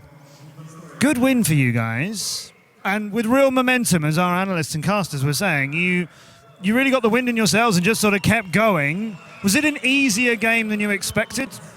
It's easy game for us because of our moral that we support each other, and people who know us know that we support each other player. We just play as a team, and if we lose every battle, we just fight as a line in next battle. That's why we can come back, and that's why we can rise and fight again. 4 mouses, though, in that final round. That's not something we've seen all weekend. That's a little unusual. It's unusual for us to be the third time in final of the grand final. But as you know, in 2016 we lose because of the problem with Stone and Apollo. And that's why we lose the champion of the grand final 2016. Okay, so yeah, let's address that. You have the chance now to retain that. You won it in 2015 as Hellraisers. Yeah, we had some fun in the grand final last year. Okay, some interesting things we hadn't seen. Great performance from Ding, though, throughout this weekend and making it to the final. We expected you in the final. People weren't predicting Ding would be your opponents. So that's going to be a tough game, but a game you're confident in? Yeah, sure. We need to be confident to have a chance fight with them and have a chance to win this grand final. Also, Dink is so super performance comment because of their win against Navi and the win against other American and European team. That's why we need to be really aggressive and really strong to beat them. Okay, we're expecting a really aggressive final then. One more thing from you, Niyu. You are getting a lot of support here in the VTB Ice Palace. Great cheers from this amazing crowd who've joined us today, who are celebrating. But for everybody who couldn't be here and your fans in other regions, is there anything you want to say to them? I can say that you're amazing. Thank you for your support. Just watch this grand final and we can do what you want. We can win this grand final, and I really hope that we win it. Of course you do. Congratulations, near you. Do what the man said. Don't go anywhere. The grand final between them and Ding, and that is well worth a look. Near you looking to get his hands back on that title. It was with Navi last season. It's only one more match away from him this season. Now, as we were saying earlier on, the players are participating in all the action up on stage. You guys at home can also participate in a little bit of fun by joining in our quest system. Simply go to your local World of Tanks portal, follow the instructions there, and that will allow you to participate in the fun where you can potentially win some tanks. If you're on social media, you can also join in. Send us a hashtag with using WOTGF2017 or hashtag #WatchPlayWin. Send us any funny pictures. Send us your predictions as well. It's always interesting to hear what people are expecting to win. Now, we're going to have a short break to get things set up for the final match. When we come back, we won't actually be going straight into the finals. I'll be joined here up on the desk by two special guests from Wargaming to talk about the patch we've just had and the main things added into it, and also looking ahead to the future and some interesting content I'm sure you guys are going to be excited about. So, very interesting segment coming back after the break, so don't go anywhere, and we'll see you guys very, very soon.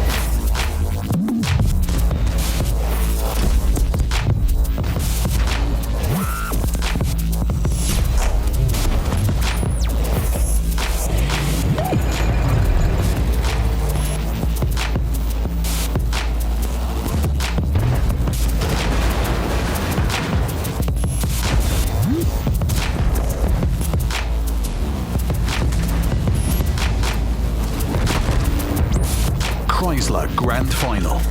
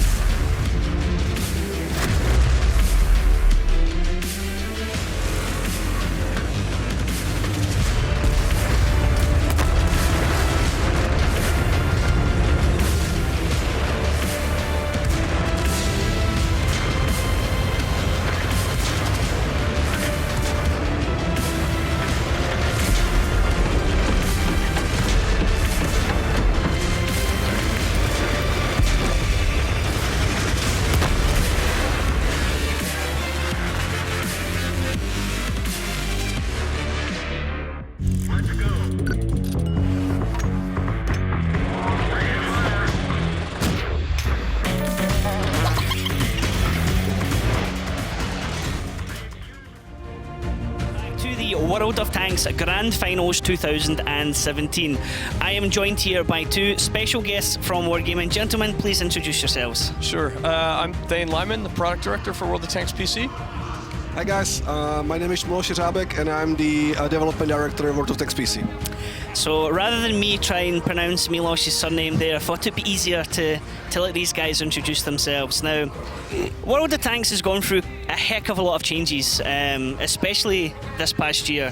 A lot more kind of refinement rather than lots of more stuff added, a lot more kind of sharpening what we have already and improving on it. Yeah, it did. So we've put out 5 major updates in 2016. We feel pretty good about where we've been going. We've tried to really change the way that we've developed things, making more improvements and efficiency to the team itself and the structure, and the way that we interact with everybody out there, with the team, with the community, with the players. Ryan, I'll tell you just really briefly. I mean, this isn't something we always get perfectly right. Yeah, I got to admit that, and I think that the folks who know what I'm talking about. But it's something that matters to us a lot, and I hope that people can realize that we're doing a lot better now than we were a year and a half ago than when we started. Yeah. But it's really been, look, in 16 we got out anything from, a physics update, a major sound update, a lot of UI changes, the spotting and visibility system that Miloš, you can talk about a bit, holiday, New Year's event, Swedish Tree. I mean, it was a big year for us. It was pretty busy. We started by looking into the mod community and looking into what are the most popular mods that we could actually bring to the game, so players actually have the best possible experience from the get-go. So I think we actually introduced quite important ones. For example, the damage lock was one of the most popular mod. Of course, the spotting changes, Stein said, that was a big one. It actually started us really tiny optimization feature on the server side, and then when the guys actually showed us what it did, that was actually huge for us because it changed the gameplay quite a bit. Yep. It was pretty significant. The way that we do the updates as well, testing is a big change for us. In 16 we introduced the concept of a sandbox because we wanted to make sure we were getting player feedback early at a time that we could actually do something with it. The old way of common test, super test, all that, it gave us about a month, really, from the time that we started going into test to when we were out. And with only a month, you can't really make any significant changes. You're really doing, triage and damage control kind of stuff mostly.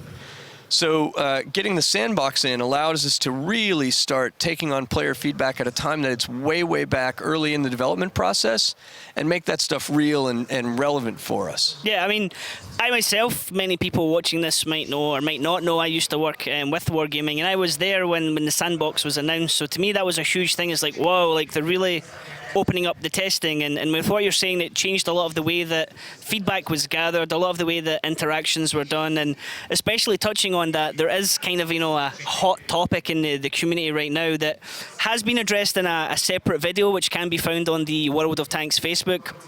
We're not going to go into too much detail on that because it has been covered already. There's no point in continuing to go over old grounds, but a lot of the interactions between company and player, it's not like in the past people maybe thought that it wasn't so open, but certainly now it's a lot more open, and you guys here talking to the players, giving us more information and stuff like that, it's exactly what people want, and there's a heck of a lot to talk about, and especially going back to, for example, the patch we've just had, 9.18, that's been a huge change to the game realistically with the new stuff being added in. Yeah, it really is. I mean, honestly, when you look at 9.18, when you make a change to what I've called the unholy trinity, yes, right? The things that players were complaining about for years, literally years before last year. Maps, matchmaker, SPG. That's always the big three, right? And in 9.18, we made changes to, not only did we introduce light tanks that go now to tier 10, and that makes changes and that helps with some of the matchmaking frustration, especially around scout matchmaking for lights. But we made changes in the matchmaker itself, which hits the matchmaker piece, but also hit one of the major complaints about maps. Yeah. It's not all the complaints, but the complaint about repetition, right? geez, I've been playing and I'm on Himmelsdorf and I'm on Himmelsdorf again and I'm on Himmelsdorf again and I love Himmelsdorf. Oh, look, Winter Himmelsdorf. Yes. Great. You know, making that change helps out with that. And then obviously the SPGs, you know, a huge thing. So yeah, it's probably the most significant update that we've ever done, really. I believe so. And, you know, it started many months ago, and it went through, like, when we were first time doing the sandbox on the first iteration, we had to actually take many things away because players actually clearly said, this is not for us, this is actually not something that we want. From that moment onwards, we actually started focusing more on the PCs and actually spread it instead of actually doing massive rebalance of everything. We ended up by basically rebalancing 2 of 5 classes anyway. Yeah, so. And with that, I mean, going back to Sandbox as well, I mean, the first thing that we can really talk about here, 9.18, is artillery. That came in the Sandbox, big changes to it, big reactions from the crowd, huge knee-jerk reactions from the community. You guys were very vocal about some of that stuff. But I have to say, I think personally that what we've got now is a really nice system. Yeah, and you know, look, this is, to your point, I mean, this was on Sandbox last July, right? Last July was the first iteration. Yeah. And we went through a lot of rounds of iteration to try to do this. I mean, it's a huge change to the class. It's not like just tuning and tweaking. It's a fundamental structural change to what it's supposed to do. Moving it away from being this, you know, this sort of occasional, mostly missing, but occasional one-shot death machine that doesn't make anybody feel good. Yeah. Oh, maybe the arty player. Well, no, because, you know, again, most times you're missing, right? So, you know, as an arty guy, you go, you wait. 90 minutes later, you get to, you know, you reload, you get to shoot, and then you miss, and you go, fuck. And then, you know, and then if you're the guy on the other side, you know, you're driving along, you're minding your business, you know, you peek out and it's time to go back to the garage. Yeah. So it managed to frustrate both sides. Now you've got something that does a different job, right? That is a support class. It allows arty players to be a little more consistent with what it does. You're not going to one-shot nuke a bunch of dudes, but you're going to be able to use that stun effect to whittle the guys down. And then if you're working well with your team, if they see that a guy's stunned and they come, you know, rushing in at a clip, it can be a short work for the, you know, for the enemy at that point. Yeah, and with the changes to artillery, I mean, it wasn't just simply, like, if you like, dumbing down or toning down the damage, was it, Milos? There's lots of other stuff changed with it as well. Exactly, that was impossible. You know, like, as soon as you give something away, you actually need to give up on the other side. So, of course, the alpha was the first thing we had to actually tune and go down quite significantly. But then we actually look into how to improve the accuracy. So now you can actually shoot a little bit more precisely. It's not that every single, like you have to shoot 3 or 4 times to be finally able to hit something. The aiming time actually reduced, so you can be way more reactive on different situations on the battlefield. Because previous, like, you were really hoping that the guys will actually come from this corner, because if I have to actually aim on all the way on the other side, oh my, I'm definitely gonna wait for that one. Yeah, it's almost like playing a heavy where you kind of have to pick a line, you know, which one are you going to play? Well, it's your T95 going to the battlefield on Malinovka. Like, you will take a while.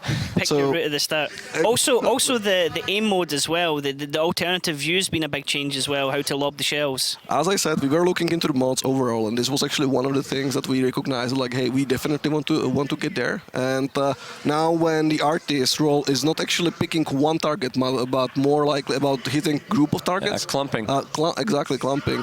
The new alternative mode is much better for situations when you actually need to really take care of the battlefield, not from the, you know, bird eye or general mode, but actually really look into the obstacles and what the reaction will be around. Okay, and then another big change that came in 9.18, which was another kind of, you know, long-term coming thing, if you like, for a lot of players, was changing to the matchmaker and the way the vehicles are kind of matched up against each other and balanced, if you like. Yeah. So there's a lot of benefits, I think, to what's gone on in the matchmaker. I mean, look, the old matchmaker, you had a lot of problems, and I mean, I don't have to tell that to the community, but because they certainly told us. But you know, things like, for example, really occasionally really bizarre distributions. You know, you get, you know, there's a ton of TDs on one side and, you know, and almost none on the other. Really bad tier setups, you know, occasionally, especially again when you combine it with like the scout matchmaking stuff. If you're the one poor soul who's a tier 4 light and you're facing, and then the rest of the match is basically a bunch of tier 7s. You know, that's like, those are the matches that I used to call the go get a sandwich matches, you know? Yeah, like, we're talking about earlier, yeah. Yeah, like I guess I'm gonna.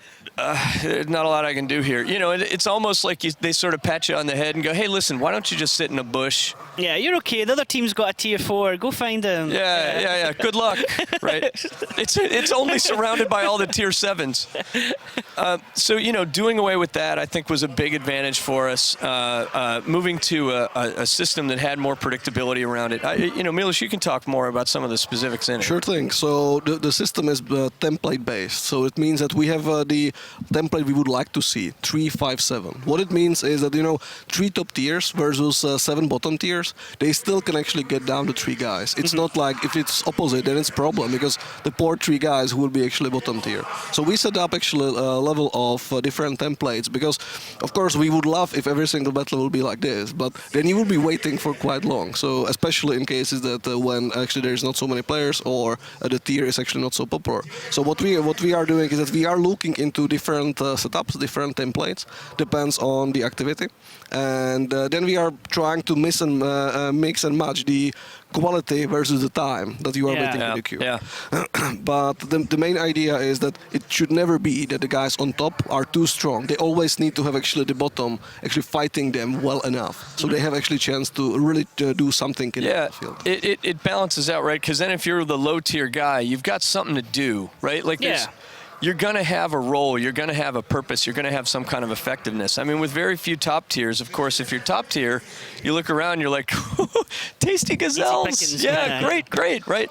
But it turns out that apparently in this particular jungle, if there's a horde of gazelles, it won't work out that well for the lion, right? Yeah. So, you know, there's an opportunity, right? Everybody gets to do something, and I think that's the best part of the new matchmakers. You don't just end up going like, I got no way to affect this battle. Yeah, I mean, and tying in with that as well, I mean, you said earlier, Milos, that you tackled 2 of the 5 classes, and we saw some big changes to light tanks as well. I mean, certainly we're seeing it here in the tournament. We're seeing a lot of the high-tier light tanks being used for different positions, and that's been quite a big change. I mean, are you happy with how they've turned out? For sure. So when we started, you know, we knew that the matchmaker for LTs wasn't ideal. You know, it's great if you have actually one thing, one system, and then you are playing with your friend, you take actually your LT and a medium, and boom, you are playing +3 tier. Like, why? What's going on? So we knew that we have to fix it. At the same time, we knew that there is actually one more significant problem. Tier 7 LT versus tier 10 just didn't work out. As Stein said, sandwich time. Like, you know that you will be sitting in your bush and waiting, and hoping that the one RT that is on the other side is going to be yours at the end, because otherwise you cannot do actually much. So we knew that we have to actually rebalance them. And that was another example as well of actually listening and looking at how things were, because on initial, you know, iterations of the tanks, some were quite stand out above and beyond other ones, weren't they? For example, like the T100. For sure, and that was one of the things where I know that players had really emotional reaction about like, why are you changing this? This is great. Well, yeah, it was a little bit too great. Yeah. Basically, the line between mediums and LT was basically diminishing. It was going completely away, and we knew that we have to actually do something. You know, for LTs, damage dealt shouldn't be the major thing. Spotting should be the thing. And when we looked actually how players are playing and on the statistics, we found out that players are actually setting up the LTs, and they can actually easily set up the LTs in the contest 1 by just go rammer and go damage first. That wasn't something we wanted to. So we actually started, again, splitting them a little bit apart. So we kept the mobility and we kept the ability for spotting. We decreased it a little, so you actually have to go with binary. If you want to spot, you actually have to go with optics. But at the same time, we kept some of the combat abilities. So if you get actually on the top tier in, let's say, tier 10, in the T100 or in the WZ, in the Chinese one, you will have actually a lovely time. Okay, and is it fair to say, Thane, that, I mean, with 9.18, that's not just done and dusted with 9.18, is it? No. You know? Yeah, no, look, so, you know, when you make these kinds of changes, any one of these things would be a significant change, right? A thing that you could really hang a whole update around. When you do all of these together, you know, this many changes, these significant of a set of changes, you're going to have to make a lot of adjustments. And it's not like you can just go, well, 7 days in, here's how it's playing. You know, especially with the SPGs, like this is a major, major change, right? So what you need is to be able to look at that and see how the players are playing when they've kind of had a chance to digest it, you know, and really understand. So 30 days, 60 days, 90 days in, I mean, we're going to keep making updates and changes on this. Look, overall, we're really happy with where the patch has landed. We're really happy with how it's came out. But there's a ton of work that we know that we have to do. We know already we have to do, and then we're going to have to keeping really tight on the stats and on the data over those time periods. Yeah, I mean, you never want to make the immediate knee-jerk reaction, do you? You want to do it incremental, see how it affects it, incremental again, and then you can have the better picture. And I think 9.18's been a really awesome change to the game. I certainly think that it's improved a lot of things for the game, and it certainly has been one of my favourite patches, to be honest. It adds a lot of changes to the game, and already you guys are hard at work on 9.19. Yeah, about to go out. Yep. Yeah. So first week of June, you know, we'll get 9.19 out. It's. Are you sure about that timescale there? Just to be clear. Yes. Milos, you're with me here. It was Stain that said that, not me, not Milos. Now, even Milos can actually confirm that it's gonna be in the first week of June. Okay, I just don't want anything out there saying Ektar said that, you know. Right. Wash your hands. No. So and it's all about ranked battles. I mean, that's not the only feature, obviously, in 9.19, but the kind of the star of the show, right? With all this balance work behind us now, at least in terms of getting it out there. Now it's time to get into some feature development again, right, and get something out for players. And ranked battles really is about being able to give end game content, you know, for our tier 10s, and address a segment of the community, you know, our most competitive players who have been telling us for the longest time they want to face off against the other best players out there to prove where they stand, right, prove where they lie. Yeah, me and Milos were talking about this earlier on, and you know, you want to measure up against your fellow player. You want to be the one to come in the office and say, "What's your rank? You know, I'm better than you, mate." Of course, like we are playing this game because we are competitive. We want to compete the others. We want to show our friends, like, hey, I'm better than you in this thing, and it's really important for us to actually support this idea. Yeah. And specifically with regards to the mechanics, how does it work in ranked? I mean, is there an opportunity to join in as a group, or is it always going to be something you join in as a solo player? So this is solo players only, so no platoons. It's tier 10 only. So you have actually now finally a chance to actually bring your tier 10 into the game for something serious. The main model is that you have a season that is 4 weeks, and it contains from 4 parts. Each of the part is 7 days long. And you have 5 ranks that you actually can go all the way up during each of these sessions, each of these 7 day cycles. I was going to say, like, yeah, so advancement, so how does that work? I mean, at the start, it's going to be, I guess, quite chaotic as everyone kind of defines their level of play. Yeah, and so, look, the way that you rank up, right, is through success in battle. Now, pretty quickly, because the ranks, especially at the low ranks, you can kind of blow through them, you know, faster. You get to the mid, and then it's harder to get to the top. The players who are really good, probably you guys. Definitely not me. Right? Like right now, anyone who knows me is going to be like, this guy's the clan called. I'm clan commander of a clan called Tomato. I mean, like, oh, God. I like your name. Totally, it's just not going to happen, you know. All right, then maybe you and I can be playing together in the ranks. We'll try and beat each other. Yeah, the guys who are quick, though, right? The guys who are good, what's going to happen is they're going to rank up pretty quickly, and they're going to get to those high-tier matches, right? And then for the guys who are more the average players, you know, for us, it's going to be about, can we get ourselves up into the middle, you know, and maybe get some level of lucky. But the thing is, it's not just your own, it's not just win-lose, right? I mean, it's about, if you finish top 12 in a winning side, then you'll get sort of you'll get a notch on your belt, right? Okay. You'll get a chevron, that'll move you towards the next rank. Okay. You get enough of them, you get to the next rank. But if you're in the bottom 3 of a winning team, you don't get that because, you know, you kind of got carried, right? Yeah, you didn't really control. I mean, okay, everyone can have a bad game, but you're not really helping the team win realistically, are exactly. you? You know? Yeah. And on the other side, though, if you're bottom 3 of the losing team, or sorry, if you're top 3 of the losing team, you're still going to be able to get that notch on your belt. You'll get your chevron because, you know, you did a great job, and it would not be fair, right, in that instance to punish you for, for what is overall a team failure maybe, even though you had a good individual performance. Because the goal of this, again, is not just to compare who's got a better win rate, it's who's the actual better player. Yeah, who had the individual performance. And with the weighting of the 3 best losers and the top 12 winners, they count as the same, don't they? It's not like the winners get a higher or a better notch or extra notch. That's right. Yeah, if you go up, you go up. So you can actually be highly ranked by just losing all your battles but being a good player. Well, it is all about your skill level, you as the individual. Yeah. I mean, it'd be a real surprise. It'd be a hell of a horrible time if the guy just lost over and over and over again, but was constantly top 3 of the losing team. But it could happen. It could happen, indeed. It could happen.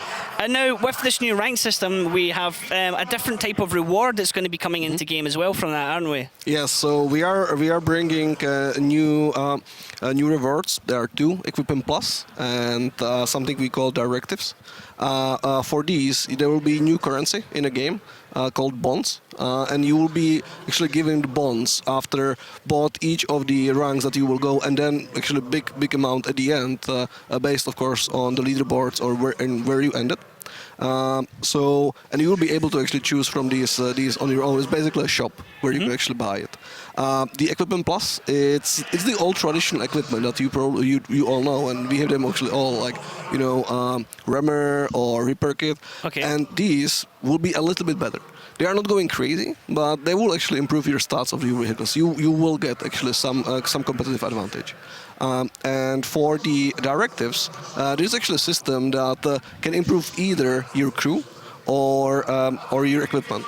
In the crew, one of my favorite ones is that occasionally when you actually start playing new tank, you have a problem with your sixth sense. Okay, yeah. Problem meaning that it doesn't exist. You don't have it. The amount of times you go into battle, you think you've got sixth sense, you don't get sixth sense. Exactly. You go, how was I spotted? And you realise that it was because you didn't have sixth sense. Right. Yeah. So you can actually use the directive that works really similar as the personal reserve. Okay. So you will activate it. It's only for one use only. Okay. And for the one battle, in case of the sixth sense directive, you will actually get a perk, sixth sense, for your crew member, for your commander. Kind of like a skill consumable in a way. Exactly. Yep. So Okay. you will be able to have this, and even in case that, for example, your commander does have the sixth sense, it will improve his skill. It will be a little bit faster, a little bit more edgier. So you will be able to, in your LT, for example, from 919, you will be able to react a bit faster. That's going to be really desirable. It's going to be really desirable. I hope so. And we were talking earlier on about how there's a kind of measuring up against each other, and that means that we're going to have. I mean, we're getting changed to the Hall of Fame that we currently have. I mean, yes. So when I joined Wargaming and World of Tanks team 1 year ago, it was pretty funny because one of the meetings, one of the first ones, was actually talk about the Hall of Fame and the changes into it. And my first question was like, guys, could you explain what's Hall of Fame? Yeah. After 6 years of playing the game, after being there from the beta times, with almost 14,000 medals, I didn't know about the Hall of Fame. I didn't even know. And in that moment, I was like, yeah, this is actually a good thing to fix, because I think I should know about it. So we'll be reworking it completely. We'll be focusing way more on what really matters for you as a player. It's not cool if you actually see, okay, so I'm 100,050 in the leaderboard. That's not something. It doesn't bear any relevance for you. No. And at the same time, not every single vehicle has the same stats that should be actually showed. Is really necessary to show with Batchat damage blocked? Well, if you get damage blocked on Batchat, really good stuff. It's probably not going to happen for a while. Yeah, you're not going to have someone going, guess how much damage I've got blocked in my Batchat. You're like, mate, tell me how much damage you've got blocked in your mouse as an average, then we can talk. So we will be not only actually building the Hall of Fame for you, so it's going to be actually looking into which tanks you are playing, which tank is your best, what are the best stats on your best tank, and then we will be looking into the things that really matters to you. Like in mouse, it's going to be damage blocked. With Batchat, it's going to be the damage dealt. Or for LTs, it's going to be the spotting. So we will really show you the numbers that matters, and actually then compare you towards the others based on these data. Yeah. Okay. And look, the important thing again is that think about the old rating system, think about the old Hall of Fame, right? I mean, nobody they're not very understandable, right? And they're not really things that allow you to engage with content that's relevant to you, right? So the idea behind all this is to let you kind of pick what it is you want to focus on, and give yourself the ability, right, to pay attention to the stats that matter to you and to your vehicles that matter to you and so on. And that's another thing that we are actually changing, the new rating. So the old rating didn't mean anything to players. You know, everyone was using win rate or win rate if they want to do something outside of the outside of the game. We acknowledged that, and we started building our own system together with the mod makers from the most important ones. Okay, like tying in with like what you said with the artillery aim point. You know, you're taking the features that the community like, or the features that you tend to get used to a lot, and thinking how can we make more use of that in game if everyone's using it. So we sit down with the best players, with the players who are using the systems, with competitive guys, and actually with mod makers, and look into what are the things. And we even found out that one of the things we need to do is actually comparing not type by type, not tier by tier, but even tank by tank. Because again, does it really matter for butt shot, the block damage? No. So for that, there needs to be something else. On the other hand, in mouse, the spotting is not the most important part, so there is no reason for having that in. Yeah, and that shouldn't fundamentally affect your rating in a positive way, right? Well, I mean, another way to look at it as well is that you're saying that in old systems, perhaps people could artificially inflate it by playing certain tanks or certain tiers. Now, this rank system is going to be something extremely awesome, because it's coming something, very soon, and it's something that a lot of people have been, looking forward to, measure up against each other. But also, like long term, like for example, we have Frontline, which we can get into in a minute. The bigger battles is 30 on 30. But I've also heard something about Soviet tanks. Yeah. Changes to Soviet tanks. Yeah, so if you look, last year, last setup, we started off with making changes to the German tree, right? As we made a more consistent view for what the mouse is, right? Because what it had been was you kind of played something that didn't really bear a lot of resemblance to the mouse, and then you played another one, and then now you've got this thing that's the sort of the super blocker, holding the mega shield. Kind of the most pure example of the super heavy defender in the game. And so the idea was to create a more consistent experience on the way up, right? So that as you're tiering up, you're kind of mastering a play style, right? That is then expressed at tier 10 as sort of the the avatar of that play style. And then you'll see something similar with a lot of the other things with a lot of the other tank lines in the game over the course of time. And of course, you go with the ones that are very popular, and so the Soviets are one of the first. And one of the oldest, actually. Yeah, one of the most in need of it. Yeah. So we have actual needs, and we cannot go much to the details about like what's gonna change. What I can say is that these changes will definitely look into the top tiers. So IS-7 will definitely get some positive changes.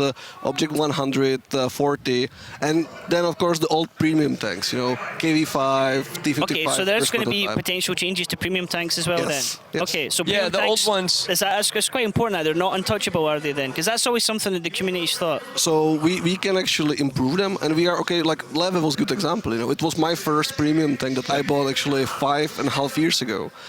Was I using it lately? No, there was no reason, because as the other tanks actually were coming up, Leve just lost the competitive edge. Okay. Yeah. So look, taking a thing that somebody's bought and reducing its quality, that's not something you want to do, right? But taking something that somebody paid for and then saying, hey, we want to make it better, especially when like Miloš is describing, where it's a scenario where maybe it was good back then, but because of all the other things that have gone on in the game, it's really just not all that good. We're trying to kind of restore some former glory, or just bring it up competitively to what other things are in the game now. That's a good thing for us to do. We did a lot of that actually over the course of the last year. We did.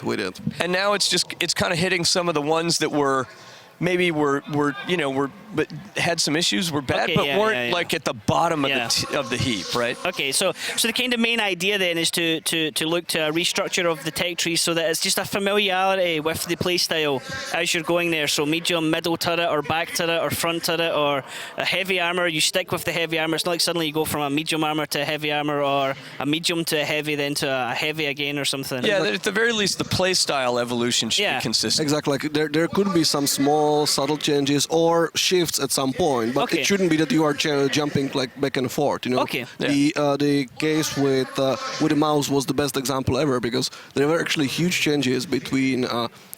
You have the Tiger P, then you were going to VKs, then you were going to the rear turret VK, and then you actually jump into mouse. There were actually massive changes from. Yeah, for the playstyle there. Yeah. Yes. Yeah, I mean, the British TD line is a great example of it, right? You know, you're hopping along on this, sort of a plotter, and then That's suddenly what I'm trying to work my way through that right now.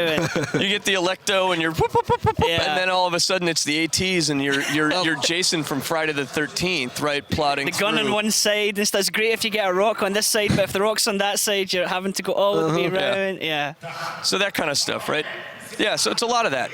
Okay, that's good to know that. I mean, it's really interesting to know that that this change is potentially coming to the tech trees and stuff. Now, also, we've seen a lot of frontline testing right now on the sandbox server, the 30 versus 30 mode. Yes. That's getting a lot of attention as well because people have been asking for a long time for bigger maps, and maps is something you talked about earlier on. How's that going right now? It's, overall it's going really well. We've gotten a ton of really great feedback from the community that's been helping us out and test. I mean, it's remarkably positive overall in terms of what we're being told. And so we feel really good about moving forward with that. That's one that we're working with, with this collaboration with Bongfish. You guys have heard about that before. Studio based in Austria. And that's been really exciting. I think the other thing that's been cool is that not only have we seen Frontline kind of working, but that we've also said, kind of through the test said, we could do something with 30 on 30, but in random battles as well, right? And be able to make something out of that. So we were basically trying two things. One was this completely separate mode. That was the Frontline. Okay. The second one was bigger maps with more people on it and few experiments. Like one of them was pretty crazy, and it was actually one of my favorite ones because it was crazy in a good and bad way occasionally as well. And we were testing: is it fun? Is it something that would be actually interesting for players? Is it something that we can actually build? Maybe some of the later tiers like tier 8, 9, 10 around, and give it as another option for the random, being still part of the matchmaker, but giving an option to player to actually play that. Because it's something that you want to be inclusive. You don't want it something that like the slow tanks are completely left out of it, and the mediums and lights become dominant. It has to be relevant, so that involves everyone, and it's fun for everyone still at the end of the day. It's really tricky because bigger map means more space, means more traveling. So mediums are a bit better, lights as well, but you need to actually build it so all the different vehicles or the different classes and types of vehicles will still have fun. And that's also why you've got the objective-based system in it as well. It gives some people something to do rather than just sit in a bush and farm damage. Farm damage all the time. Now, another thing, I mean, this is something I already know about because I've already saw it, and you guys are about to get more information about it as well, is the beautiful new maps that we're starting to see teased out recently. Yeah, the client core work, Core 5.0, has been work that's been going on for quite a while. I mean, I think this again was something where a lot of the tech work I was seeing really even in the middle of last year, early middle of last year, and it looks amazing. And the great thing is a lot of the tech work is now really wrapping up. We're really into the optimizations phase on that, making sure that the perf can be good, as low down as it can possibly be.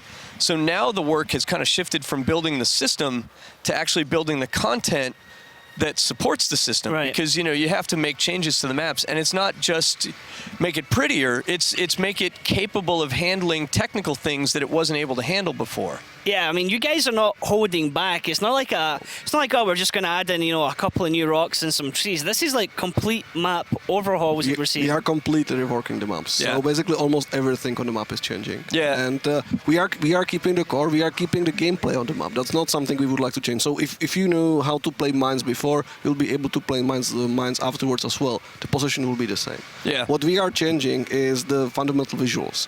From even occasionally we are playing with the mood of the map, a little bit with the setting. Lighting, time of day. Exactly, to really make it shine. And there's a lots of really cool things in there. But as you guys said, like it's really key for us to keep the performance. So it's not going to be only for the top guys, but even the guys with the low spec machines will be able to play our game. We'll some advantage. Yeah. Exactly. Well, I'm not saying it's going to look as it looks now, but we will make sure that it's not going to be worse. It's still going to look good.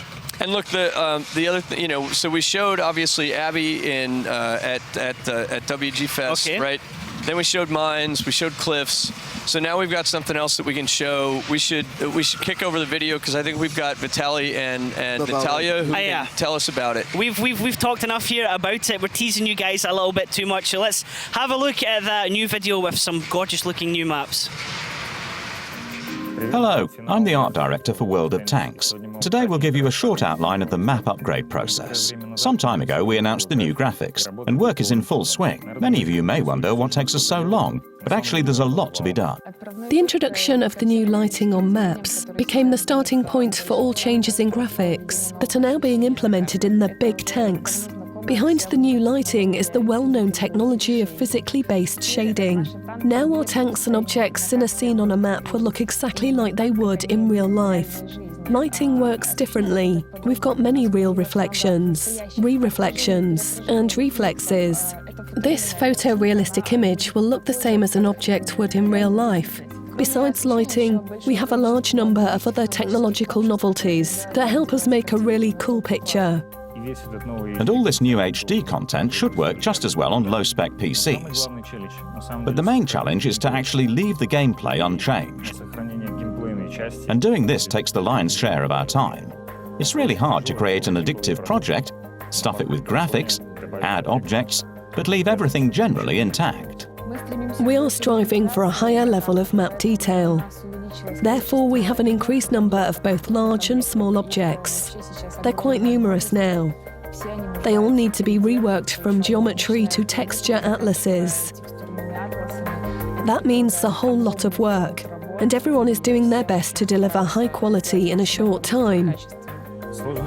The difficulty is that before that you had this rock, this low poly boulder. And now we have to use 10 times more polygons while preserving the lines of fire. Not only should this rock look natural, it should be a photogrammetried stone. Imagine how many rocks like that are scattered across the map and work as a pillar for gameplay. The same for mounds, piles and bushes. Everything should be of exactly the same shape, located in the same places, so everything remains the same. Besides that, while all our new content needs to be optimized, we really want to strive to keep the FPS untouched, and we work really hard to ensure that it's not just our players, with the maximum graphics presets, who notice a significant increase in visual quality, but also the guys who play on average settings. It may sound simple, but in reality it means months and months of meticulous work. Sometimes the guys like the result so much, they just wouldn't stop. What can be formulated in one paragraph actually turns into 2 sheets of new technologies. Not to mention the details on how to apply them. We work very hard and put in a lot of energy and effort to give you a really cool experience. We have many maps. Delivering state-of-the-art quality while retaining the gameplay is extremely hard, but we're doing our best to give you not only cool gameplay, but also cool graphics. Be patient, the release is coming soon. Every time I see that, like, I was like, there's the rock that I got all excited about before. The battleship beside Himmelsdorf for the map getting opened up. It's just so stunning. It looks so good. When? Well, I'm not going to put you on the spot and see when. but that looks absolutely fantastic. Thanks, man. And thanks for having us here. We appreciate it. I mean, it is great to be able to talk to the guys, to be able to tell everybody what we're doing, and especially at an event like this, you know, to really be able to make great use of the time at the Grand Finals. We hope everybody's enjoying the show. Thank you. Yeah, thanks very much, guys, for being here and talking about 9.18. I mean, it's a huge change. It's great to have that direct information, and especially on the new stuff, you know, the changes that we're going to be seeing, and the fact that, you know, it's not done and dusted. You're always open for feedback. There's always potential for things to change. Yeah, looking forward to the future and seeing what comes, for sure, definitely. Okay, now we're going to take a short break because right after this we have the grand final match of the grand finals. That is going to be Ding, back-to-back EU season champions, taking on Tornado Energy, the current champions of the CIS region. These teams have both been playing absolutely fantastic throughout this tournament, and well, me as an EU presenter and caster, I'm going to put my vote here into Ding. Do you guys have any predictions for this one? Oh man, what's the old line?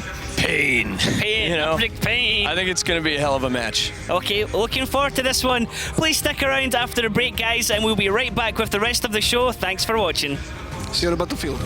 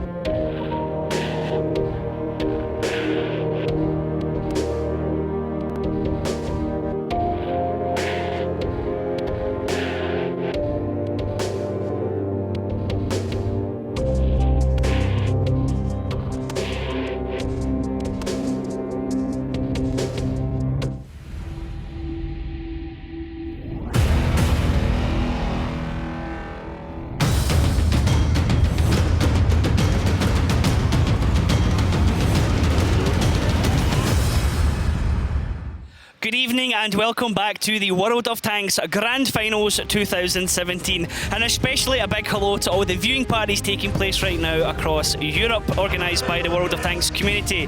For those not familiar with the setup here, my name is Ryan Ektar Murphy. I'll be your host for the remainder of today's show. Joining me here on the desk is one of my co-hosts for the entire season is Mihailo Still Mojo Jugovic, and then we have from the North America region, James Rockstar Grieve. Gentlemen, how much are you looking forward to this final match? This is it, man. What we were waiting for entire year, the best match that should be, and it's Europe against Russia. Sorry, James. Yeah, well, I mean, first time we've had a European team in the finals. It's going to be pretty crazy. Sadly, not Navi versus Tornado, a rematch that everyone wants to see after last year's final. It went 7-6. However, Ding have played fantastic all week long. They're here versus Tornado. Tornado just put on a clinic the round before versus NSS. So I'm really excited to see what happens between these two. Yeah, it seems to be every time we kind of tip NSS for a bit of glory, it just all comes crumbling down at the end. Tornado Energy coming through to this final, defeating Not So Serious 7-2 in the match we just had before this break. And prior to that, the first match of the day, we had Ding taking on Elevate, with the hopes and dreams of America there sadly being crushed as Ding defeated them 7-2. Both semi-finals, convincing wins for the teams that went through. But we must commend that that group that gave the birth to NSS and Elevate was actually the only group where two teams passed from. So Elevate definitely did what they needed. Yep, and we can see on the screen here some of these highlights from the matches. I mean, you can see the anguish in the players' faces today and the excitement, and also the frustration on some of them. Positive. Well, if he doesn't kill 3 people, it's not enough. It's never enough damage there for Positive. High fives all round as well, we see coming in a lot of the time there. Almost every single time a team does well, don't they? They all get excited with that, Rockstar. Yep, some teams, like as Daki pointed out earlier. Oh, that was awesome. Was Hulkinick not surprised? Yeah, not very happy in that situation there. If he goes green, run. Okay, now we have a little ceremony here for the introduction of the final match. So if you don't mind, folks, we're just going to sit back and enjoy the show here.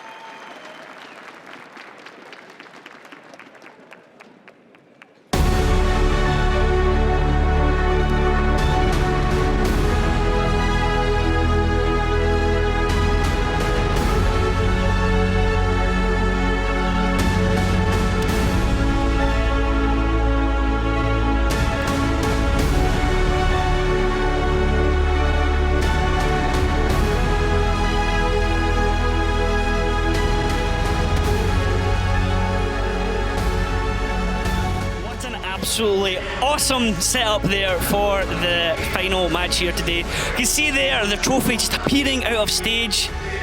Just boom, trophy out of nowhere. Well, here we are, mate. 12 teams, 84 players started these grand finals. back to 2 teams and 14 left. Indeed, we started off 12 teams. We had our qualification matches, or sorry, our playoff matches, if you like, group stages, my bad. On Tuesday and Wednesday there, we dropped down from 12 into 8. Yesterday, those 8 teams played in our quarter-final matches. We had to say goodbye to 4 of them. Then today, those 4 teams went through 2 semi-finals, and now it is the final match. On stage right now, Tornado Energy against Ding. Our hopes and dreams here, James, you know, we're going to go with Ding. What do you think's going to happen in this match?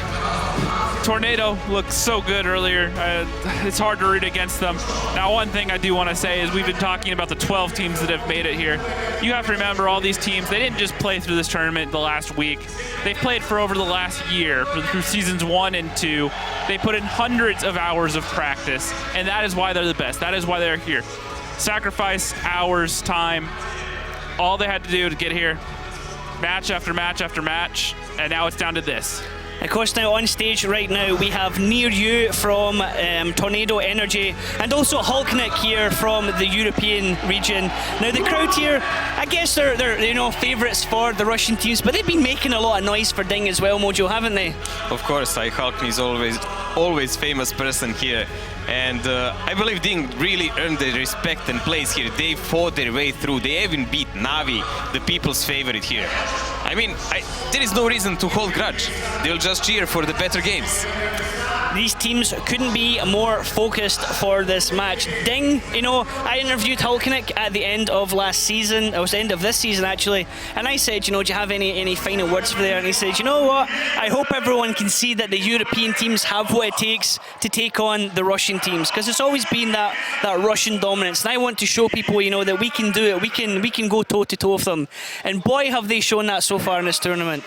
I just think it will be better when all that skill transfers all over the regions, so we have really high competitive scene.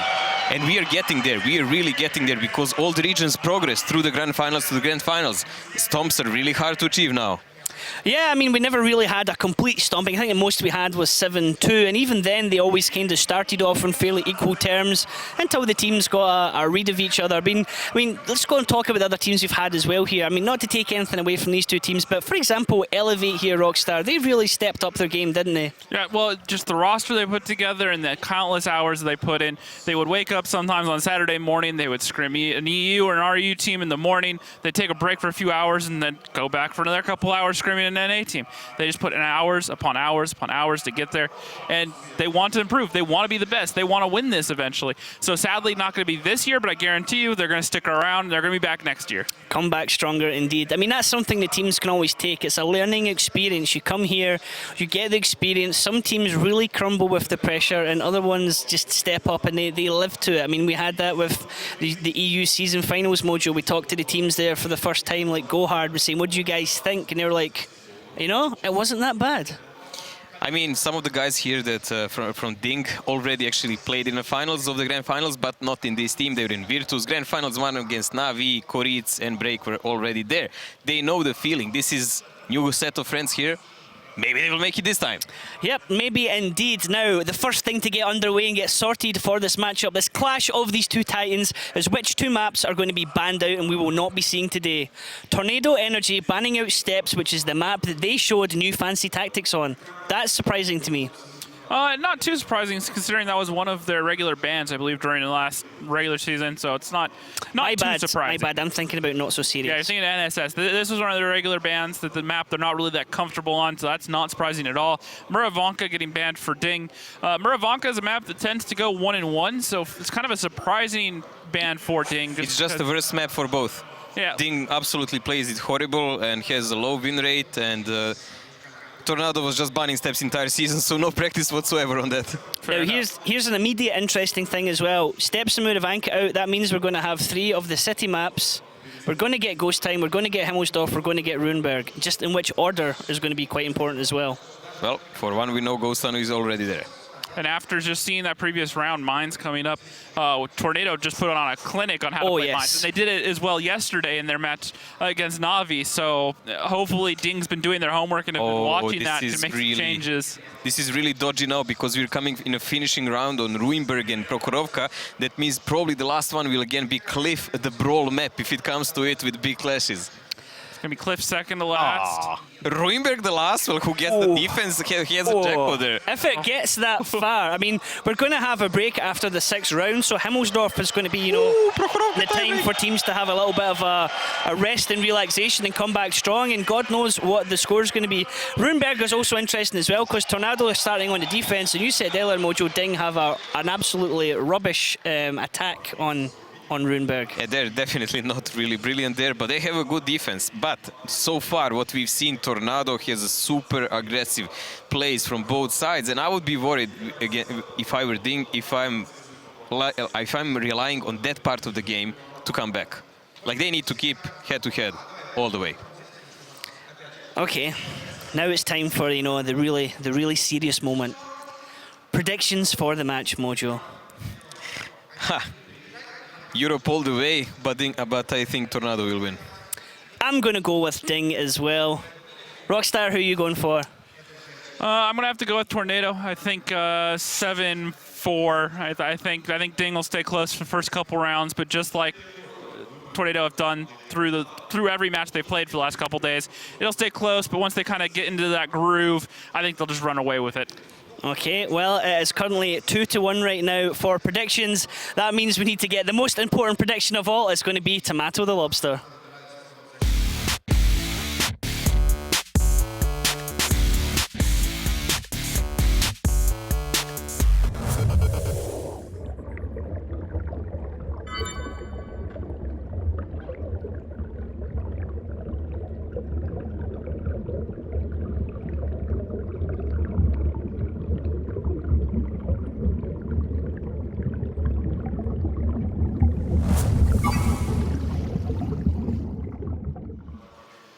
Bold choice there from Tomato the Lobster. Bold choice. I think I know what I might be eating tonight, Mojo.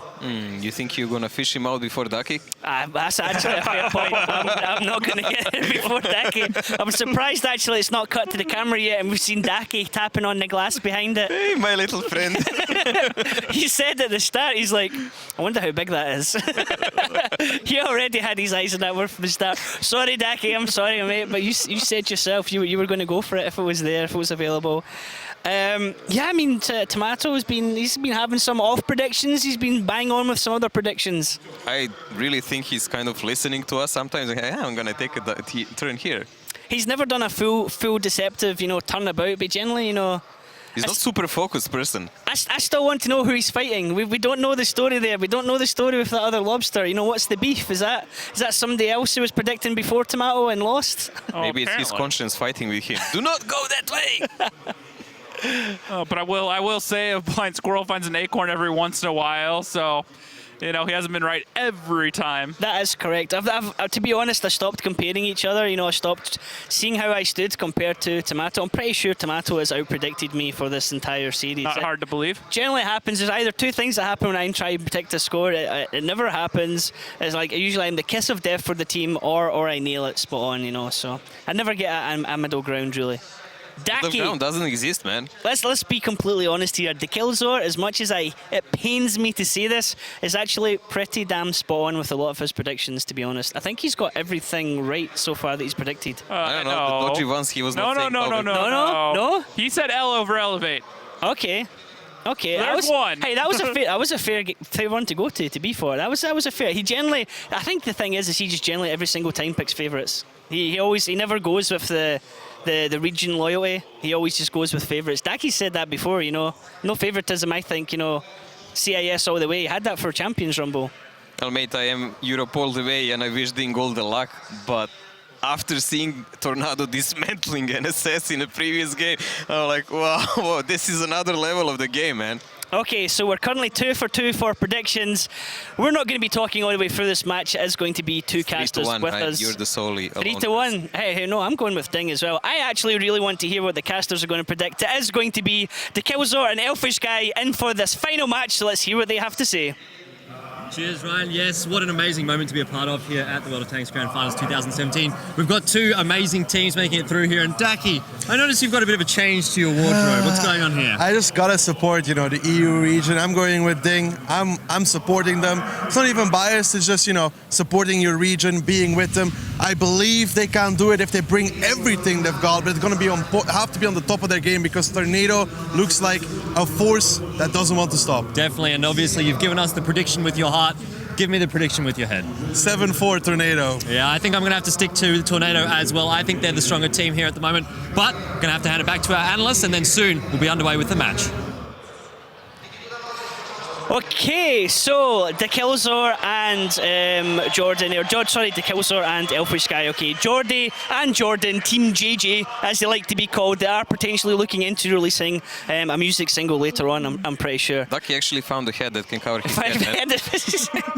Here we go, actually. If you guys are following on social media, send us, use the hashtag WOTGF2017 or use the hashtag WatchPlayWin. Let us know what you thought was on the other side of Daki's hat. It had big on one side. What would it be on the other one? Because we never quite saw that. I'm interested to hear everyone's predictions for that, and I'm pretty sure Daki would too.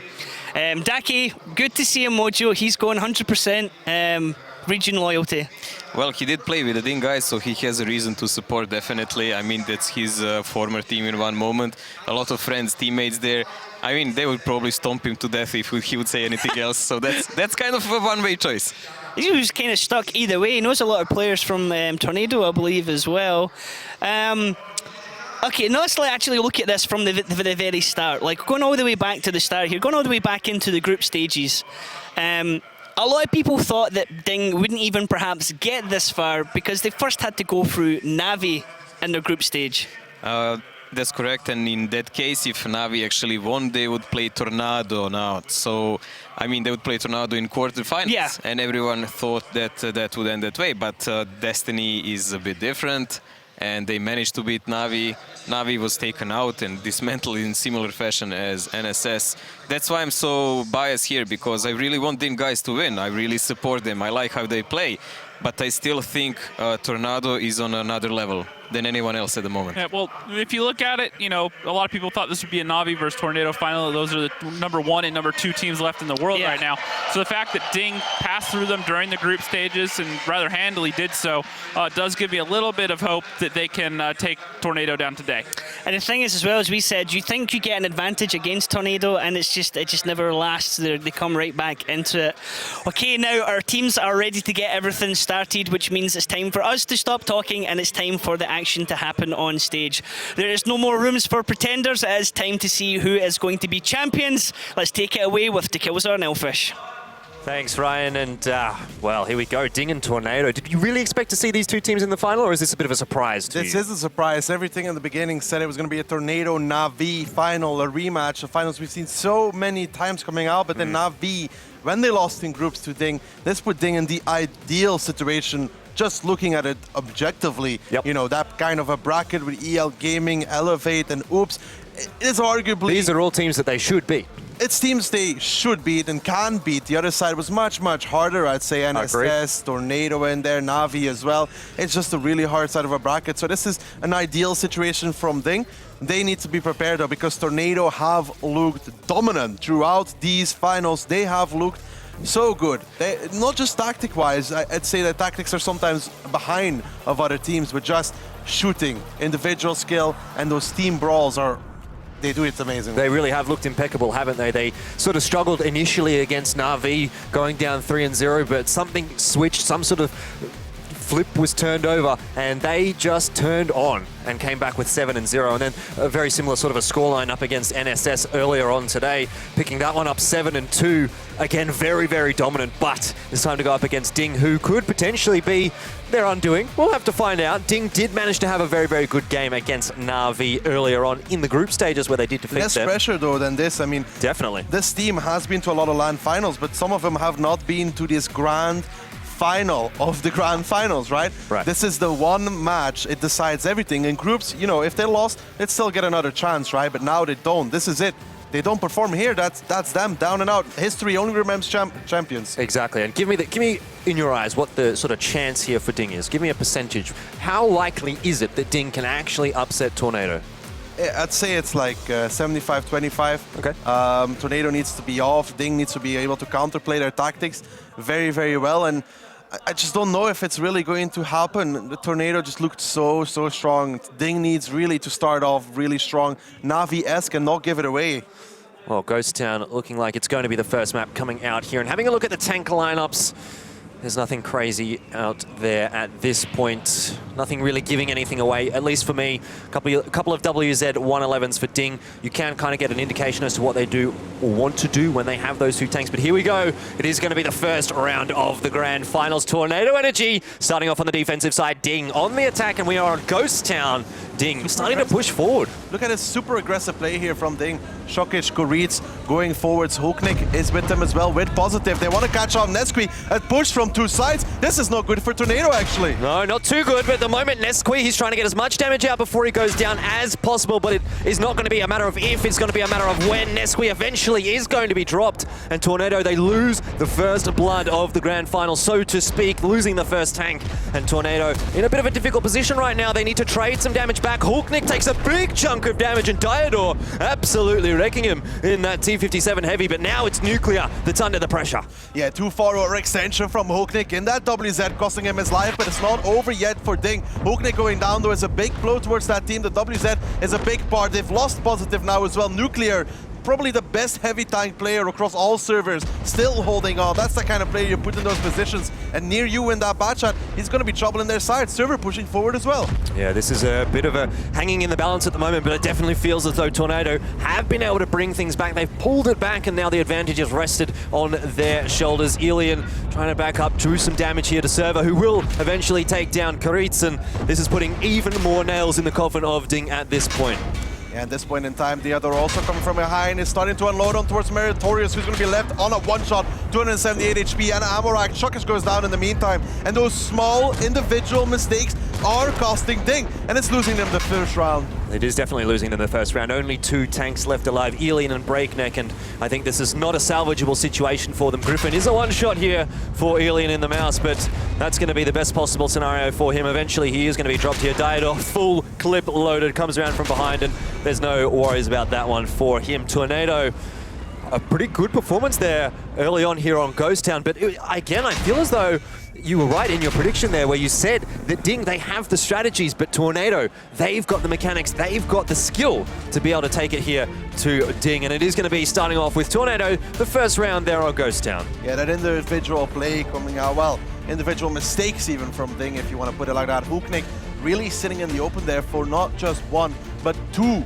T57 heavies, and that's just really what cost him that round almost. If Huknik's alive with all that HP, Nesqui was dead for sure. The mouse was coming from the side. There was no way he was going to survive that one. Huknik needed to stay alive because when he went down, it was not just that, right? He had a lot of HP, a full HP WZ. But when he goes down, you have the fact that near you can come in from behind and actually fully clip. Now, if there's three tanks there, it's not going to be that easy, and they're going to have more HP to share as well.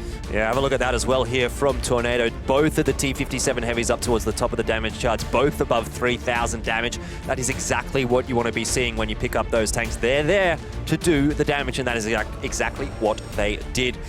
Things looking a little bit worse there for Ding, as a lot of their players down towards the bottom half of the damage charts. But in saying that, it is only the first round. Ghost Town can definitely go both ways. It is a map that's fairly common, right? A lot of teams know how to play this, and Ding should be fairly comfortable on it as well. Yeah, but this comes back down to the player skill that we were talking about, where Tornado should have the upper hand against the side of Ding. That's just that individual skill, which is really in favor of Ding, if you want to put it like that. I mean, Tornado have shown throughout this tournament that they have the best all-round skilled lineup across any region, across any team. They made it work against Na'Vi, they made it work against NSS as well. There was a lot of situations in those games where there was a tank left on 1 or 2 shot of HP, exactly in this match as well. Nuclear, Griffon, Apoa, Diodor, they're all not looking very healthy, right? And Ding, they could have done it, but you can't lose the guns against Tornado because they're going to keep every single one of them in the game. They need to do the same thing. Exactly. Tornado just so good at keeping those guns alive. Like you said, being able to just swap the aggression, swap who's taking the damage and keep those guys alive. But that doesn't necessarily mean that Ding is down and out just yet. Only down for the moment, but only by 1 round. And if it's anything to play for, I mean, really, we have seen throughout this grand finals, a lot of these first couple of maps do tend to go one apiece. But I have to question, if Tornado do get off to a 2-0 start here, is that even going to be too much for Ding to start to come back? Or do you think that Ding has to stay neck and neck with them? To answer your question, it depends. Really just depends on how Ding is feeling, how they're coming in towards this matchup as well. But I think, looking at these maps, I'd say they would lose this one 2-0 to begin with. Ghost Town is just such a hard map to play. And they dominated against NSS on it, that being Tornado. Yeah. They dominated NSS on it. They dominated Na'Vi on it. Now, I don't expect Ding to be of equal caliber of those teams in terms of player skill. No. And Ghost Town is just that kind of map where you need to win those trades, and it's just not happening. Yeah. When Tornado and NSS did go up against each other, NSS actually did win on their own attacking side, which is the side that Tornado Energy was on the defense, naturally. And that's what we've just seen them pick up as well. So Tornado Energy, they've just won the defensive side. They're moving over to the attacking side, which is the one that they also won against NSS. And, you know, Chain Logic coming out here a little bit, but does make me think they're going to be putting themselves in a fairly decent position to potentially turn this into a 2-0. I'm not sure about that one. I mean, maybe. We'll have to see, right? It's always hypothetical. Ghost Town is that one kind of the maps where you could say, yeah, okay, they won this side last time, so they should win it again this time, but it just doesn't always work out in that regard. Because we talked about Ghost Town being our favorite map, even with Randall as well, and we talked about those small differences can make a completely different game.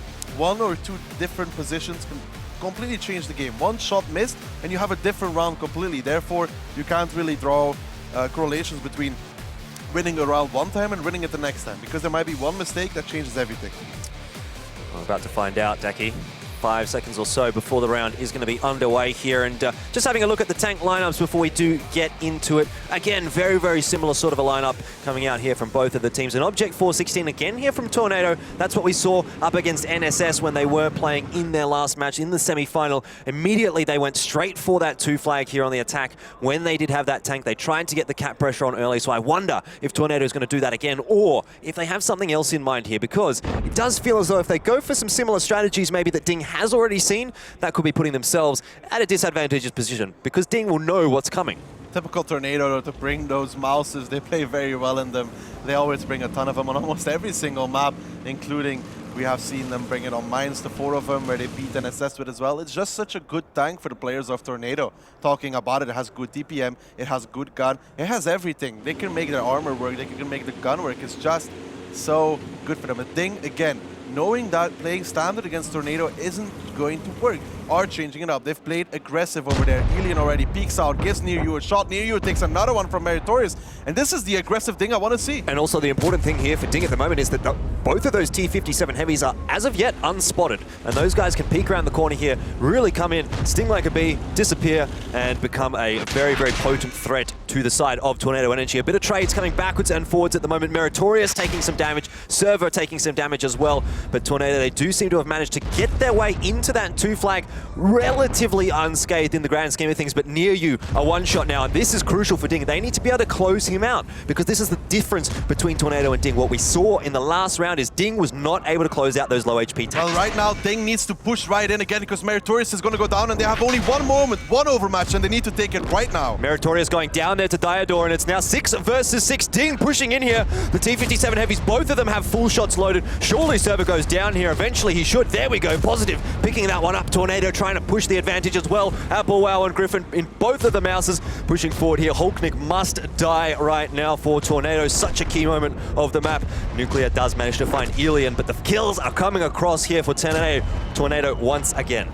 Yeah, Tornado just showing that individual skill again, taking the good trades. Hooknik there could have done more in this T57 heavy, but Positive is the crucial player right now together with Diador from the side of Tornado. It is this still even. Positive with one clip can make this HP deficit disappear. Griffon should be going down here towards Shockish, but they need to take down Nuclear or Apua. One of those two isolate that T57 and the 416. At the moment, Tornado still have the health advantage. 4 versus 4 though, so it's still hanging in the balance. Karits in the AMX 30. Looks like he might be under a bit of pressure here, Diodor. Surely more than enough damage in his clip to be able to take down Karits, particularly with the shot coming out there from Nesqui. And that's a free kill essentially for Tornado. They haven't traded any health for that. Yeah, Karits just staying there for too long, costed him his life. Breakneck got away on time because obviously he's a quicker tank, but Karits should never have been there. Losing that tank is probably the end again for Ding in this round. Again, those small individual mistakes are costing them time and Breakneck's time going to roll again. around the corner here. Nesqui unspotted. Breakneck, he thinks better of it. He is not a one-shot for that Object 416, so he could turn this corner, take some shots in on Nesqui, but it's difficult to sort of imagine that he's actually going to be able to clip him out without Nesqui at least being able to fall back there. Breakneck decides better of it though, and the cap 1 minute gone, or 1 minute to go even for Tornado. It's not a major threat right now for Ding, but it is something that they have to keep in the back of their minds. Breakneck taking a bounce there even from Applewhite. He should be able to pick it up. He needs 2 shots actually to kill him. Positive in the meantime, clips out as well. He takes 1 shot of damage, takes 2. That's the 3rd one for Diodor in this round again. They didn't get the kills they need, and I think he might go down here against Nesqui. Yeah, I'm fairly certain he's going to eventually go down, whether or not it's now, whether or not it is later. But in my mind now, this round is well and truly in the favor of Tornado. It's really just a matter of time before they clean things up here and turn it into a 2-0. It's going to have to be a mammoth effort from these remaining Ding players if they're going to turn this into a round win. And Shockish and Breakneck, I'm not sure they have it in them. Nuclear now pushing forward, closely followed up by Diodor. They want to take down that last remaining mouse for the side of Ding. Diodor doesn't connect on the first, will do so on the second, hopefully. Still, no Shockish alive. Diodor getting on his side. There we go. 4 kills for this man in this round. Really shutting down the side of Ding. And Nesqui looks to pick up Breakneck with his final kill. Tornado, again, coming out on top. Yeah, and again, it was a round that was still hanging in the balance. There was a lot of times where Ding would have been able to pull ahead or could have pulled ahead against a lesser team, but Tornado Energy just far too strong at the moment. 2-0 after the first map of Ghost Town. It's not a good start here for Ding. It's not what they would have wanted, and it's perhaps not what they needed.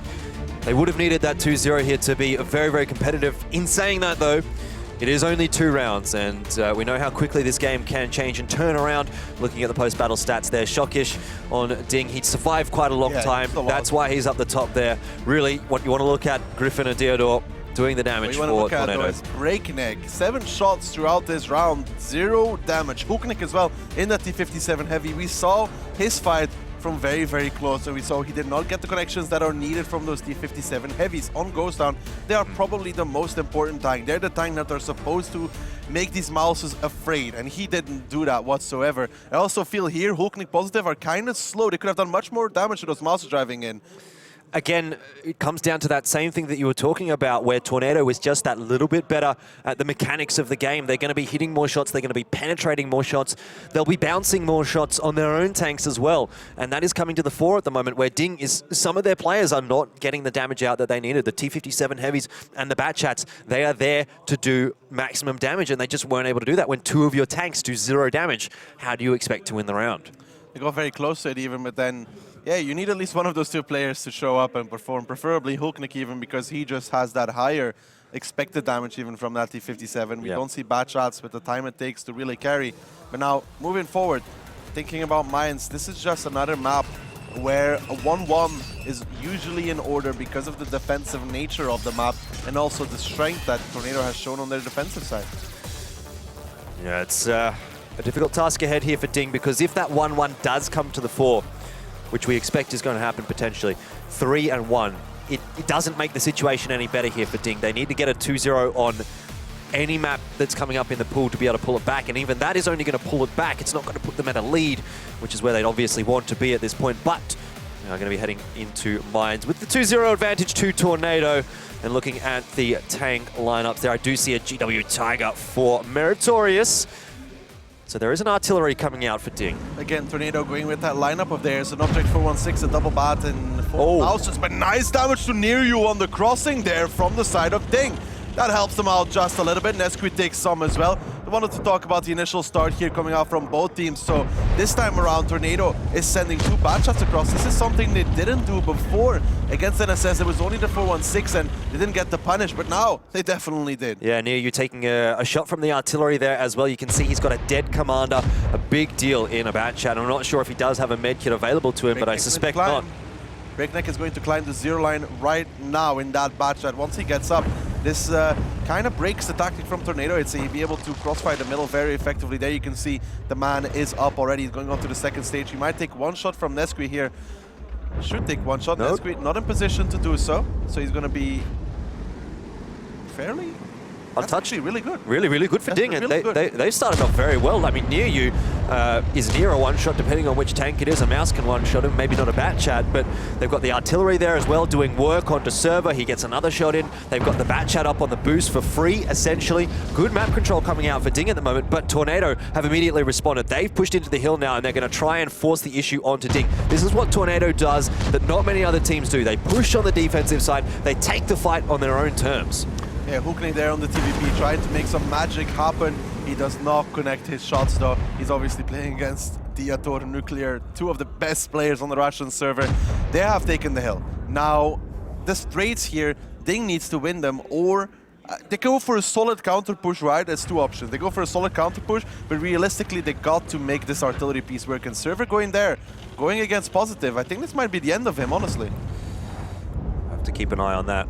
Could be dangerous for Ding, but with Tornado in the position that they're in, I find it hard to believe that Ding's going to have an easy time of actually making this work. You said you thought that the artillery had to be the key part here for Ding, but also that player up on the boost needs to get involved. Positive doing a very good job here onto server. He almost would have been able to take him down. He's got another chance for a shot, but these pixel shots not working out in his favor. Server needs to keep peaking if Positive wants to find this kill, and I think that Server's well aware that he does not want to go down here, so he's decided not to peek. Baits Positive in forward a little bit, so Positive does take a bit of damage there, and Server will get out alive unless Positive decides to push forward and try and take him down, but the gun depression on the bat chat, not quite enough for him, and so Tornado survived with 7 tanks alive, but Ding are doing a good amount of damage right now.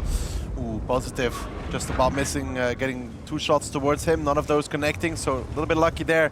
Those pixel shots, yeah, he had to take them to try and make the difference. Well, that could have been the straw that breaks the camel's back for Tornado. If he had been able to kill that bad chat, opens up the 1-2 line a bit. They still have something that nobody else had against Tornado, and they push the middle like this. They have Breakneck on that climb, and he needs to be the man that does a lot of damage from there. Yep. The angles he can work are significant. So if we want to see Ding, first of all, they need to balance this HP they have because they're down. You can't push into mouses when you're below HP of your opponent.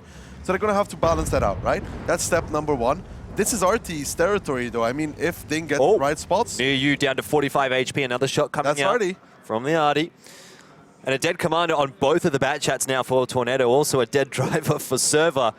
That's not going to be a fun time if you're in a bat chat when you have 2 or 1 dead crew members. Well, they both have dead commanders, Yeah. so that kind of means they can't spot anything. They won't know when they're spotted either. Obviously, dead commander means no 6th sense available towards these 2 tanks. Now, this means Nesqui is going to have to be spotting, and Server and Near You are going to have to be very careful, because if they get spotted, they obviously won't know, and that will give Ding a lot of time to finish them off. Like, Near You is spotted right now. He doesn't know. Oh, Positive gets the kill there as well. It's an opening now for Ding. They've got the player advantage. Server's also a 1-shot, so this is a very real winnable round for Ding, and the important thing is that they're also on the attack. If they win this round, moving on to the defensive side, maybe a little easier time for them, and they can turn this into a 2-0, but that's all hypotheticals at this point. Meritorious with the GW Tiger P gets the kill onto the bat chat, and now 2 players advantage for Ding. 2 more guns in the game, a lot more damage available to them, and they just need to close this one out. They cannot allow a round like this to go back over to Tornado when they've got the advantage that they do. The coordination should be there now between Breakneck and Elian. There we go, a bounce coming out from that Batchat even on top of the hill. Breakneck should be able to finish off Nesqui without much harm. I don't know if he has view range all the way up onto there, if he can see him, but obviously with RD, with Elian, they should be able to coordinate the shots to take him down if he gets spotted again. But this is good for Ding. This is down in HP, but once they gather up the guns and go for a decisive push, they'll have 2 extra. 4 minutes and 42 seconds left on the clock. Ding, it's not time yet for them to push in, but They need to be well aware of that time because 4 minutes can very, very quickly turn into 3 minutes or 2 minutes. And at that point, that's when you're starting to scramble for positioning, scramble for kills on the attacking side. You know that you need to make something happen. And they do need to make sure that that is not going to be an issue for them because for now they have the time. But if they get in a position where they have to push forward quickly, that's when mistakes start to creep into the gameplay. And that's when Tornado, with their superior experience, with their superior skill, are going to start to pull ahead. You can see Hulknik though starting to move up in that TVP. Needs to make sure he doesn't take too much damage to get into the base, but if he can get there, if he takes that J6, J7 area, it'd be disastrous for Tornado because look at their positions, all 4 of them on the hill. When Hulknik takes that position, he will be able to shoot them from behind. He will take the initial damage, right, for crossing over, but he has more than enough left to make it work. He is going to be a real issue here for Tornado as well. Breakneck, have a look at the shot he's got here. The angle is perfect for him. He just needs to make sure that these shots are going to connect. One does go in. I don't think that was from him though. But regardless, Tornado, they've been crossfire now. They're completely surrounded, and Ding, it's only a matter of time before they start to get the damage across. Here it comes, Griffin down very, very quickly to 751 HP. He's a little bit worse for wear right now. Theodore starting to take some damage as well as the mouse is now pushing forward for Ding. Should be enough here to close things out in the favor of the Europeans. Yeah, there we go. Positive in the meantime cleans up Nesquik. This only leaves these 4 mouses. They are pushing forward because it's their last resort, their last attempt to win this game. But look at Ding. They're going to be coming from behind. They're going to coming from everywhere. Hulknik should make his move now to get a bit of positive from behind. They need to get there quickly though before these mouses die, but they should be in full I control. think it doesn't really matter at this point, even if the mouses go down for Ding. They have enough health on the pool, they have enough bat chance available, they have the TVP there as well, and Tornado have 3 very, very unhealthy mouses, and then Apple Wow as well, not looking too hot at the moment either. This should be the first round for Ding, and at least they're going to be able to keep this one competitive. Karitz, he's a one-shot now. Shokish and Karitz have been doing a good job of just juggling that aggro and making sure neither of them does go down. Breakneck will push forward, take a couple of shots from both of the mouses up there on the hill, but in reality, what does it matter as we see the multi-kill coming out for positive? Breakneck, he needs just one more shot here into Nuclear, and he will be able to take him down, maybe 2, if the roll is not favorable for him. There we go, and that is going to be Ding taking out round number 1 here on Mines. 2-1, still the advantage over in the favor of Tornado Energy, but Ding, they claw one back. Yeah, Ding very well played there. You could see Meritorious had a real effect on with that RT play coming out from him. I mean, getting the kill, removing those commanders from those bad shots was very crucial. That bad shot couldn't spawn near you, was trying to make a dash for it back into the base because they know they left an opening. What they probably wanted to do with near you, if you wonder why he was crossing, he probably wanted to go back and do the climb from their side. That would block off Breakneck for most of the game. Looking at the post-battle stats here, Positive doing a lot of damage there. The GW Tiger P also making an entrance quite high up the scoreboard. Generally, you don't see an artillery doing that much damage, but he definitely had an impact in that one. Really was a key part of that lineup for Ding, and good to see them being able to pull that round off, and now hopefully that's going to settle the nerves just a little bit here for Ding. Get them into that feeling like, okay, we can win this game, now let's do it. Yeah, that first round, very important for, well, the first round for them on the scoreboard. Ding, yeah. Picking it up at 7 players alive as well, which is good. It's good for the morale, it's good for the motivation. And we said Mines is going to be a 1-1 map. Defense has become arguably harder throughout this tournament. Maybe Ding can make it happen though, that's the question. Potentially. When we say a 1-1 map, I, in my mind, envision a 1-1 on the defensive side wins, not a 1-1 on the attacking side wins. So it's a good start there for Ding to be able to get that first one. Tornado Energy, though, when they did play Mines against NSS, that was a 2-0 in their favor. So lends credence to the fact that perhaps Tornado Energy can pull this one back, but that wasn't very, very close there in the first round of Mines. And so it seems as though guys on Ding are relatively comfortable on that map. It was like Jenga, right? You know, the pieces fall, which was the 2 bad shots, and after that they had a lot of HP, but 4 mouses by themselves really can't do that much. Yeah, exactly. So have a look and see how these tank lineups are shaping up for round 2 on Mines.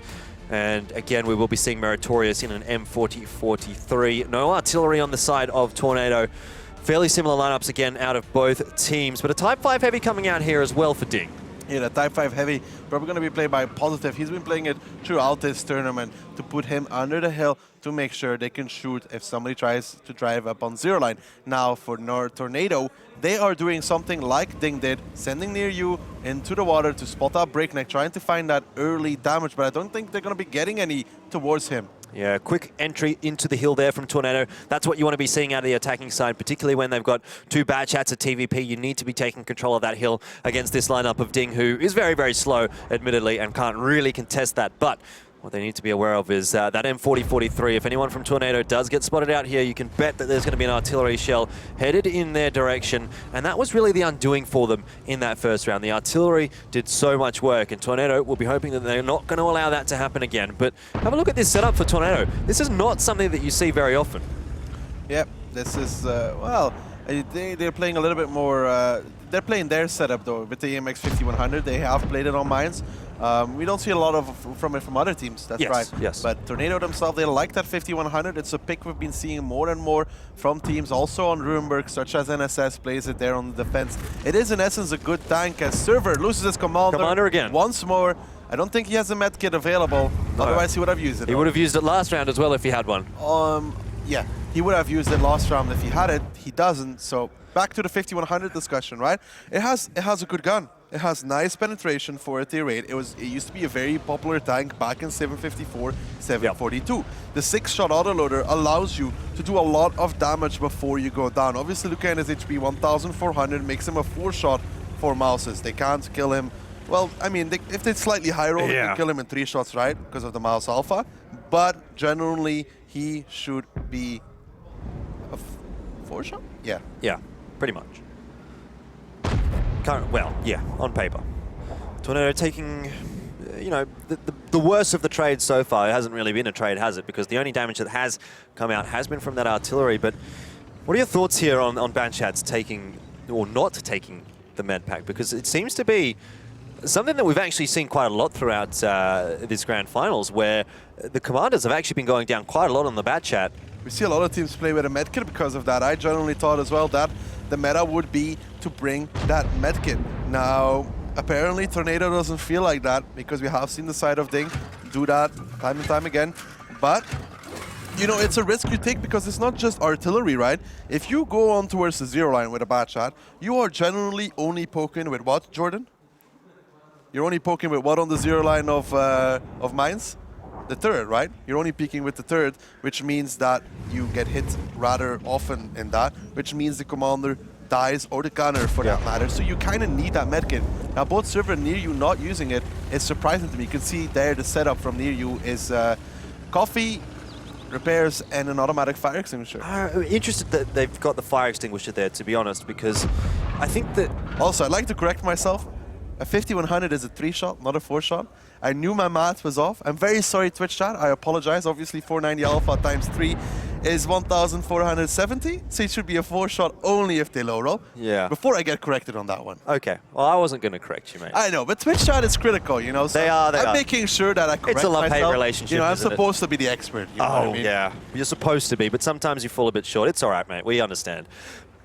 But again, I really have to question how these bat chats set up. I mean, I'm seeing these commanders dying a lot more than I'm seeing bat chats get set on fire. So anyway, I think that's a discussion that's been talked to death about for now. It is hurting Tornado at this point. 5 minutes and 58 left on the clock here.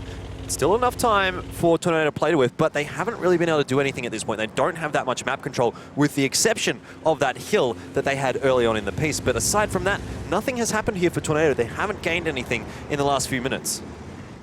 They're going to go back to their usual strategy, though, if you're looking at it. This is something they did as well against NSS, pushing 2 Mouses down the 1-2 line, trying to overload the defender, because they have to shoot the Mouses, kind of, but then they have to shoot the bad shots as well. But last time, they tried to cross with 2 bad shots. This time only with 1. This might have something to do with Breakneck not getting spotted on the crossing, but they should know there's somebody there. This is very similar to what we saw Tornado doing against NSS when they did play mines.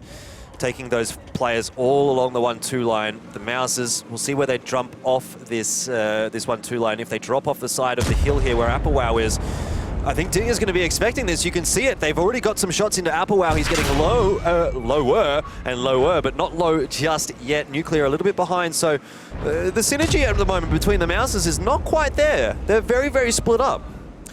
They are split up. Alpawa was going by himself. Server got a little bit blocked there, even by near you, and I don't think he's going to make it across. They're going to be very low. Oh dear. Breakneck takes down Server, and he's still got a couple of shots, even 3 left in this clip here. So if he wants to take some shots at that mouse on the cross, he can certainly do that. But perhaps even a better idea just to peek around the back here and get some shots into the side of Applewell, who surely will be going down after this. He is very low on HP. One more shot from Breakneck will be enough. And there you go. 2 tank advantage now for Ding. Once more, they're looking very, very strong on mines. Yeah, a little bit of blocking there on towards Server, but Aloni, he was never going to make it across anyways. In the meantime, Ding is doing what they're supposed to do, pushing up into the middle, negating near you's position on that 0 line. Tornado, this break has worked for them multiple times, but perhaps third time's not a charm in their case. Potentially not. Ding starting to really force the issue now, pushing forward into that hill. They want to take this fight, and you can see Positive, he's getting an eagle eye onto that bat chat on the boost, seeing if he can perhaps find a lucky shot with the big HE gun that is on the Type 5 Heavy. Do a lot of damage into a bat chat. Shockish taking some shells from behind, but he's alive for the moment, and Griffin is under pressure. Shockish fires a shot off there. That's going to give Griffin an opportunity here to peek out, but the TVP, sometimes it can have difficulty penetrating the front of the mouse. It is a low penetration tank, and those first 2 shots not penetrating Shockish. Now it's a 1-for-1. Either of those 2 are a 1 shot, but Positive comes around from the back, and Griffin does get dropped. Nuclear trades 1 back, but still, it's not going to be enough here for Tornado. Ding have got the guns in the game and the health to play with. Yeah, but Nesquiz's going to pick up Breakneck, and he goes down, but it's now down to a 4v4, and it kind of feels like Ding's throwing the game here. Look at Elian, he's dropping very low in his mouse. Nuclear very, very low. Meritorious in the artillery here. This shot could be crucial. 269 HP on the mouse. It doesn't have enough damage to take him down. He's down to 83 HP, but still a tank in the game there for Tornado. Ding, you said that looks like they might have thrown this round, and it does seem as though that may be the case. Nuclear, the guy on 83 HP, takes out a kill, and that's what you want to be seeing here if you're Tornado. I see a little bit of a shake of your head there. Ding, what went wrong? Going a little bit over eager even, but yeah, Breakneck had to go forwards as he was going to get focused. Positive there, trying to do the damage towards the other, who gets 1 shot on the way out. He might drop off at any given moment in time. Reeds does a nice connection there together with I think Hooknick in the E4 actually. Positive was still on reload, so it's not over just yet, but near you is the bane to their existence. That Batshot is full HP. He can come off that hill and get behind any of them at any given moment in time. Yeah, I see the only possible situation that Ding is going to be able to win this is if the Type 5 Heavy or Positive is able to get a big shot into that bad chat, drop him down to a 1 shot. I don't know. But at this point, it's looking so tough for Ding. They may be able to take down Deodor here, but he's still going to get at least 1 more shot off before he does go down. It's crucial HP that Ding is losing in that fight. But a kill is a kill, and they'll have to take it at this point.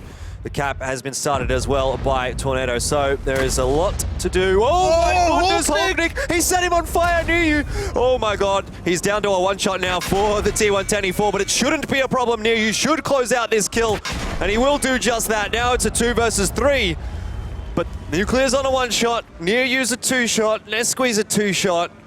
Unless there's a big roll from that Type 5 Heavy, it's a possibility. Need to reset right now, though. Positive needs to kill Nuclear, because otherwise he's going to go down. That Type 5 does finish him off. Near you is still on reload, and now Nesquik is left alone with Near you. That penetration from Hooknick on that Batchat could be the savior of this round. Nesquik pushing forward. Nesquik is pushing forward. He's got a full clip loaded, and now the IS-4. The focus of Fire Positive is going to be off the reload very shortly. He will take down Nesquik, and now it's just Near you coming off the reload. He's going to have 5 shells. He will take down Positive. He is not a 1 shot for Karitz, who will do his best, but at this point it looks like Tornado will take it, and that is going to be it. 3-1 after the second round there on Mines, but that was down to the wire. That was over the wire, if you want to look at it like that. Ding, they seemed so far ahead. Tornado against the ropes, but coming back once more. I think Elian going down there was the crucial factor. That mouse, he had so much HP, but then Hooknick almost brought it back. That penetration from the E4 with HE ammunition, it almost changed it all, but I think Ding took so long to kill Nuclear. I really feel like he should have died. He was in the open of the cap. I think Positive missed the shot because obviously the cap debris was still there. You obviously have that little bit of stuff in the middle of the cap. I think he missed because of it, and Nuclear needed to be finished by Positive then, who then didn't have a shot ready quickly enough for Nesqui, who did 2 shots of damage towards Goreeds. That made him a 1 shot for near you. Yeah, very, very good work there as well from Hulknik in the T124. Almost 5k damage coming out from him, but sadly for Ding, not quite enough. And it will put Tornado at 3-1 the advantage. So we do actually see the 1-1 coming out on Mines. Maybe not the fashion in which we expected, but it was a very, very exciting round coming out there, the second one on Mines. And puts them at still a disadvantage here, Ding, heading into the third map, which is going to be Himmelsdorf. But this final is definitely delivering. Look at that damage Hulknik did, though. He did 5k in that last round, just going back on towards that subject. Almost bringing it back for his team, but then you have the likes of Near You, Nuclear, and Diador that really brought their team, carried them through this round. Diador, I don't think he missed a single shot when they were pushing on him in the later stage of the game. I just feel Ding, they could have won that, and they got very close even because of maybe some misplays from them. They should have arguably won that game. It was very close. It could have been winnable. Well, it was winnable, really, at that point. It definitely was around, I think, that Ding should win. I agree with you on that one. But they sadly do not, and it's going to cost them. It cost them 1 round, but it is only 1 round. And again, there's still quite a long story to be told here. The book is only maybe through the first chapter in this grand final between Tornado Energy and Ding. Heading on to map number 3, it is Himmelsdorf. With Tornado Energy at a 3-1 advantage, looking at the tank lineups here. Is there anything spotted out here for you that's really causing an issue, or anything that's maybe unexpected? Well, Ding has switched away from that E50M on the attack. We saw them use that against Elevate, that E50 they were using to get towards that J2, J3 position to shoot the crossing. Tornado obviously bringing their object 416 because he can cross 1-2 line very effectively without getting shot by that E50M. Now Ding, with this batch shot, what kind of play they're going to go for? Because obviously Himmelsdorf, that kind of map where you need to track your opponent around the two caps that are available to you. What Tornado doesn't have, though, which we have seen from a lot of teams, is Breakneck didn't actually spot near you. Nesqui takes a big shot there, though. But what Tornado doesn't have is that RT, which Ding also had. A GW Tiger P that can reset. It's kind of, again, puts number 2 base a little bit more viable as an option. Yeah, so now that these arty changes have come out, would you say that you're a fan of having an artillery on Himmelsdorf? Do you think it lends itself to the arty, or do you think the meta is still going to be no arty? On attack, I wouldn't bring it. I didn't really see so much effective shots coming out from them. But on the defense, though, they've been very, very good. They've been able to shoot the tanks crossing K-line, reset the base, and it's a general nuisance towards the attacker. Well, Tornado losing a bit of HP early on in the piece here. Nesqui has been dropped down to 406. So he's in a spot of bother, and Ding starting to push forward now towards the rail tracks. They've got a lot of tanks headed in that direction, and none of them yet spotted, though Shokish eventually does get spotted, but near you. He's in the AMX-50B here. On the reload, could he get caught out by Ding, or is he in a relatively safe position there? I think they might just about catch him if they keep pushing. They're going to take a lot of damage on this crossing, though. A truck uneven. The server, the other Nesqui Griffon are waiting for this. Oh dear, Meritorious. He is the focus of fire right now for Tornado, and we do know that they are very, very good at that focus fire as well. 1200 HP is all that is left on him in that mouse, but it does at least mean that, for the most part, his teammates are untouched. Shokish does take 1 shot here on the cross, but overall, actually, I don't think that's been too bad here for Ding. Oh, as I say that, though, Ilian, he gets dropped very quickly, now down to 810 HP near you. He absolutely must go down here for Ding to make this worthwhile, but it doesn't seem as though that's going to be the case, at least for now. Shokish on the reload. Eventually, there we go. Near you does get dropped. Nesqui down to 24 HP. He's a possibility of going down, and again, Ding do find the first 2 kills of the round, but have they paid too much of the price for those 2 kills? I think they can make it work, though, because they have that side scraping potential now from those buildings, which make it very hard for the Tornado Energy tanks to make those connections on towards them. Positive, though, takes a big shot from that E3. Goreeds comes around the corner, not sure what he's shooting at, but he should try and find an angle to flank, or at least put some cap pressure on towards Tornado, because they're just gone safe. They know that they don't need to do anything other than defend. Yeah, massive health advantage at the moment for Tornado. Goreeds taking a shot as well. In the meanwhile, is going to drop Ding just that ever so lower. Goreeds just getting around the corner there quickly before Server gets a shot into his back. But this is a tough position now for Ding to play out from. They need Positive in the AMX-50B to come up with something big here. Breakneck in the bat chat. These 2 guys are going to be the playmakers for Ding, and Breakneck already has been tagged up a little bit by Nuclear there in the T110 E3, taking a shot.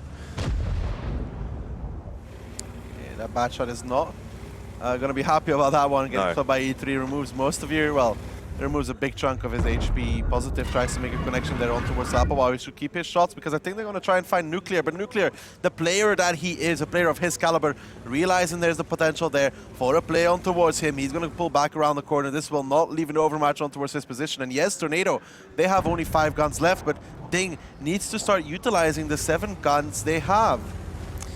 Hulknick's going to have a bit of a peek around the corner here. He does spot out Griffin, but he has not spotted out the other mouse that is lurking down that alleyway. Wisely deciding not to peek at this point. Ding, you can see them starting to gain control of the map now, though. Tornado forcing back, or being forced back even towards the northern part of the map, towards their own spawn. Is Ding going to be able to use this map control to their advantage, or really are they just walking into Tornado and the guns that are waiting for them? I see Shocker starting to push up over here, trying to find an angle, trying to find something that they can work with. He needs to be careful though, because Diador in that E3 is waiting in that C2-3 position. We saw him have a monstrous game against Eclipse where he did the most damage on this Grand Finals. I think it was around 6,300. So it's not a man you want to go head-to-head with. No, certainly not. 5 minutes left on the clock here for Ding. Again, it's not a position at the moment where they're really forced into anything, but it is something in the back of their minds. They've used up half the time that they have allotted to them, and their one advantage is that they have those extra tanks in the game. But Positive, he takes a free shot there, and at this point, Ding cannot be giving up free shots. They need to, at the very least, be trading 1 for 1, because Tornado has such a health advantage, and even if they don't have the guns in the game, maybe just that health is going to be enough to pull them through here. Well, Server is doing an amazing job so far in this mouse. Meritorious and Alien are going to start pushing up towards him. The worry for me is that Server has enough HP where he could actually 2v1 these guys. I mean, combined they have about the same as he does. So, well, much less actually. So combined they have less HP than he does. And if he plays it well, he could actually kill both of them.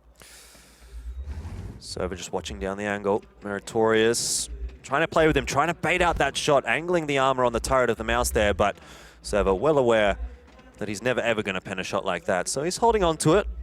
And this is, again, just wasting a little bit more of that time of Ding. Eventually, the trigger has to be pulled by Ding. They have to make their move. Well, with 4 minutes left, they have sent Breakneck towards that A0 position. In that bad shot, he could get maybe some flank shots on towards Applewhite, but all Applewhite has to do is to sit safe. Server does take some damage. That was HE even. But it's not going to... No, it was not HE, I'm sorry. It was Koritz shooting him from the side in that WZ.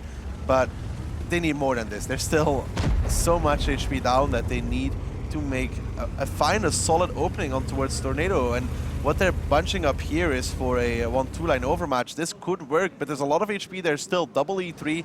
Diador will be a non-factor because obviously he's in that C2, C3 position. But he will just drive out of that, deliver a shot on towards the side, and that's 1,500 alpha from just those E3s. We can start to see Ding now grouping up a little bit on that D-line. They have a death ball of mouses. 50B in there as well, a 113 for Hulknick, and they have to push around this corner. They have to try and do something, but they're going to be walking into the crossfire that Tornado has set up. Griffin is there. The E3 of Nuclear is there. There's going to be so much damage coming out from Tornado here. I'm not sure this is going to be a wise decision for Ding, but they've committed to it. They have to make it work. Positive in the 50B. He's got 3 shots left. What can he do with them? Not a lot, apparently, because there's going to be the first kill going the way of Tornado. Diador very low on HP, but Nuclear finds Positive. A massive shot coming out from him, and now Ding well and truly in control of this round. The E3 of Diador will get taken down by Shockish, but I think it's too little too late right now for Ding. Both of the mouses very low on HP for them now, and it's going to be Nuclear taking down Meritorious. 2 minutes and 26 left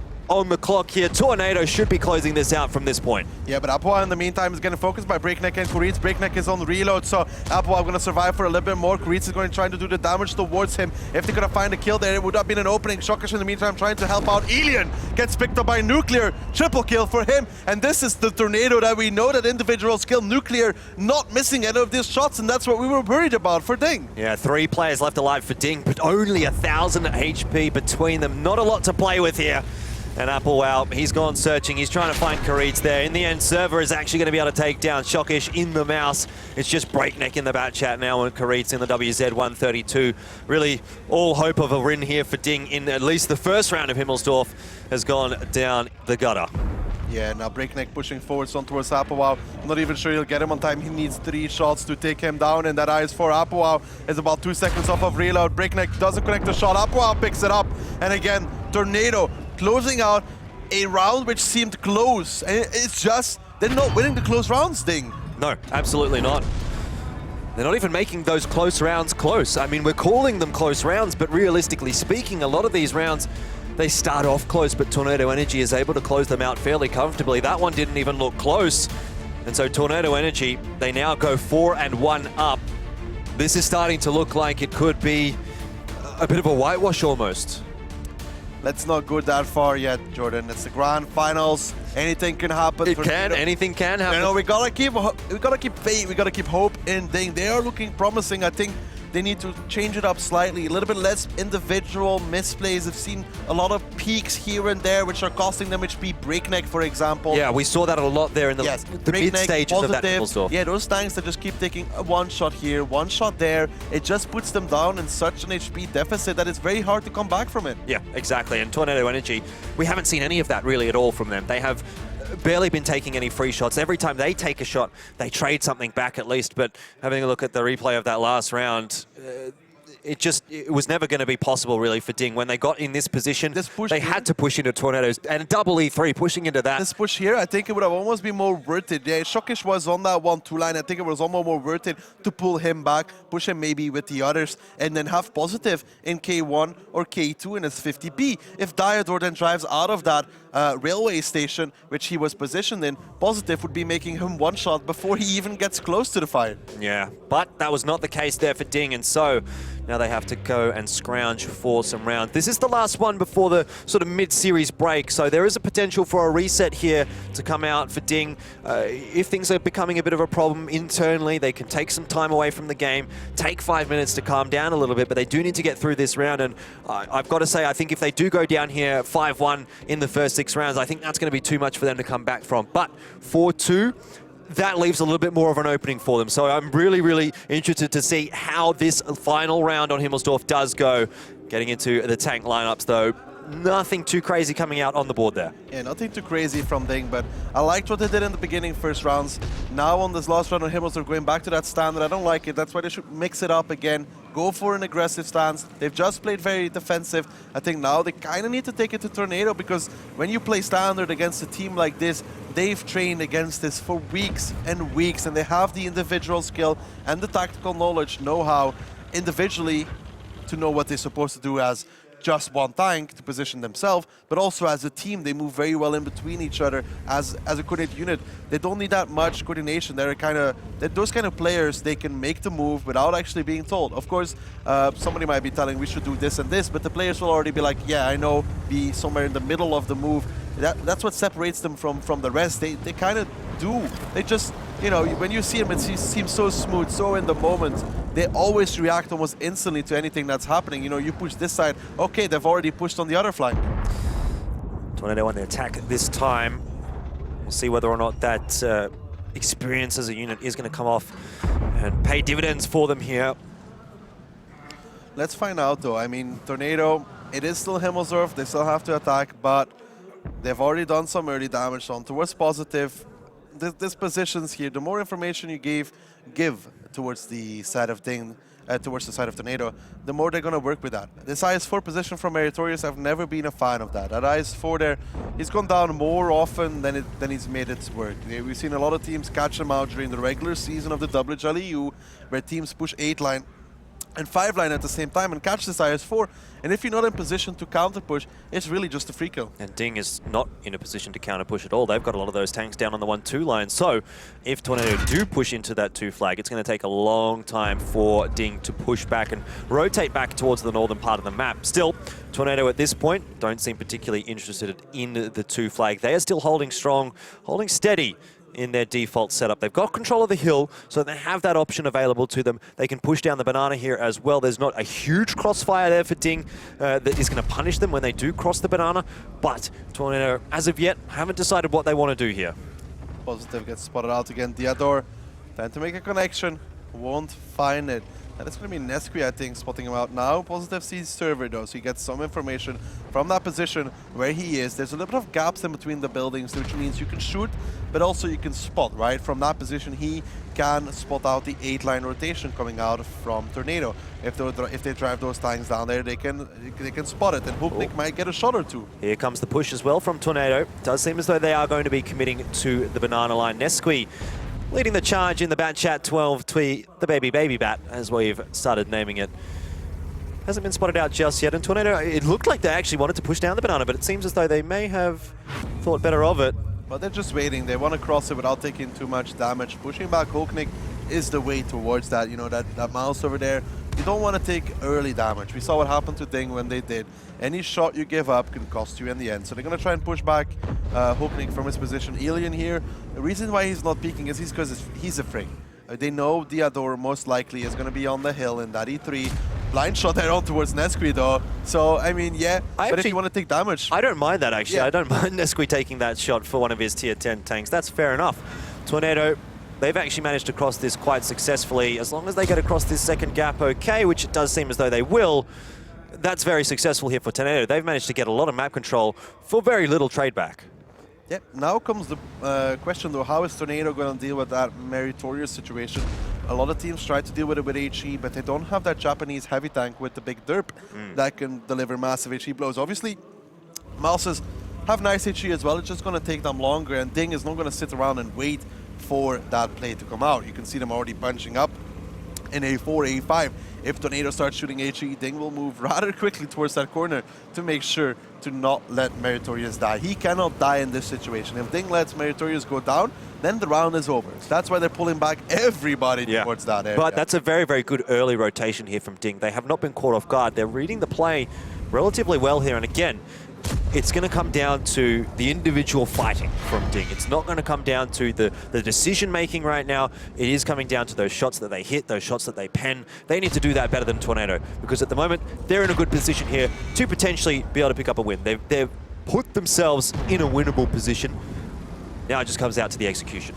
Here we go. This is Ding pushing up. That's HE being shot. Nuclear might still have another HE. He did. And now Ding will push around the corner. Let's see what damage they can do, though. Big death ball of tanks coming around the corner here from Ding. Hooknik taking the majority of the damage at the moment, but there is a good spread across those Ding tanks. But, oh dear, Hooknik down to 730. He gets tracked there as well. Repairs it very, very quickly. But I think Ding have maybe sacrificed a little bit too much HP with that push than what they would have wanted, because they have got a lot of tanks very, very low now. Meritorious is a one-shot. Hooknik is a two-shot, and really all they have to show for it is a bit of damage over to Tornado, but Tornado definitely looking much, much more healthier after that one than Ding is. Yeah, that push from Ding was never really going to work out with those 250Bs in position for Tornado. Could see Hooknik. The issue with pushing across that gap is that you cannot get your guns in front of each other. Like Hooknik was around the corner, nobody was able to shield him. You could see him trying to desperately try to get back around that corner, and that's the issue. You can't fit too many tanks through that gap. Tornado has the better position to focus fire. One thing I want to mention here at the moment is Breakneck rotating around through the southern part of the map. Unfortunately for him, he's been spotted out, and Griffin seems to be chasing him down, or at least keeping him at bay. So that could have been maybe a winning play here for Ding if Breakneck can get through, but Griffin's going to spot him once more if he decides to cross through that church courtyard and potentially even get some shots into him. Here we go, down on the southern part of the map. There is going to be a bit of a confrontation. Breakneck does get across, only taking one shot worth of damage. Karitz has been dropped down to 375 HP, and Ding, they're floundering at the moment here on Himmelsdorf. Tornado really looking like the better team right now. Yeah, but there's a little bit of an opportunity here for the side of Ding. Positive is holding down Diador. Needs to be careful because that Diador shot is going to hurt if the Positive peeks too far. But right now, he's just trying to keep him spotted, but the damage comes out. 686. Kurit's now peeking out as well, trying to make a shot towards him. But Breakneck is flanking him. In the meantime, Diador should be dead right here, no matter what. Should be. Should be, hopefully. I don't know if he's going to be at the moment. He's still relatively healthy. Griffin gets away scot-free. Shokish missing that shot. Near you crosses as well.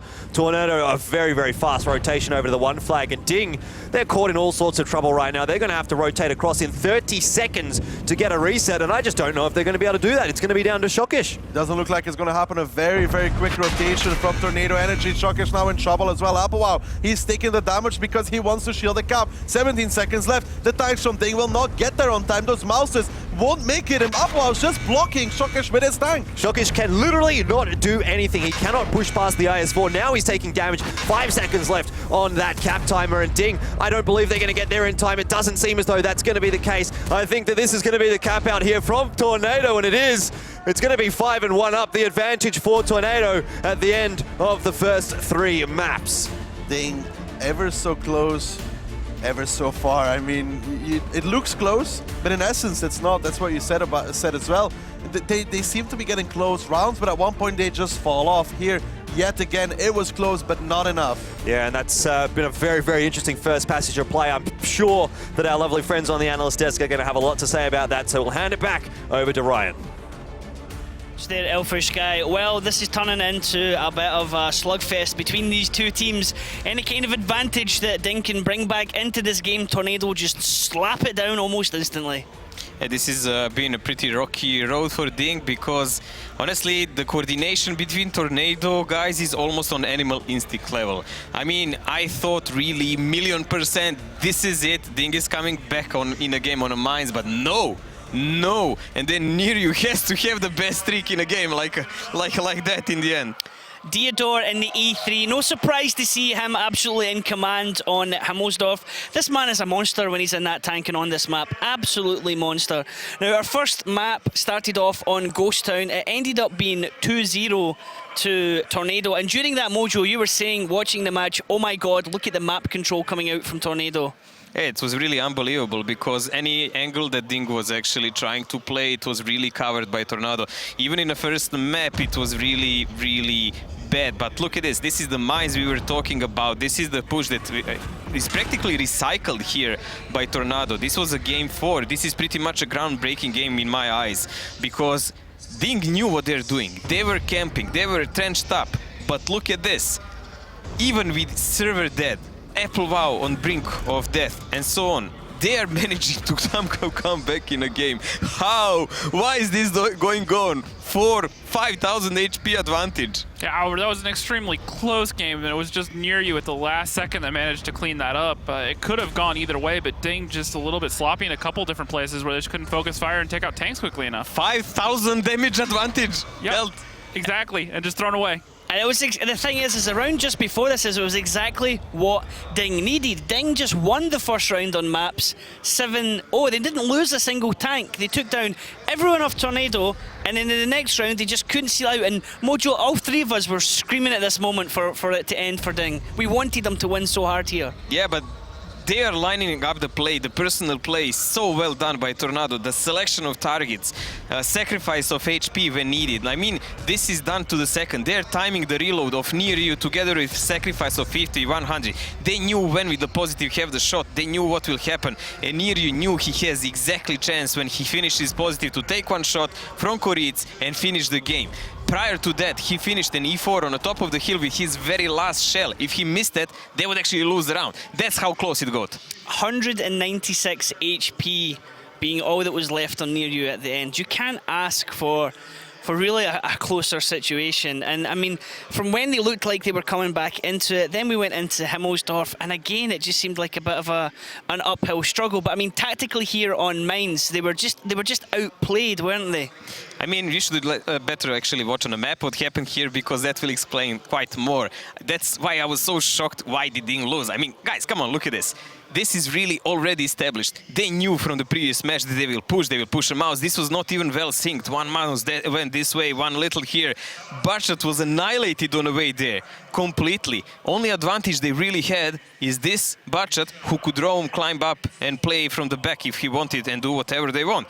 And let's unfold this a bit. IS-4, ready to shoot in this direction. E4 ready to shoot, Bachat ready to clip. These guys from the base can shoot both up here and in the water. Entire team is ready for this. They're supposed to win. Everything is lined up. How did it end up this way? Just unbelievable. Look at this already. 2 tanks gone. This is supposed to be a checkmate. But only difference is these guys play like really on animal instincts. This guy here, this guy here, this guy here. Coordination all over the map, and they're turning it. You have to remember what I said earlier about this, because getting hung up in that area is too... It does not work out, because one, this bat chat you already pointed out has shots onto the hill entrance right here. This mouse down here, after he takes out the bat chat, he has clean shots onto the back here. And that's where they really started to bleed HP as well, along with this 5100 who had shots through this direction. So with all those different angles, and Ding just with the big, slow, heavy tanks could not get out of there fast enough. We are talking about 1 tier 8 tank and 4 tier 10s taking on entire team who is practically unscratched except Breakneck, who is maybe on 50% HP. This is really unbelievable how this game actually went. And how did they lose so much HP? I don't know. What do you need to do to Tornado to make them lose the game easily? Like, you need to go strike, and then you need to keep them your eyes on them and kill like 3 or 4 members, and then, okay, we are doing it. And one other thing to point out here is after we just watched like another minute go by with all that, and look where these tanks are still sitting, still bleeding HP. It's not like they can move anywhere, you know. Well, they are pretty much stuck because they're getting shot in the back, they're slow, they managed to kill the TVP, but there is a mouse and so on. They realize that they're surrounded at this point. What you do when you're surrounded, you have to pick a direction and go. Go for it, yep, indeed. It seems like, I mean, we were talking about this earlier on, whenever you kind of take a round from Tornado, let's be honest, all you kind of do with Tornado is you annoy them, you kind of piss them off, to be a bit honest here. Like, it's like we were joking about earlier on, James. It's like, you know, if you're in a sparring match with a professional boxer and you kind of give him a bloody nose a bit, the guy's going to be like, whoa, like, I'm going to show you how to really actually swing a hit. And it's a bold move. I mean, every team that's... It's like a bee. You know, you kind of flick at it, it gets mad, and just comes back and stings you. Every team that's taken rounds off Tornado or looked like they were going to go on ahead of them, Tornado just shut the door on them hard. And going into Himmelsdorf, I mean, the brawls we had on Himmelsdorf, Mojo, you said here on the rail tracks, you went, oh my God, pretty much everyone is shooting at them right now. This is because there was a pure recycle. Ding actually recycled the tactic they already used, same as Tornado, but with much less success, as we saw. Look at the fire coming in these mouse tanks. I mean, they're getting annihilated. Mary is already on 3rd HP, and the rest will not do much better, while with sacrifice only of HP of a light tank. Yes, they knew they will lose at 50B. He's in a dire position down there, but they sacrificed him literally, intentionally. I think they really knew what will Ding do. They read them right there and then. They sacrificed one tank they thought they will not happen, and they made advantage of 3000 HP. Me and Randall talked about it a lot last season, where it comes down to what we call paying a toll, giving up HP to get in position to try to maybe make something of it. And in this case, they give up 4,000 to 5,000 HP, and they couldn't really make anything of it. Yes, they got the 50B down, but every day of the week, Tornado's going to say, yes, we will take that money every single time. Yeah, I mean, and the way it worked as well is Ding got the first 2 kills, but then the focus fire coming back out in Tornado was insane. We talk about guns in the game so many times, but guns in the game is only effective when you also have the HP. If the enemy team has the HP, you can't use that. If you think about mines, that's actually not the truth, because they didn't have guns nor HP, but they won. Effectively, this they could do because it's a map that you can control both caps from and litter surfers covering each other. That's what won them the game. Okay, now the action is still going on here on stage. It is still a hell of a lot to play for Ding, but it's also a hell of a lot of struggle.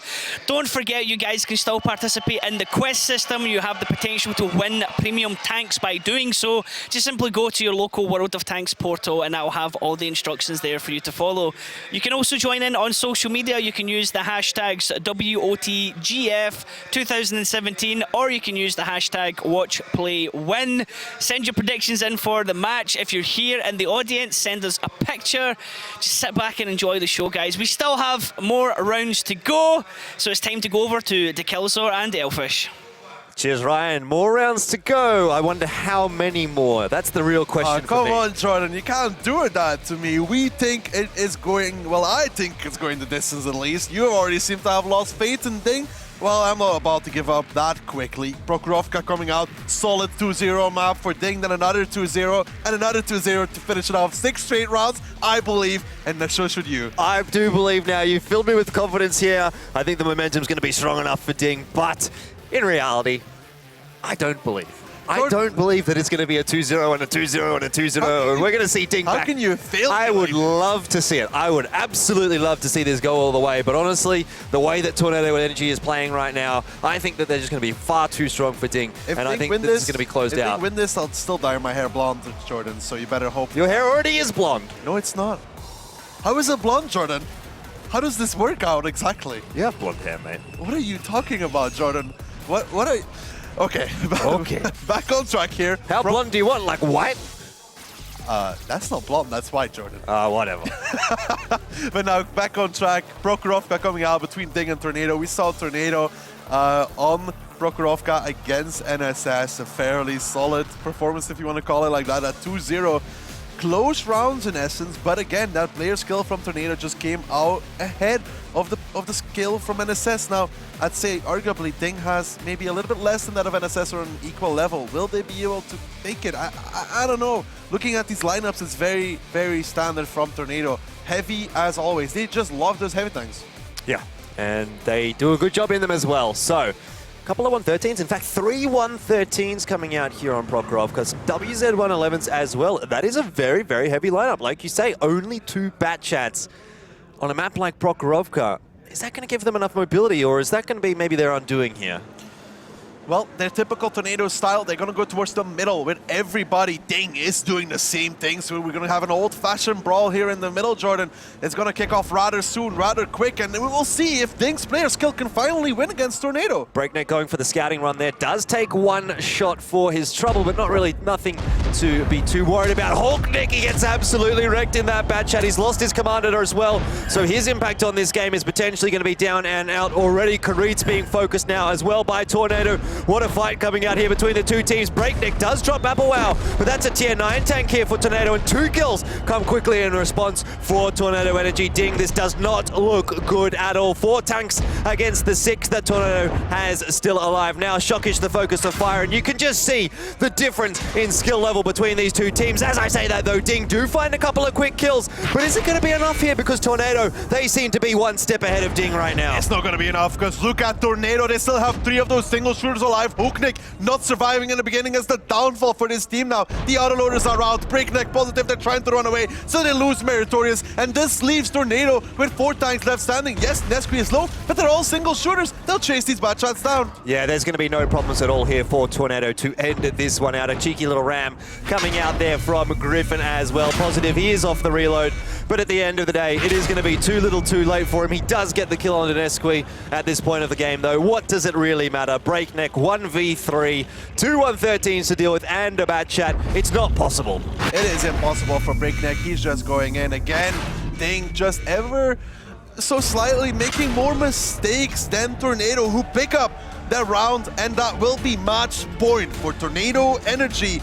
And let's just hope for everybody here, everybody watching at home, and everybody in the audience, that Ding could show us more than what they've done so far, because it's not looking good. And let's go back at it, Jordan. Let's think about it. Hulknick, a bad shot, 5 shots, does only 1. Griffon, near you, come in, deliver 5 shots to the side of Ding. They remove those single shooters quickly. They don't even care about Positive and Breakneck. They just focus down the single shooters from Ding, remove them from the game, and then you're left with bad shots. Have a look at here at the post-battle stats.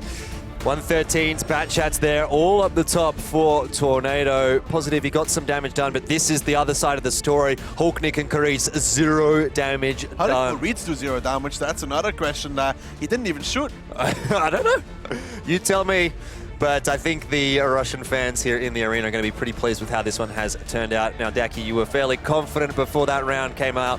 I want to ask you again. Ding is playing with their food. You know, you bring your opponent ever so closely to victory. Are you sure it's not Tornado that's playing with their food? It's like arm wrestling, you know? You let your opponent get ever so close to winning, and then when he looks at your arm, is the moment you turn it around and beat him. That's what Ding is going to do.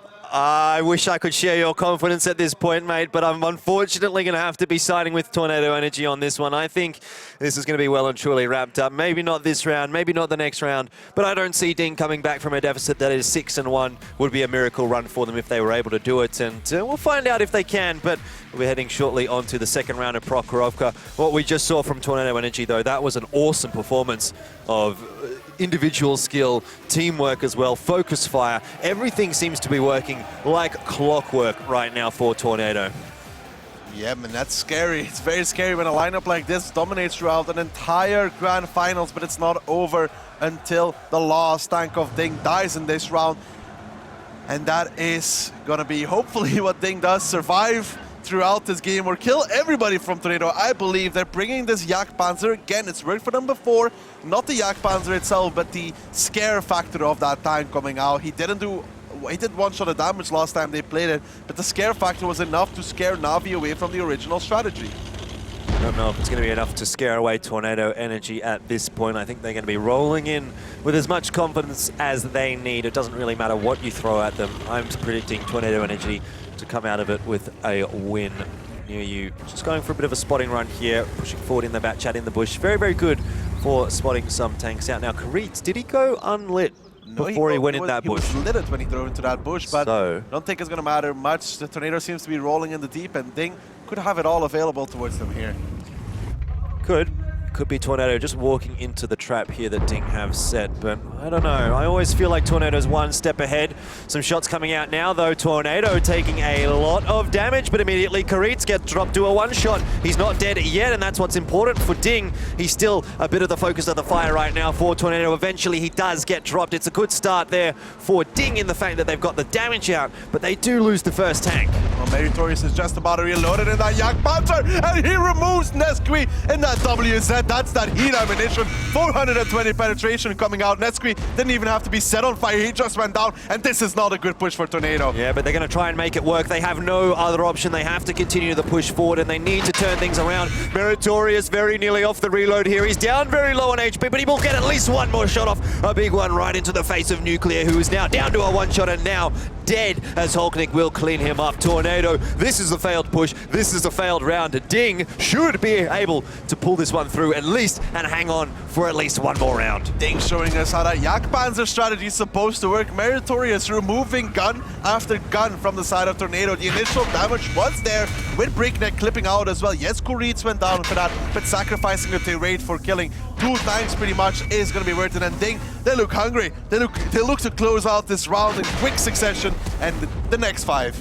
The next five as well. Well, let's hope so, at least, that they can pull it through to a more close result here. But 2 rounds now for Ding. Well, when they clean this one up, it's better than nothing, and it could be the start of something. Well, let's bring ourselves down a little bit. I know it's exciting. I'm already down. I think you're the one that needs to be brought down Jordan, a bit.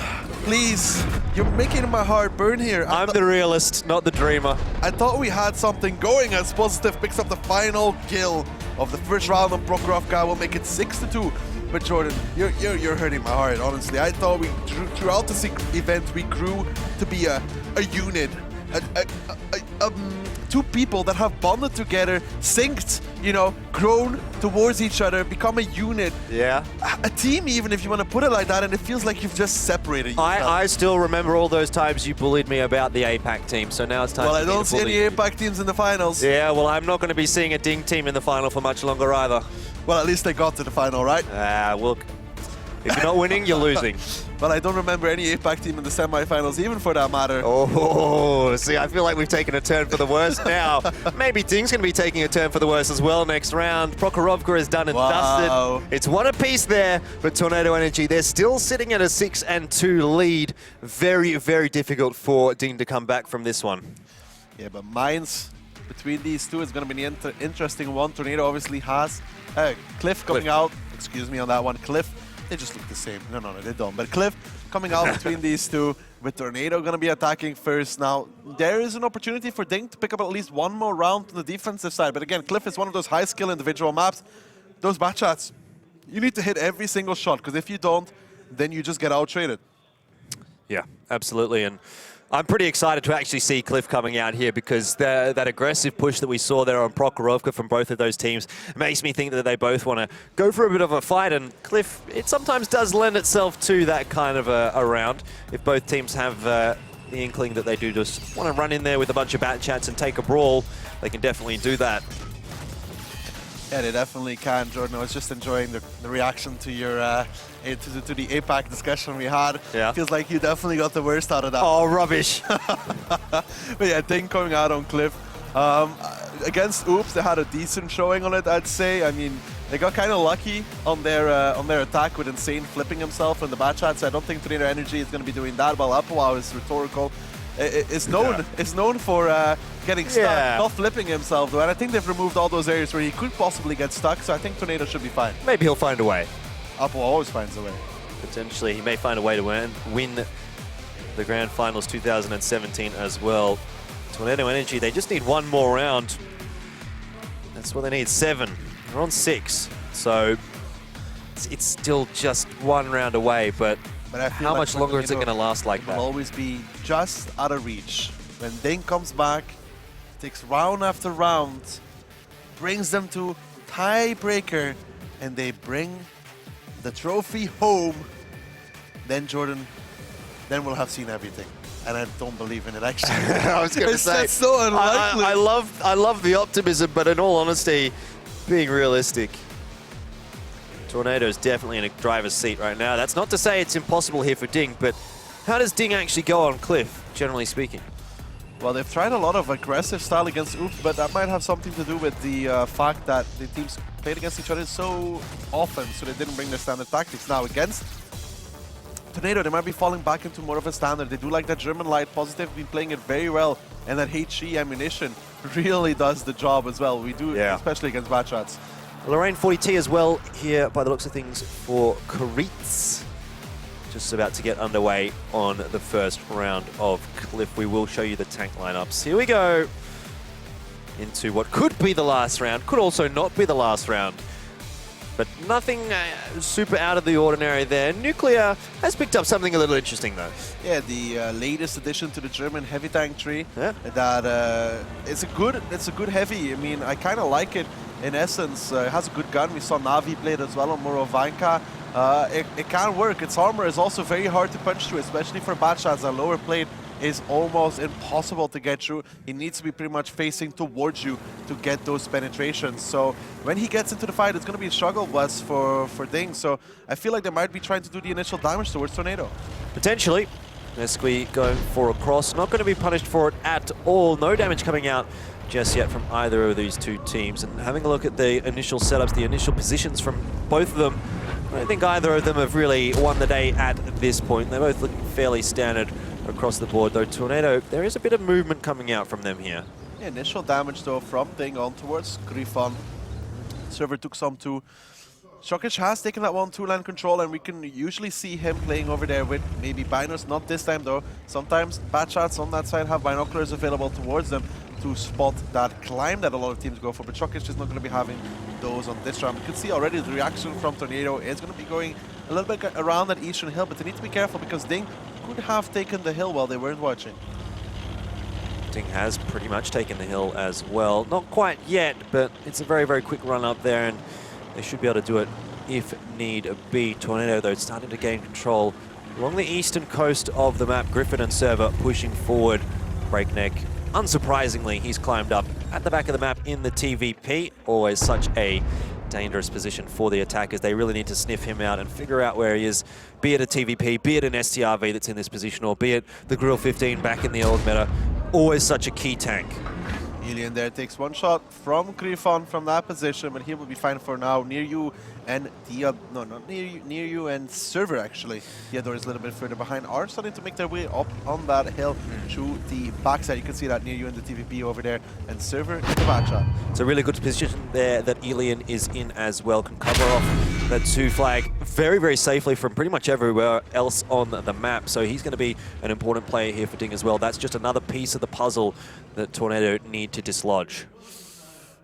Hulkling took a shot there from Griffon. Obviously, he was unspotted. And look at that, Jordan. Hoknik has lost his commander. Now in a position like this where you're supposed to be spotting, he's not going to be doing a lot of that, is he? No, certainly not. And Tornado now going for the climb up the back of the lighthouse, and they will take control of the hill.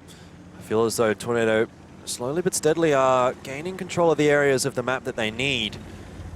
But still yet to actually commit to any sort of a push. They need to find the damage onto Breakneck in the TVP. There's a blind shot that does actually connect with him, but the other three from near you don't go anywhere near him.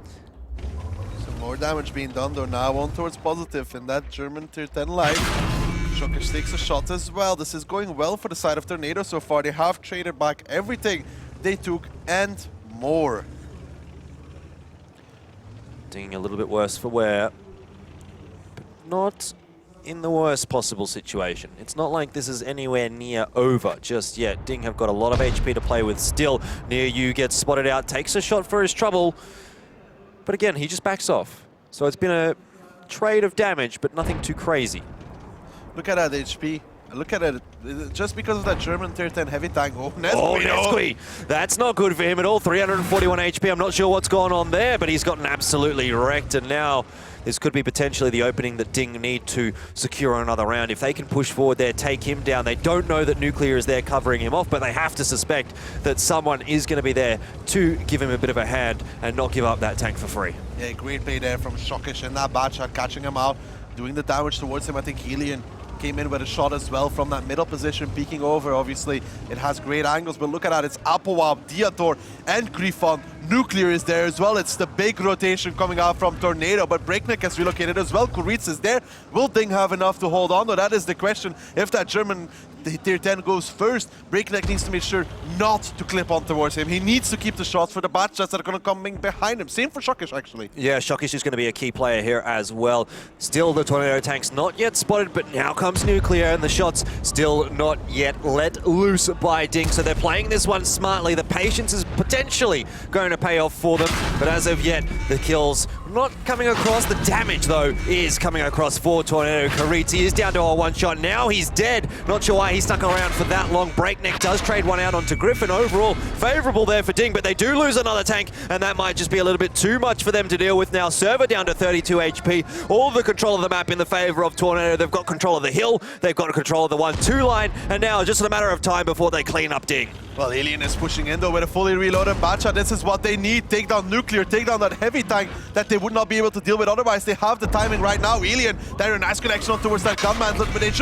is a reach box for that tank. He picks him up, and this puts it back into a 4v5, and still in the favor of Ding, I'd say, though, because of the HP. Perhaps I spoke too soon. Ding definitely not looking like in the worst position right now. I thought that Tornado was going to close it out then and there, 7-2, but Ding, they still survive for the moment. But this has been the difference between the two teams. Right now, when the going gets tough, when it comes down to those clutch situations, when every shot matters, that's where Tornado goes one better over Ding. Yeah, but right now, I'd say for once, Ding is actually in a much, much better position because of defending. 4 minutes left. I think Breakneck should be doing the rotation right here from that TVP. He's no longer needed in that 1-2 line. He should be going back towards the likes of A5, A6, somewhere around there to cover off Hooknik because they are defending. And Tornado no longer has... Whoa, positive.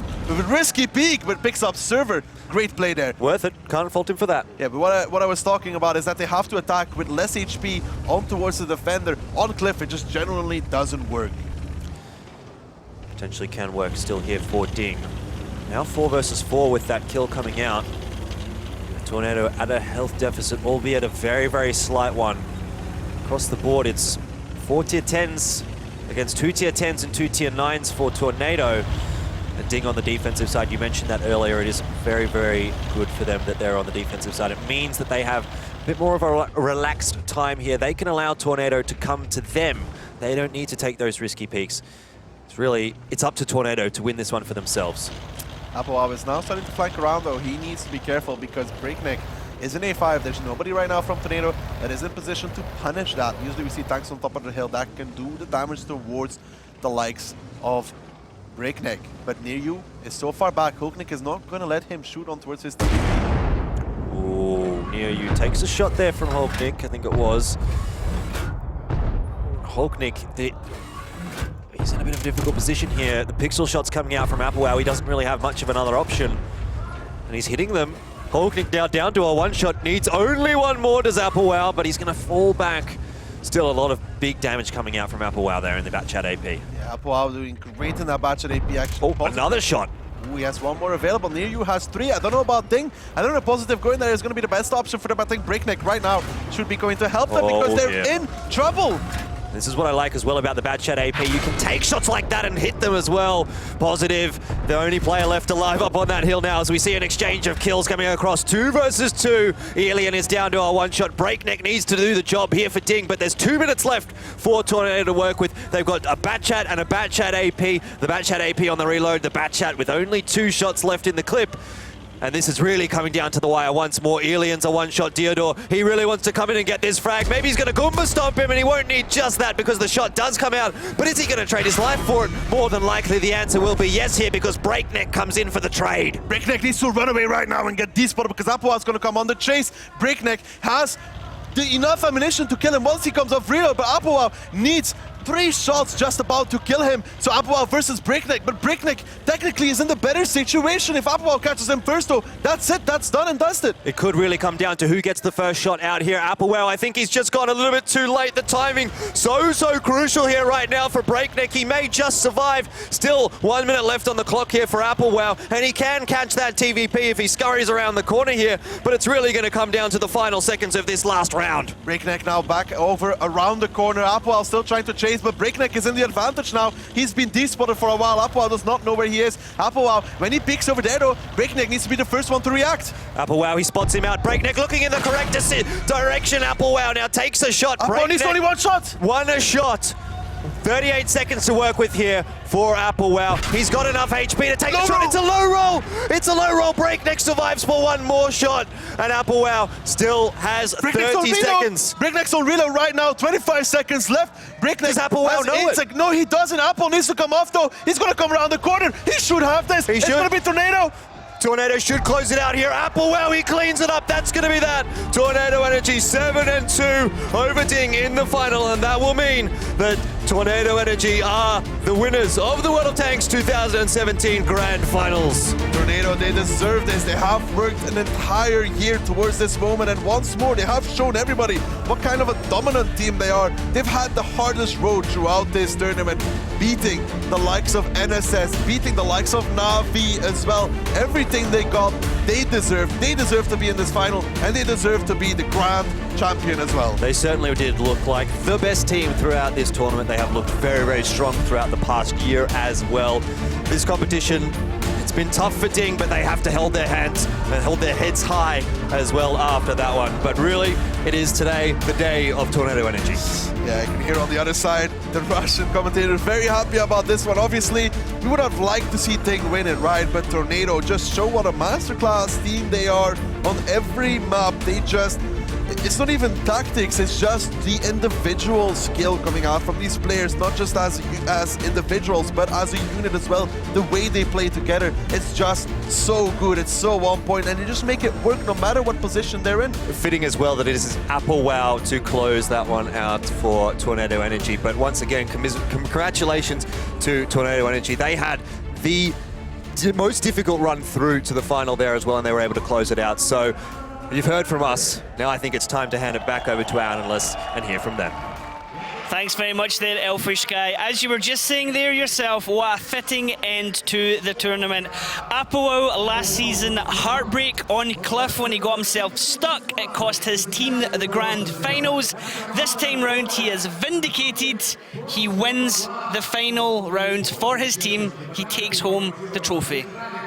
I would say the karma definitely spins some wheels here. I mean, how coincidental is it that Applewell, of all the players there, is left one-on-one to decide the round on Cliff no more. I noticed one thing on these tactics here. They attacked everywhere except the hill where he got stuck last time. They were avoiding it like wildfire, but here's the thing as well. That part doesn't exist. Right below the area as well, right below his hill, unbelievable, wasn't it, Rockstar? Yeah, definitely. The one round that really sticks out to me was the first round on Prokhorovka, where Tornado just said, we are going to show you how dominant we are. We don't care. We know we're up. We are going to go straight up and over into you. They took the brawl and they won it decisively. There was no hesitating. There was no sitting around missing shots. They said, we know we are the better team. And they just went for it and they took that round handily. And from then on, it was smooth sailing. I'll be 100% honest. I was screaming through that game for Ding to come back into it. It's like, Mojo, they can do this. They can just get through Cliff. It's going to happen. But I really thought that Break actually has it. I thought he needs to just hug the wall and wait for Applewau to come down and clip him, because TVP shoots so fast.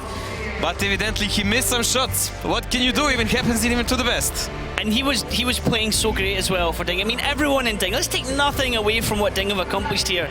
Getting through to the grand finals. Hulknick said it at the season finals, this is what we want to do. Now look at this. Coming up on stage right now, it is our season champions. Coming out first there as Tornado Energy. The other teams out on stage, so we're going to bring out all 12 teams, I believe, who have participated in this tournament. It has been absolutely fantastic. A lot of teams came here with, something to show that they are, not just a flash in the pan, and I think we've definitely seen that this tournament, haven't we, gentlemen? They're boys from NSS. This was a week-long event. Teams best from the world, what we have gathered up here. We saw a lot of new things, how this patch works. It will give a lot of ideas to players how to play. They can take this as a role model and think on what will be the next. And then you guys keep saying how this is just a week-long event.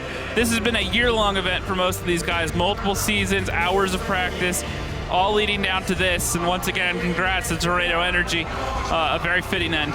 Some of them definitely look like they need to sleep. Yep, we see team officials on stage. Now we're looking at Eclipse, the second American team on stage. Master people there with these arms still bandaged. Teams are filling out this. I mean, I don't even know if we have enough space on stage now. I think they're going to squeeze. It looks like perhaps as Elevate coming out next, I think. Can't really see from this distant view. Short sleeve, dark tops. That does look like an American name, but this is Brainstorm. Oh, it's Brainstorm, of course, yes. And this is their manager, Trix. Wasn't actually sure of the Brainstorm team logo. They were looking at Oops, the Tough Giraffes right now, going back to Eclipse. They've been up in their room watching it. You can see, Dark God Sim there in the middle. They're going back. NSS coming across here as well. Elevate in front of them. Ding, Sheesh at the end there. I mean, Ding, those guys, you can just look at the draining on their face. Look at Breakneck's face, that's so heartbreaking. I don't know. He's gonna be okay tomorrow and willing to play. You know how it goes. Well, these guys are really happy, and it did look like he had a lot of fun on this tournament, man, no matter what happened. And what a hell of a season they've had. We were talking about it earlier on, weren't we, Rockstar? What a hell of a season Tornado Energy have been. So dominant against everyone they've played here. Yep, they struggled a little bit during the last Russian season, but they showed up to their season finals. They won that. They show up here. They don't miss a beat the whole time. Navi slipped up. They sensed the weakness. They capitalized on it. Played Ding here in the finals, and they made it look easier than it should have. Okay, this is really interesting. We have Mo Fado, head of competitive gaming at here with Wargaming. He's going to present the MVP trophy award. It goes to Breakneck here from Ding. So Europe does get to take something home there. We had the best player. Well, the shiny plate is ours, and we are not giving it away. Yes, we're going to keep that. We're going to take hold of it. I'm sure Breakneck will be extremely happy with that, but sadly, it just wasn't enough. But hey, I'm sure he would gladly trade 10 of those for one of those big ones in the middle. Yeah, indeed. Now you can see Tornado Energy eyeing up that trophy. You look at near you, staring at it, locked in. You're mine. Well, he definitely deserved it. And this is the second one for him. Yeah, I mean, it's again, and it just stays between these two teams, Tornado and Navi. They pretty much just rotate. I wonder if they have an agreement. Okay, boys, you can have it next year, Yeah, well, after last year, you have to wonder, because what a game that was. Yeah. And, going forward, we'll have to keep an eye on Navi as well, see what they do during the off-season. Going forward, maybe some changes have to come in there. Okay, now to award the winners' medals, we have Thane and Anton Pankov, Thane Lyman. Anton Pankov, known to many people as Evily, executive publishing producer for World of Tanks, presenting the believe it looks like the medals for the various teams. Well, we're going to go through every single team. So Elevate currently getting their medals right now. Dean Lyman, World of Tanks product director, was speaking to him earlier on, you know, interesting talk from him. A lot of fun stuff in the works for World of Tanks. It's not over here. And new maps coming as well. I mean, they look really interesting. Ranked battles, a lot of exciting stuff still coming. And the thing is about the new maps is they get complete overhaul for the terrain as well. So various places you can go to, can get to, going to be totally different. Open up the maps and new avenues. Yeah, well, we'll have to see what happens to the boost though, because we may lose a lot of those, but just the same, it's going to change the meta and a lot of options for these teams in the league going forward. Now, there's Oxmanthus walking away. He was an exceptional player for Elevate, wasn't he? Definitely, he's one of their top damage dealers all season long, and he played out of his mind through this tournament, especially in the group stages. He had some games even where his team was losing. I recall one game he did over 5,000 damage on a loss. Just such a fantastic player, very instinctual. Just unfortunate that they couldn't get past the semifinal.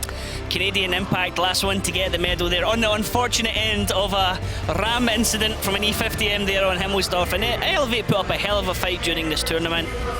Up next, NSS. I mean, we had them potentially tipped for greatness, but in the end it just proved, I mean, it was, at the end they can always say we got put out by the champions, can't they? Yep, but they finished higher than Na'Vi did. They're going to take home third, fourth place, tied with Elevate. So I don't think they'll be too disappointed. Obviously, everyone wants to take first, but in this case, I think they'll be happy with what they accomplished. Mojo, your thoughts on Not So Serious this tournament? Well, you get what you deserve and you keep what you win. They came that far and they deserved it by far. But they definitely met an, I would say, unmovable object.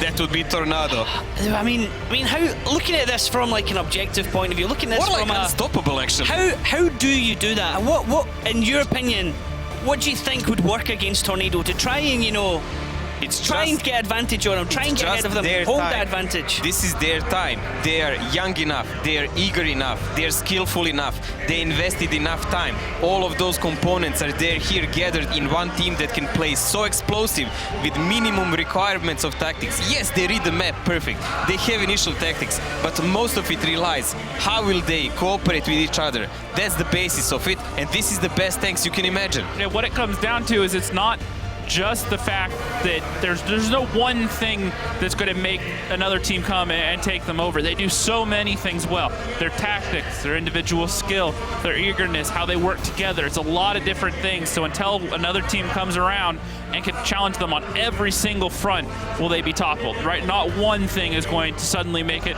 so they're suddenly number two. Ding currently collecting their runners-up medal. You can see how drained poor Hulknik is. He was the one saying, you know, I think we can do it. Mary as well, doing outstanding there on artillery. The changes from artillery having a big impact there. He was stunning various vehicles, just picking up kills occasionally. Alien still with a slightly happy smile. He certainly has enjoyed the moment. I think actually he's the most devastated here. I'm pretty sure he desires this grand final more than anyone. Positive as well, someone we've seen in the past. And look at this, Sheesh, collecting his medal. I mean, he's been a key factor in Ding's life this season, hasn't he, Mojo? He is the animal. Sheesh coming in to replace Vimpo throughout the season. We saw him do the interviews during the season finals. He's been there as the extra man for Ding, the encouraging moment, and he's been the mem master for them as well. And the winners, Tornado. Tornado deserved one. It's the crowd cheering on them. Tornado champ. I think we're going to give a moment of silence for them to lift the trophy and let them kind of, you know, enjoy their moment here. Some of these guys won already.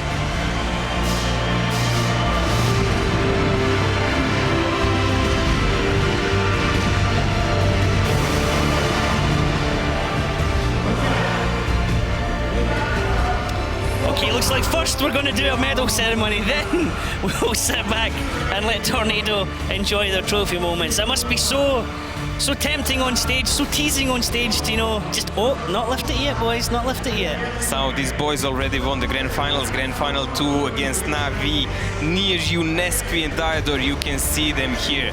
This is not their first trophy.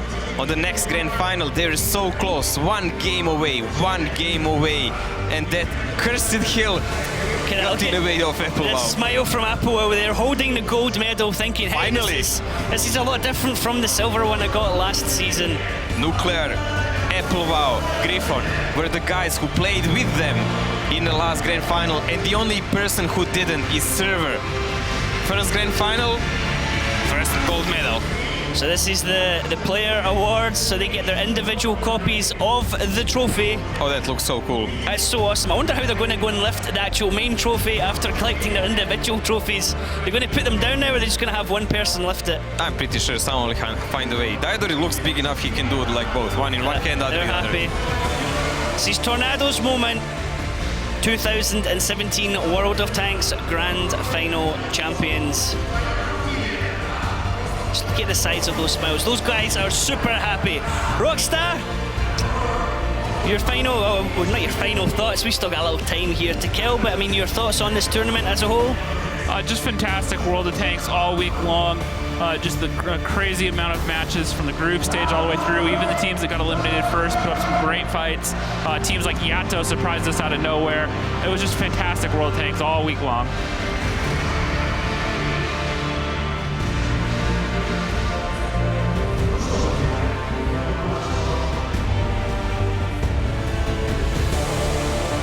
It's an awesome moment. Awesome picture of all the teams there on stage, everyone spread out. And Neil, you said, I mean, that was he said, he wanted, you know, this is it, we want to do this for the home fans. You know, we want to take the trophy home, and we were talking during this match, you know, what an upset it would be, you know. Coming to Moscow, first time Grand Finals here in the CIS region. There could have been, as we always say, Mojo, shoulda, woulda, coulda. Shoulda, woulda, coulda goes for Ding and the rest of the teams, but for these guys it goes just yes way. It looks like this is going to be their trophy moment, or they're just going to get a picture beside the trophy. Running off here, the Russian broadcast, obviously everything here for the home crowds. Actually, now that I remember, it is going to be Slava Makarov on stage. He's going to be the one that presents the trophy to the team. I think perhaps it'll be a good moment for us to stay quiet and just enjoy this moment for them to lift the trophy.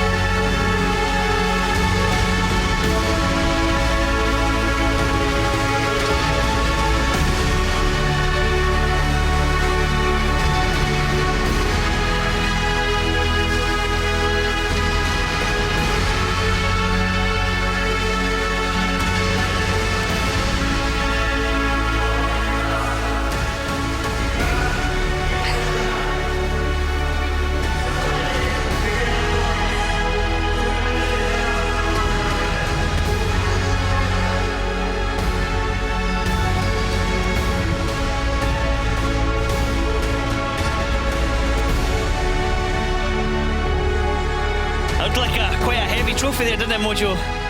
Looks really awesome, honestly.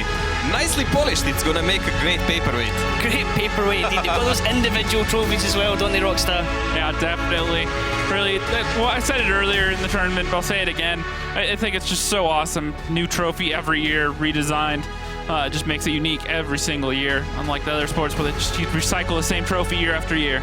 You can see she's lifting it. You can see the, look that he's got under his face, even bringing it down.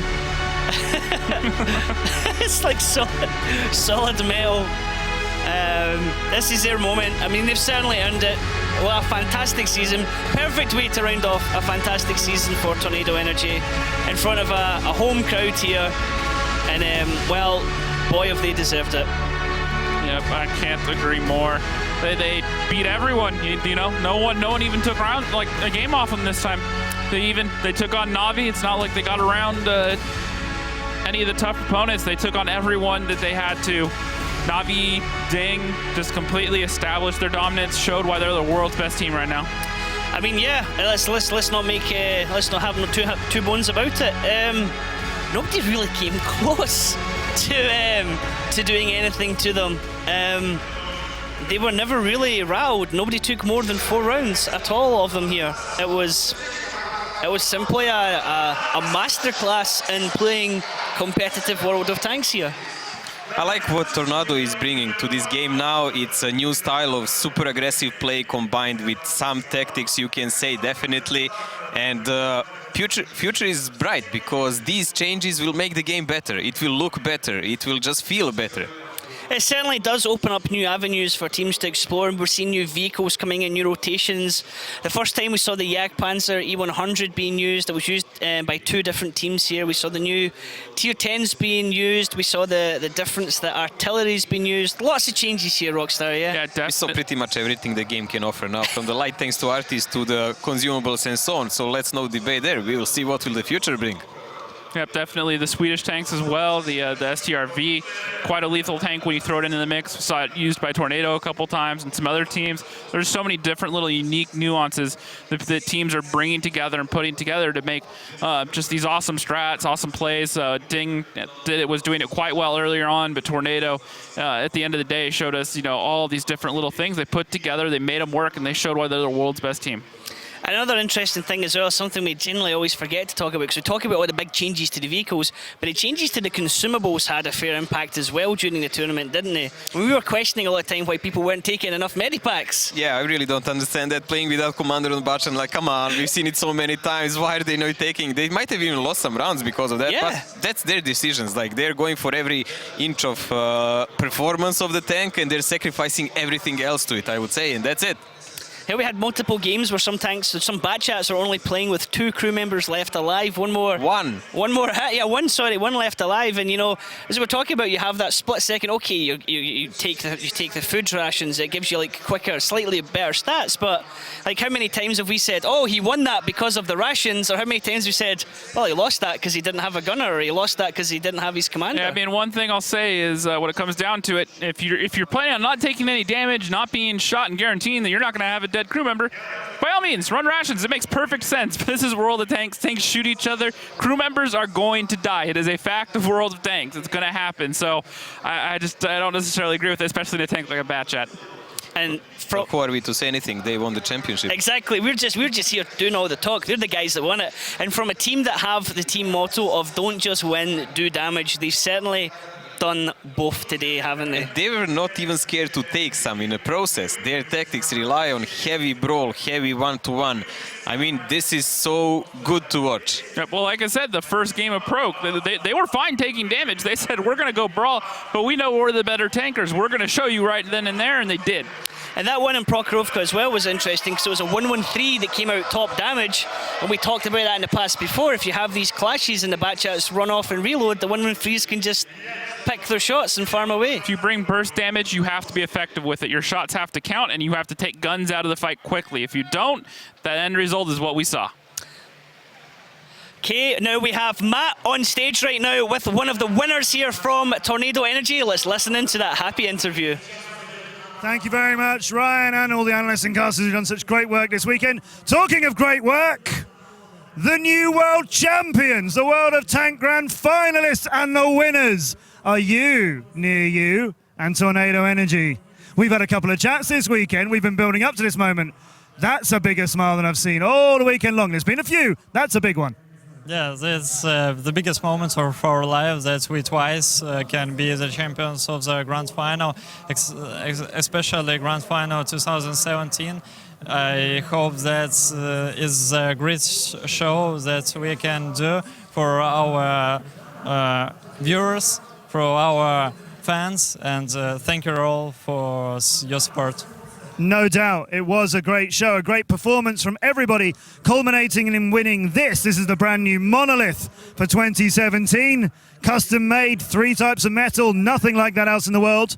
It might be a bit difficult for you right now because, you know, it's really emotional here that you are now the champions. Can you remember what it was like a year ago at the last Grand Finals when you were the reigning world champions and you didn't win in 2016? Can you remember what that was like compared to how you're feeling now?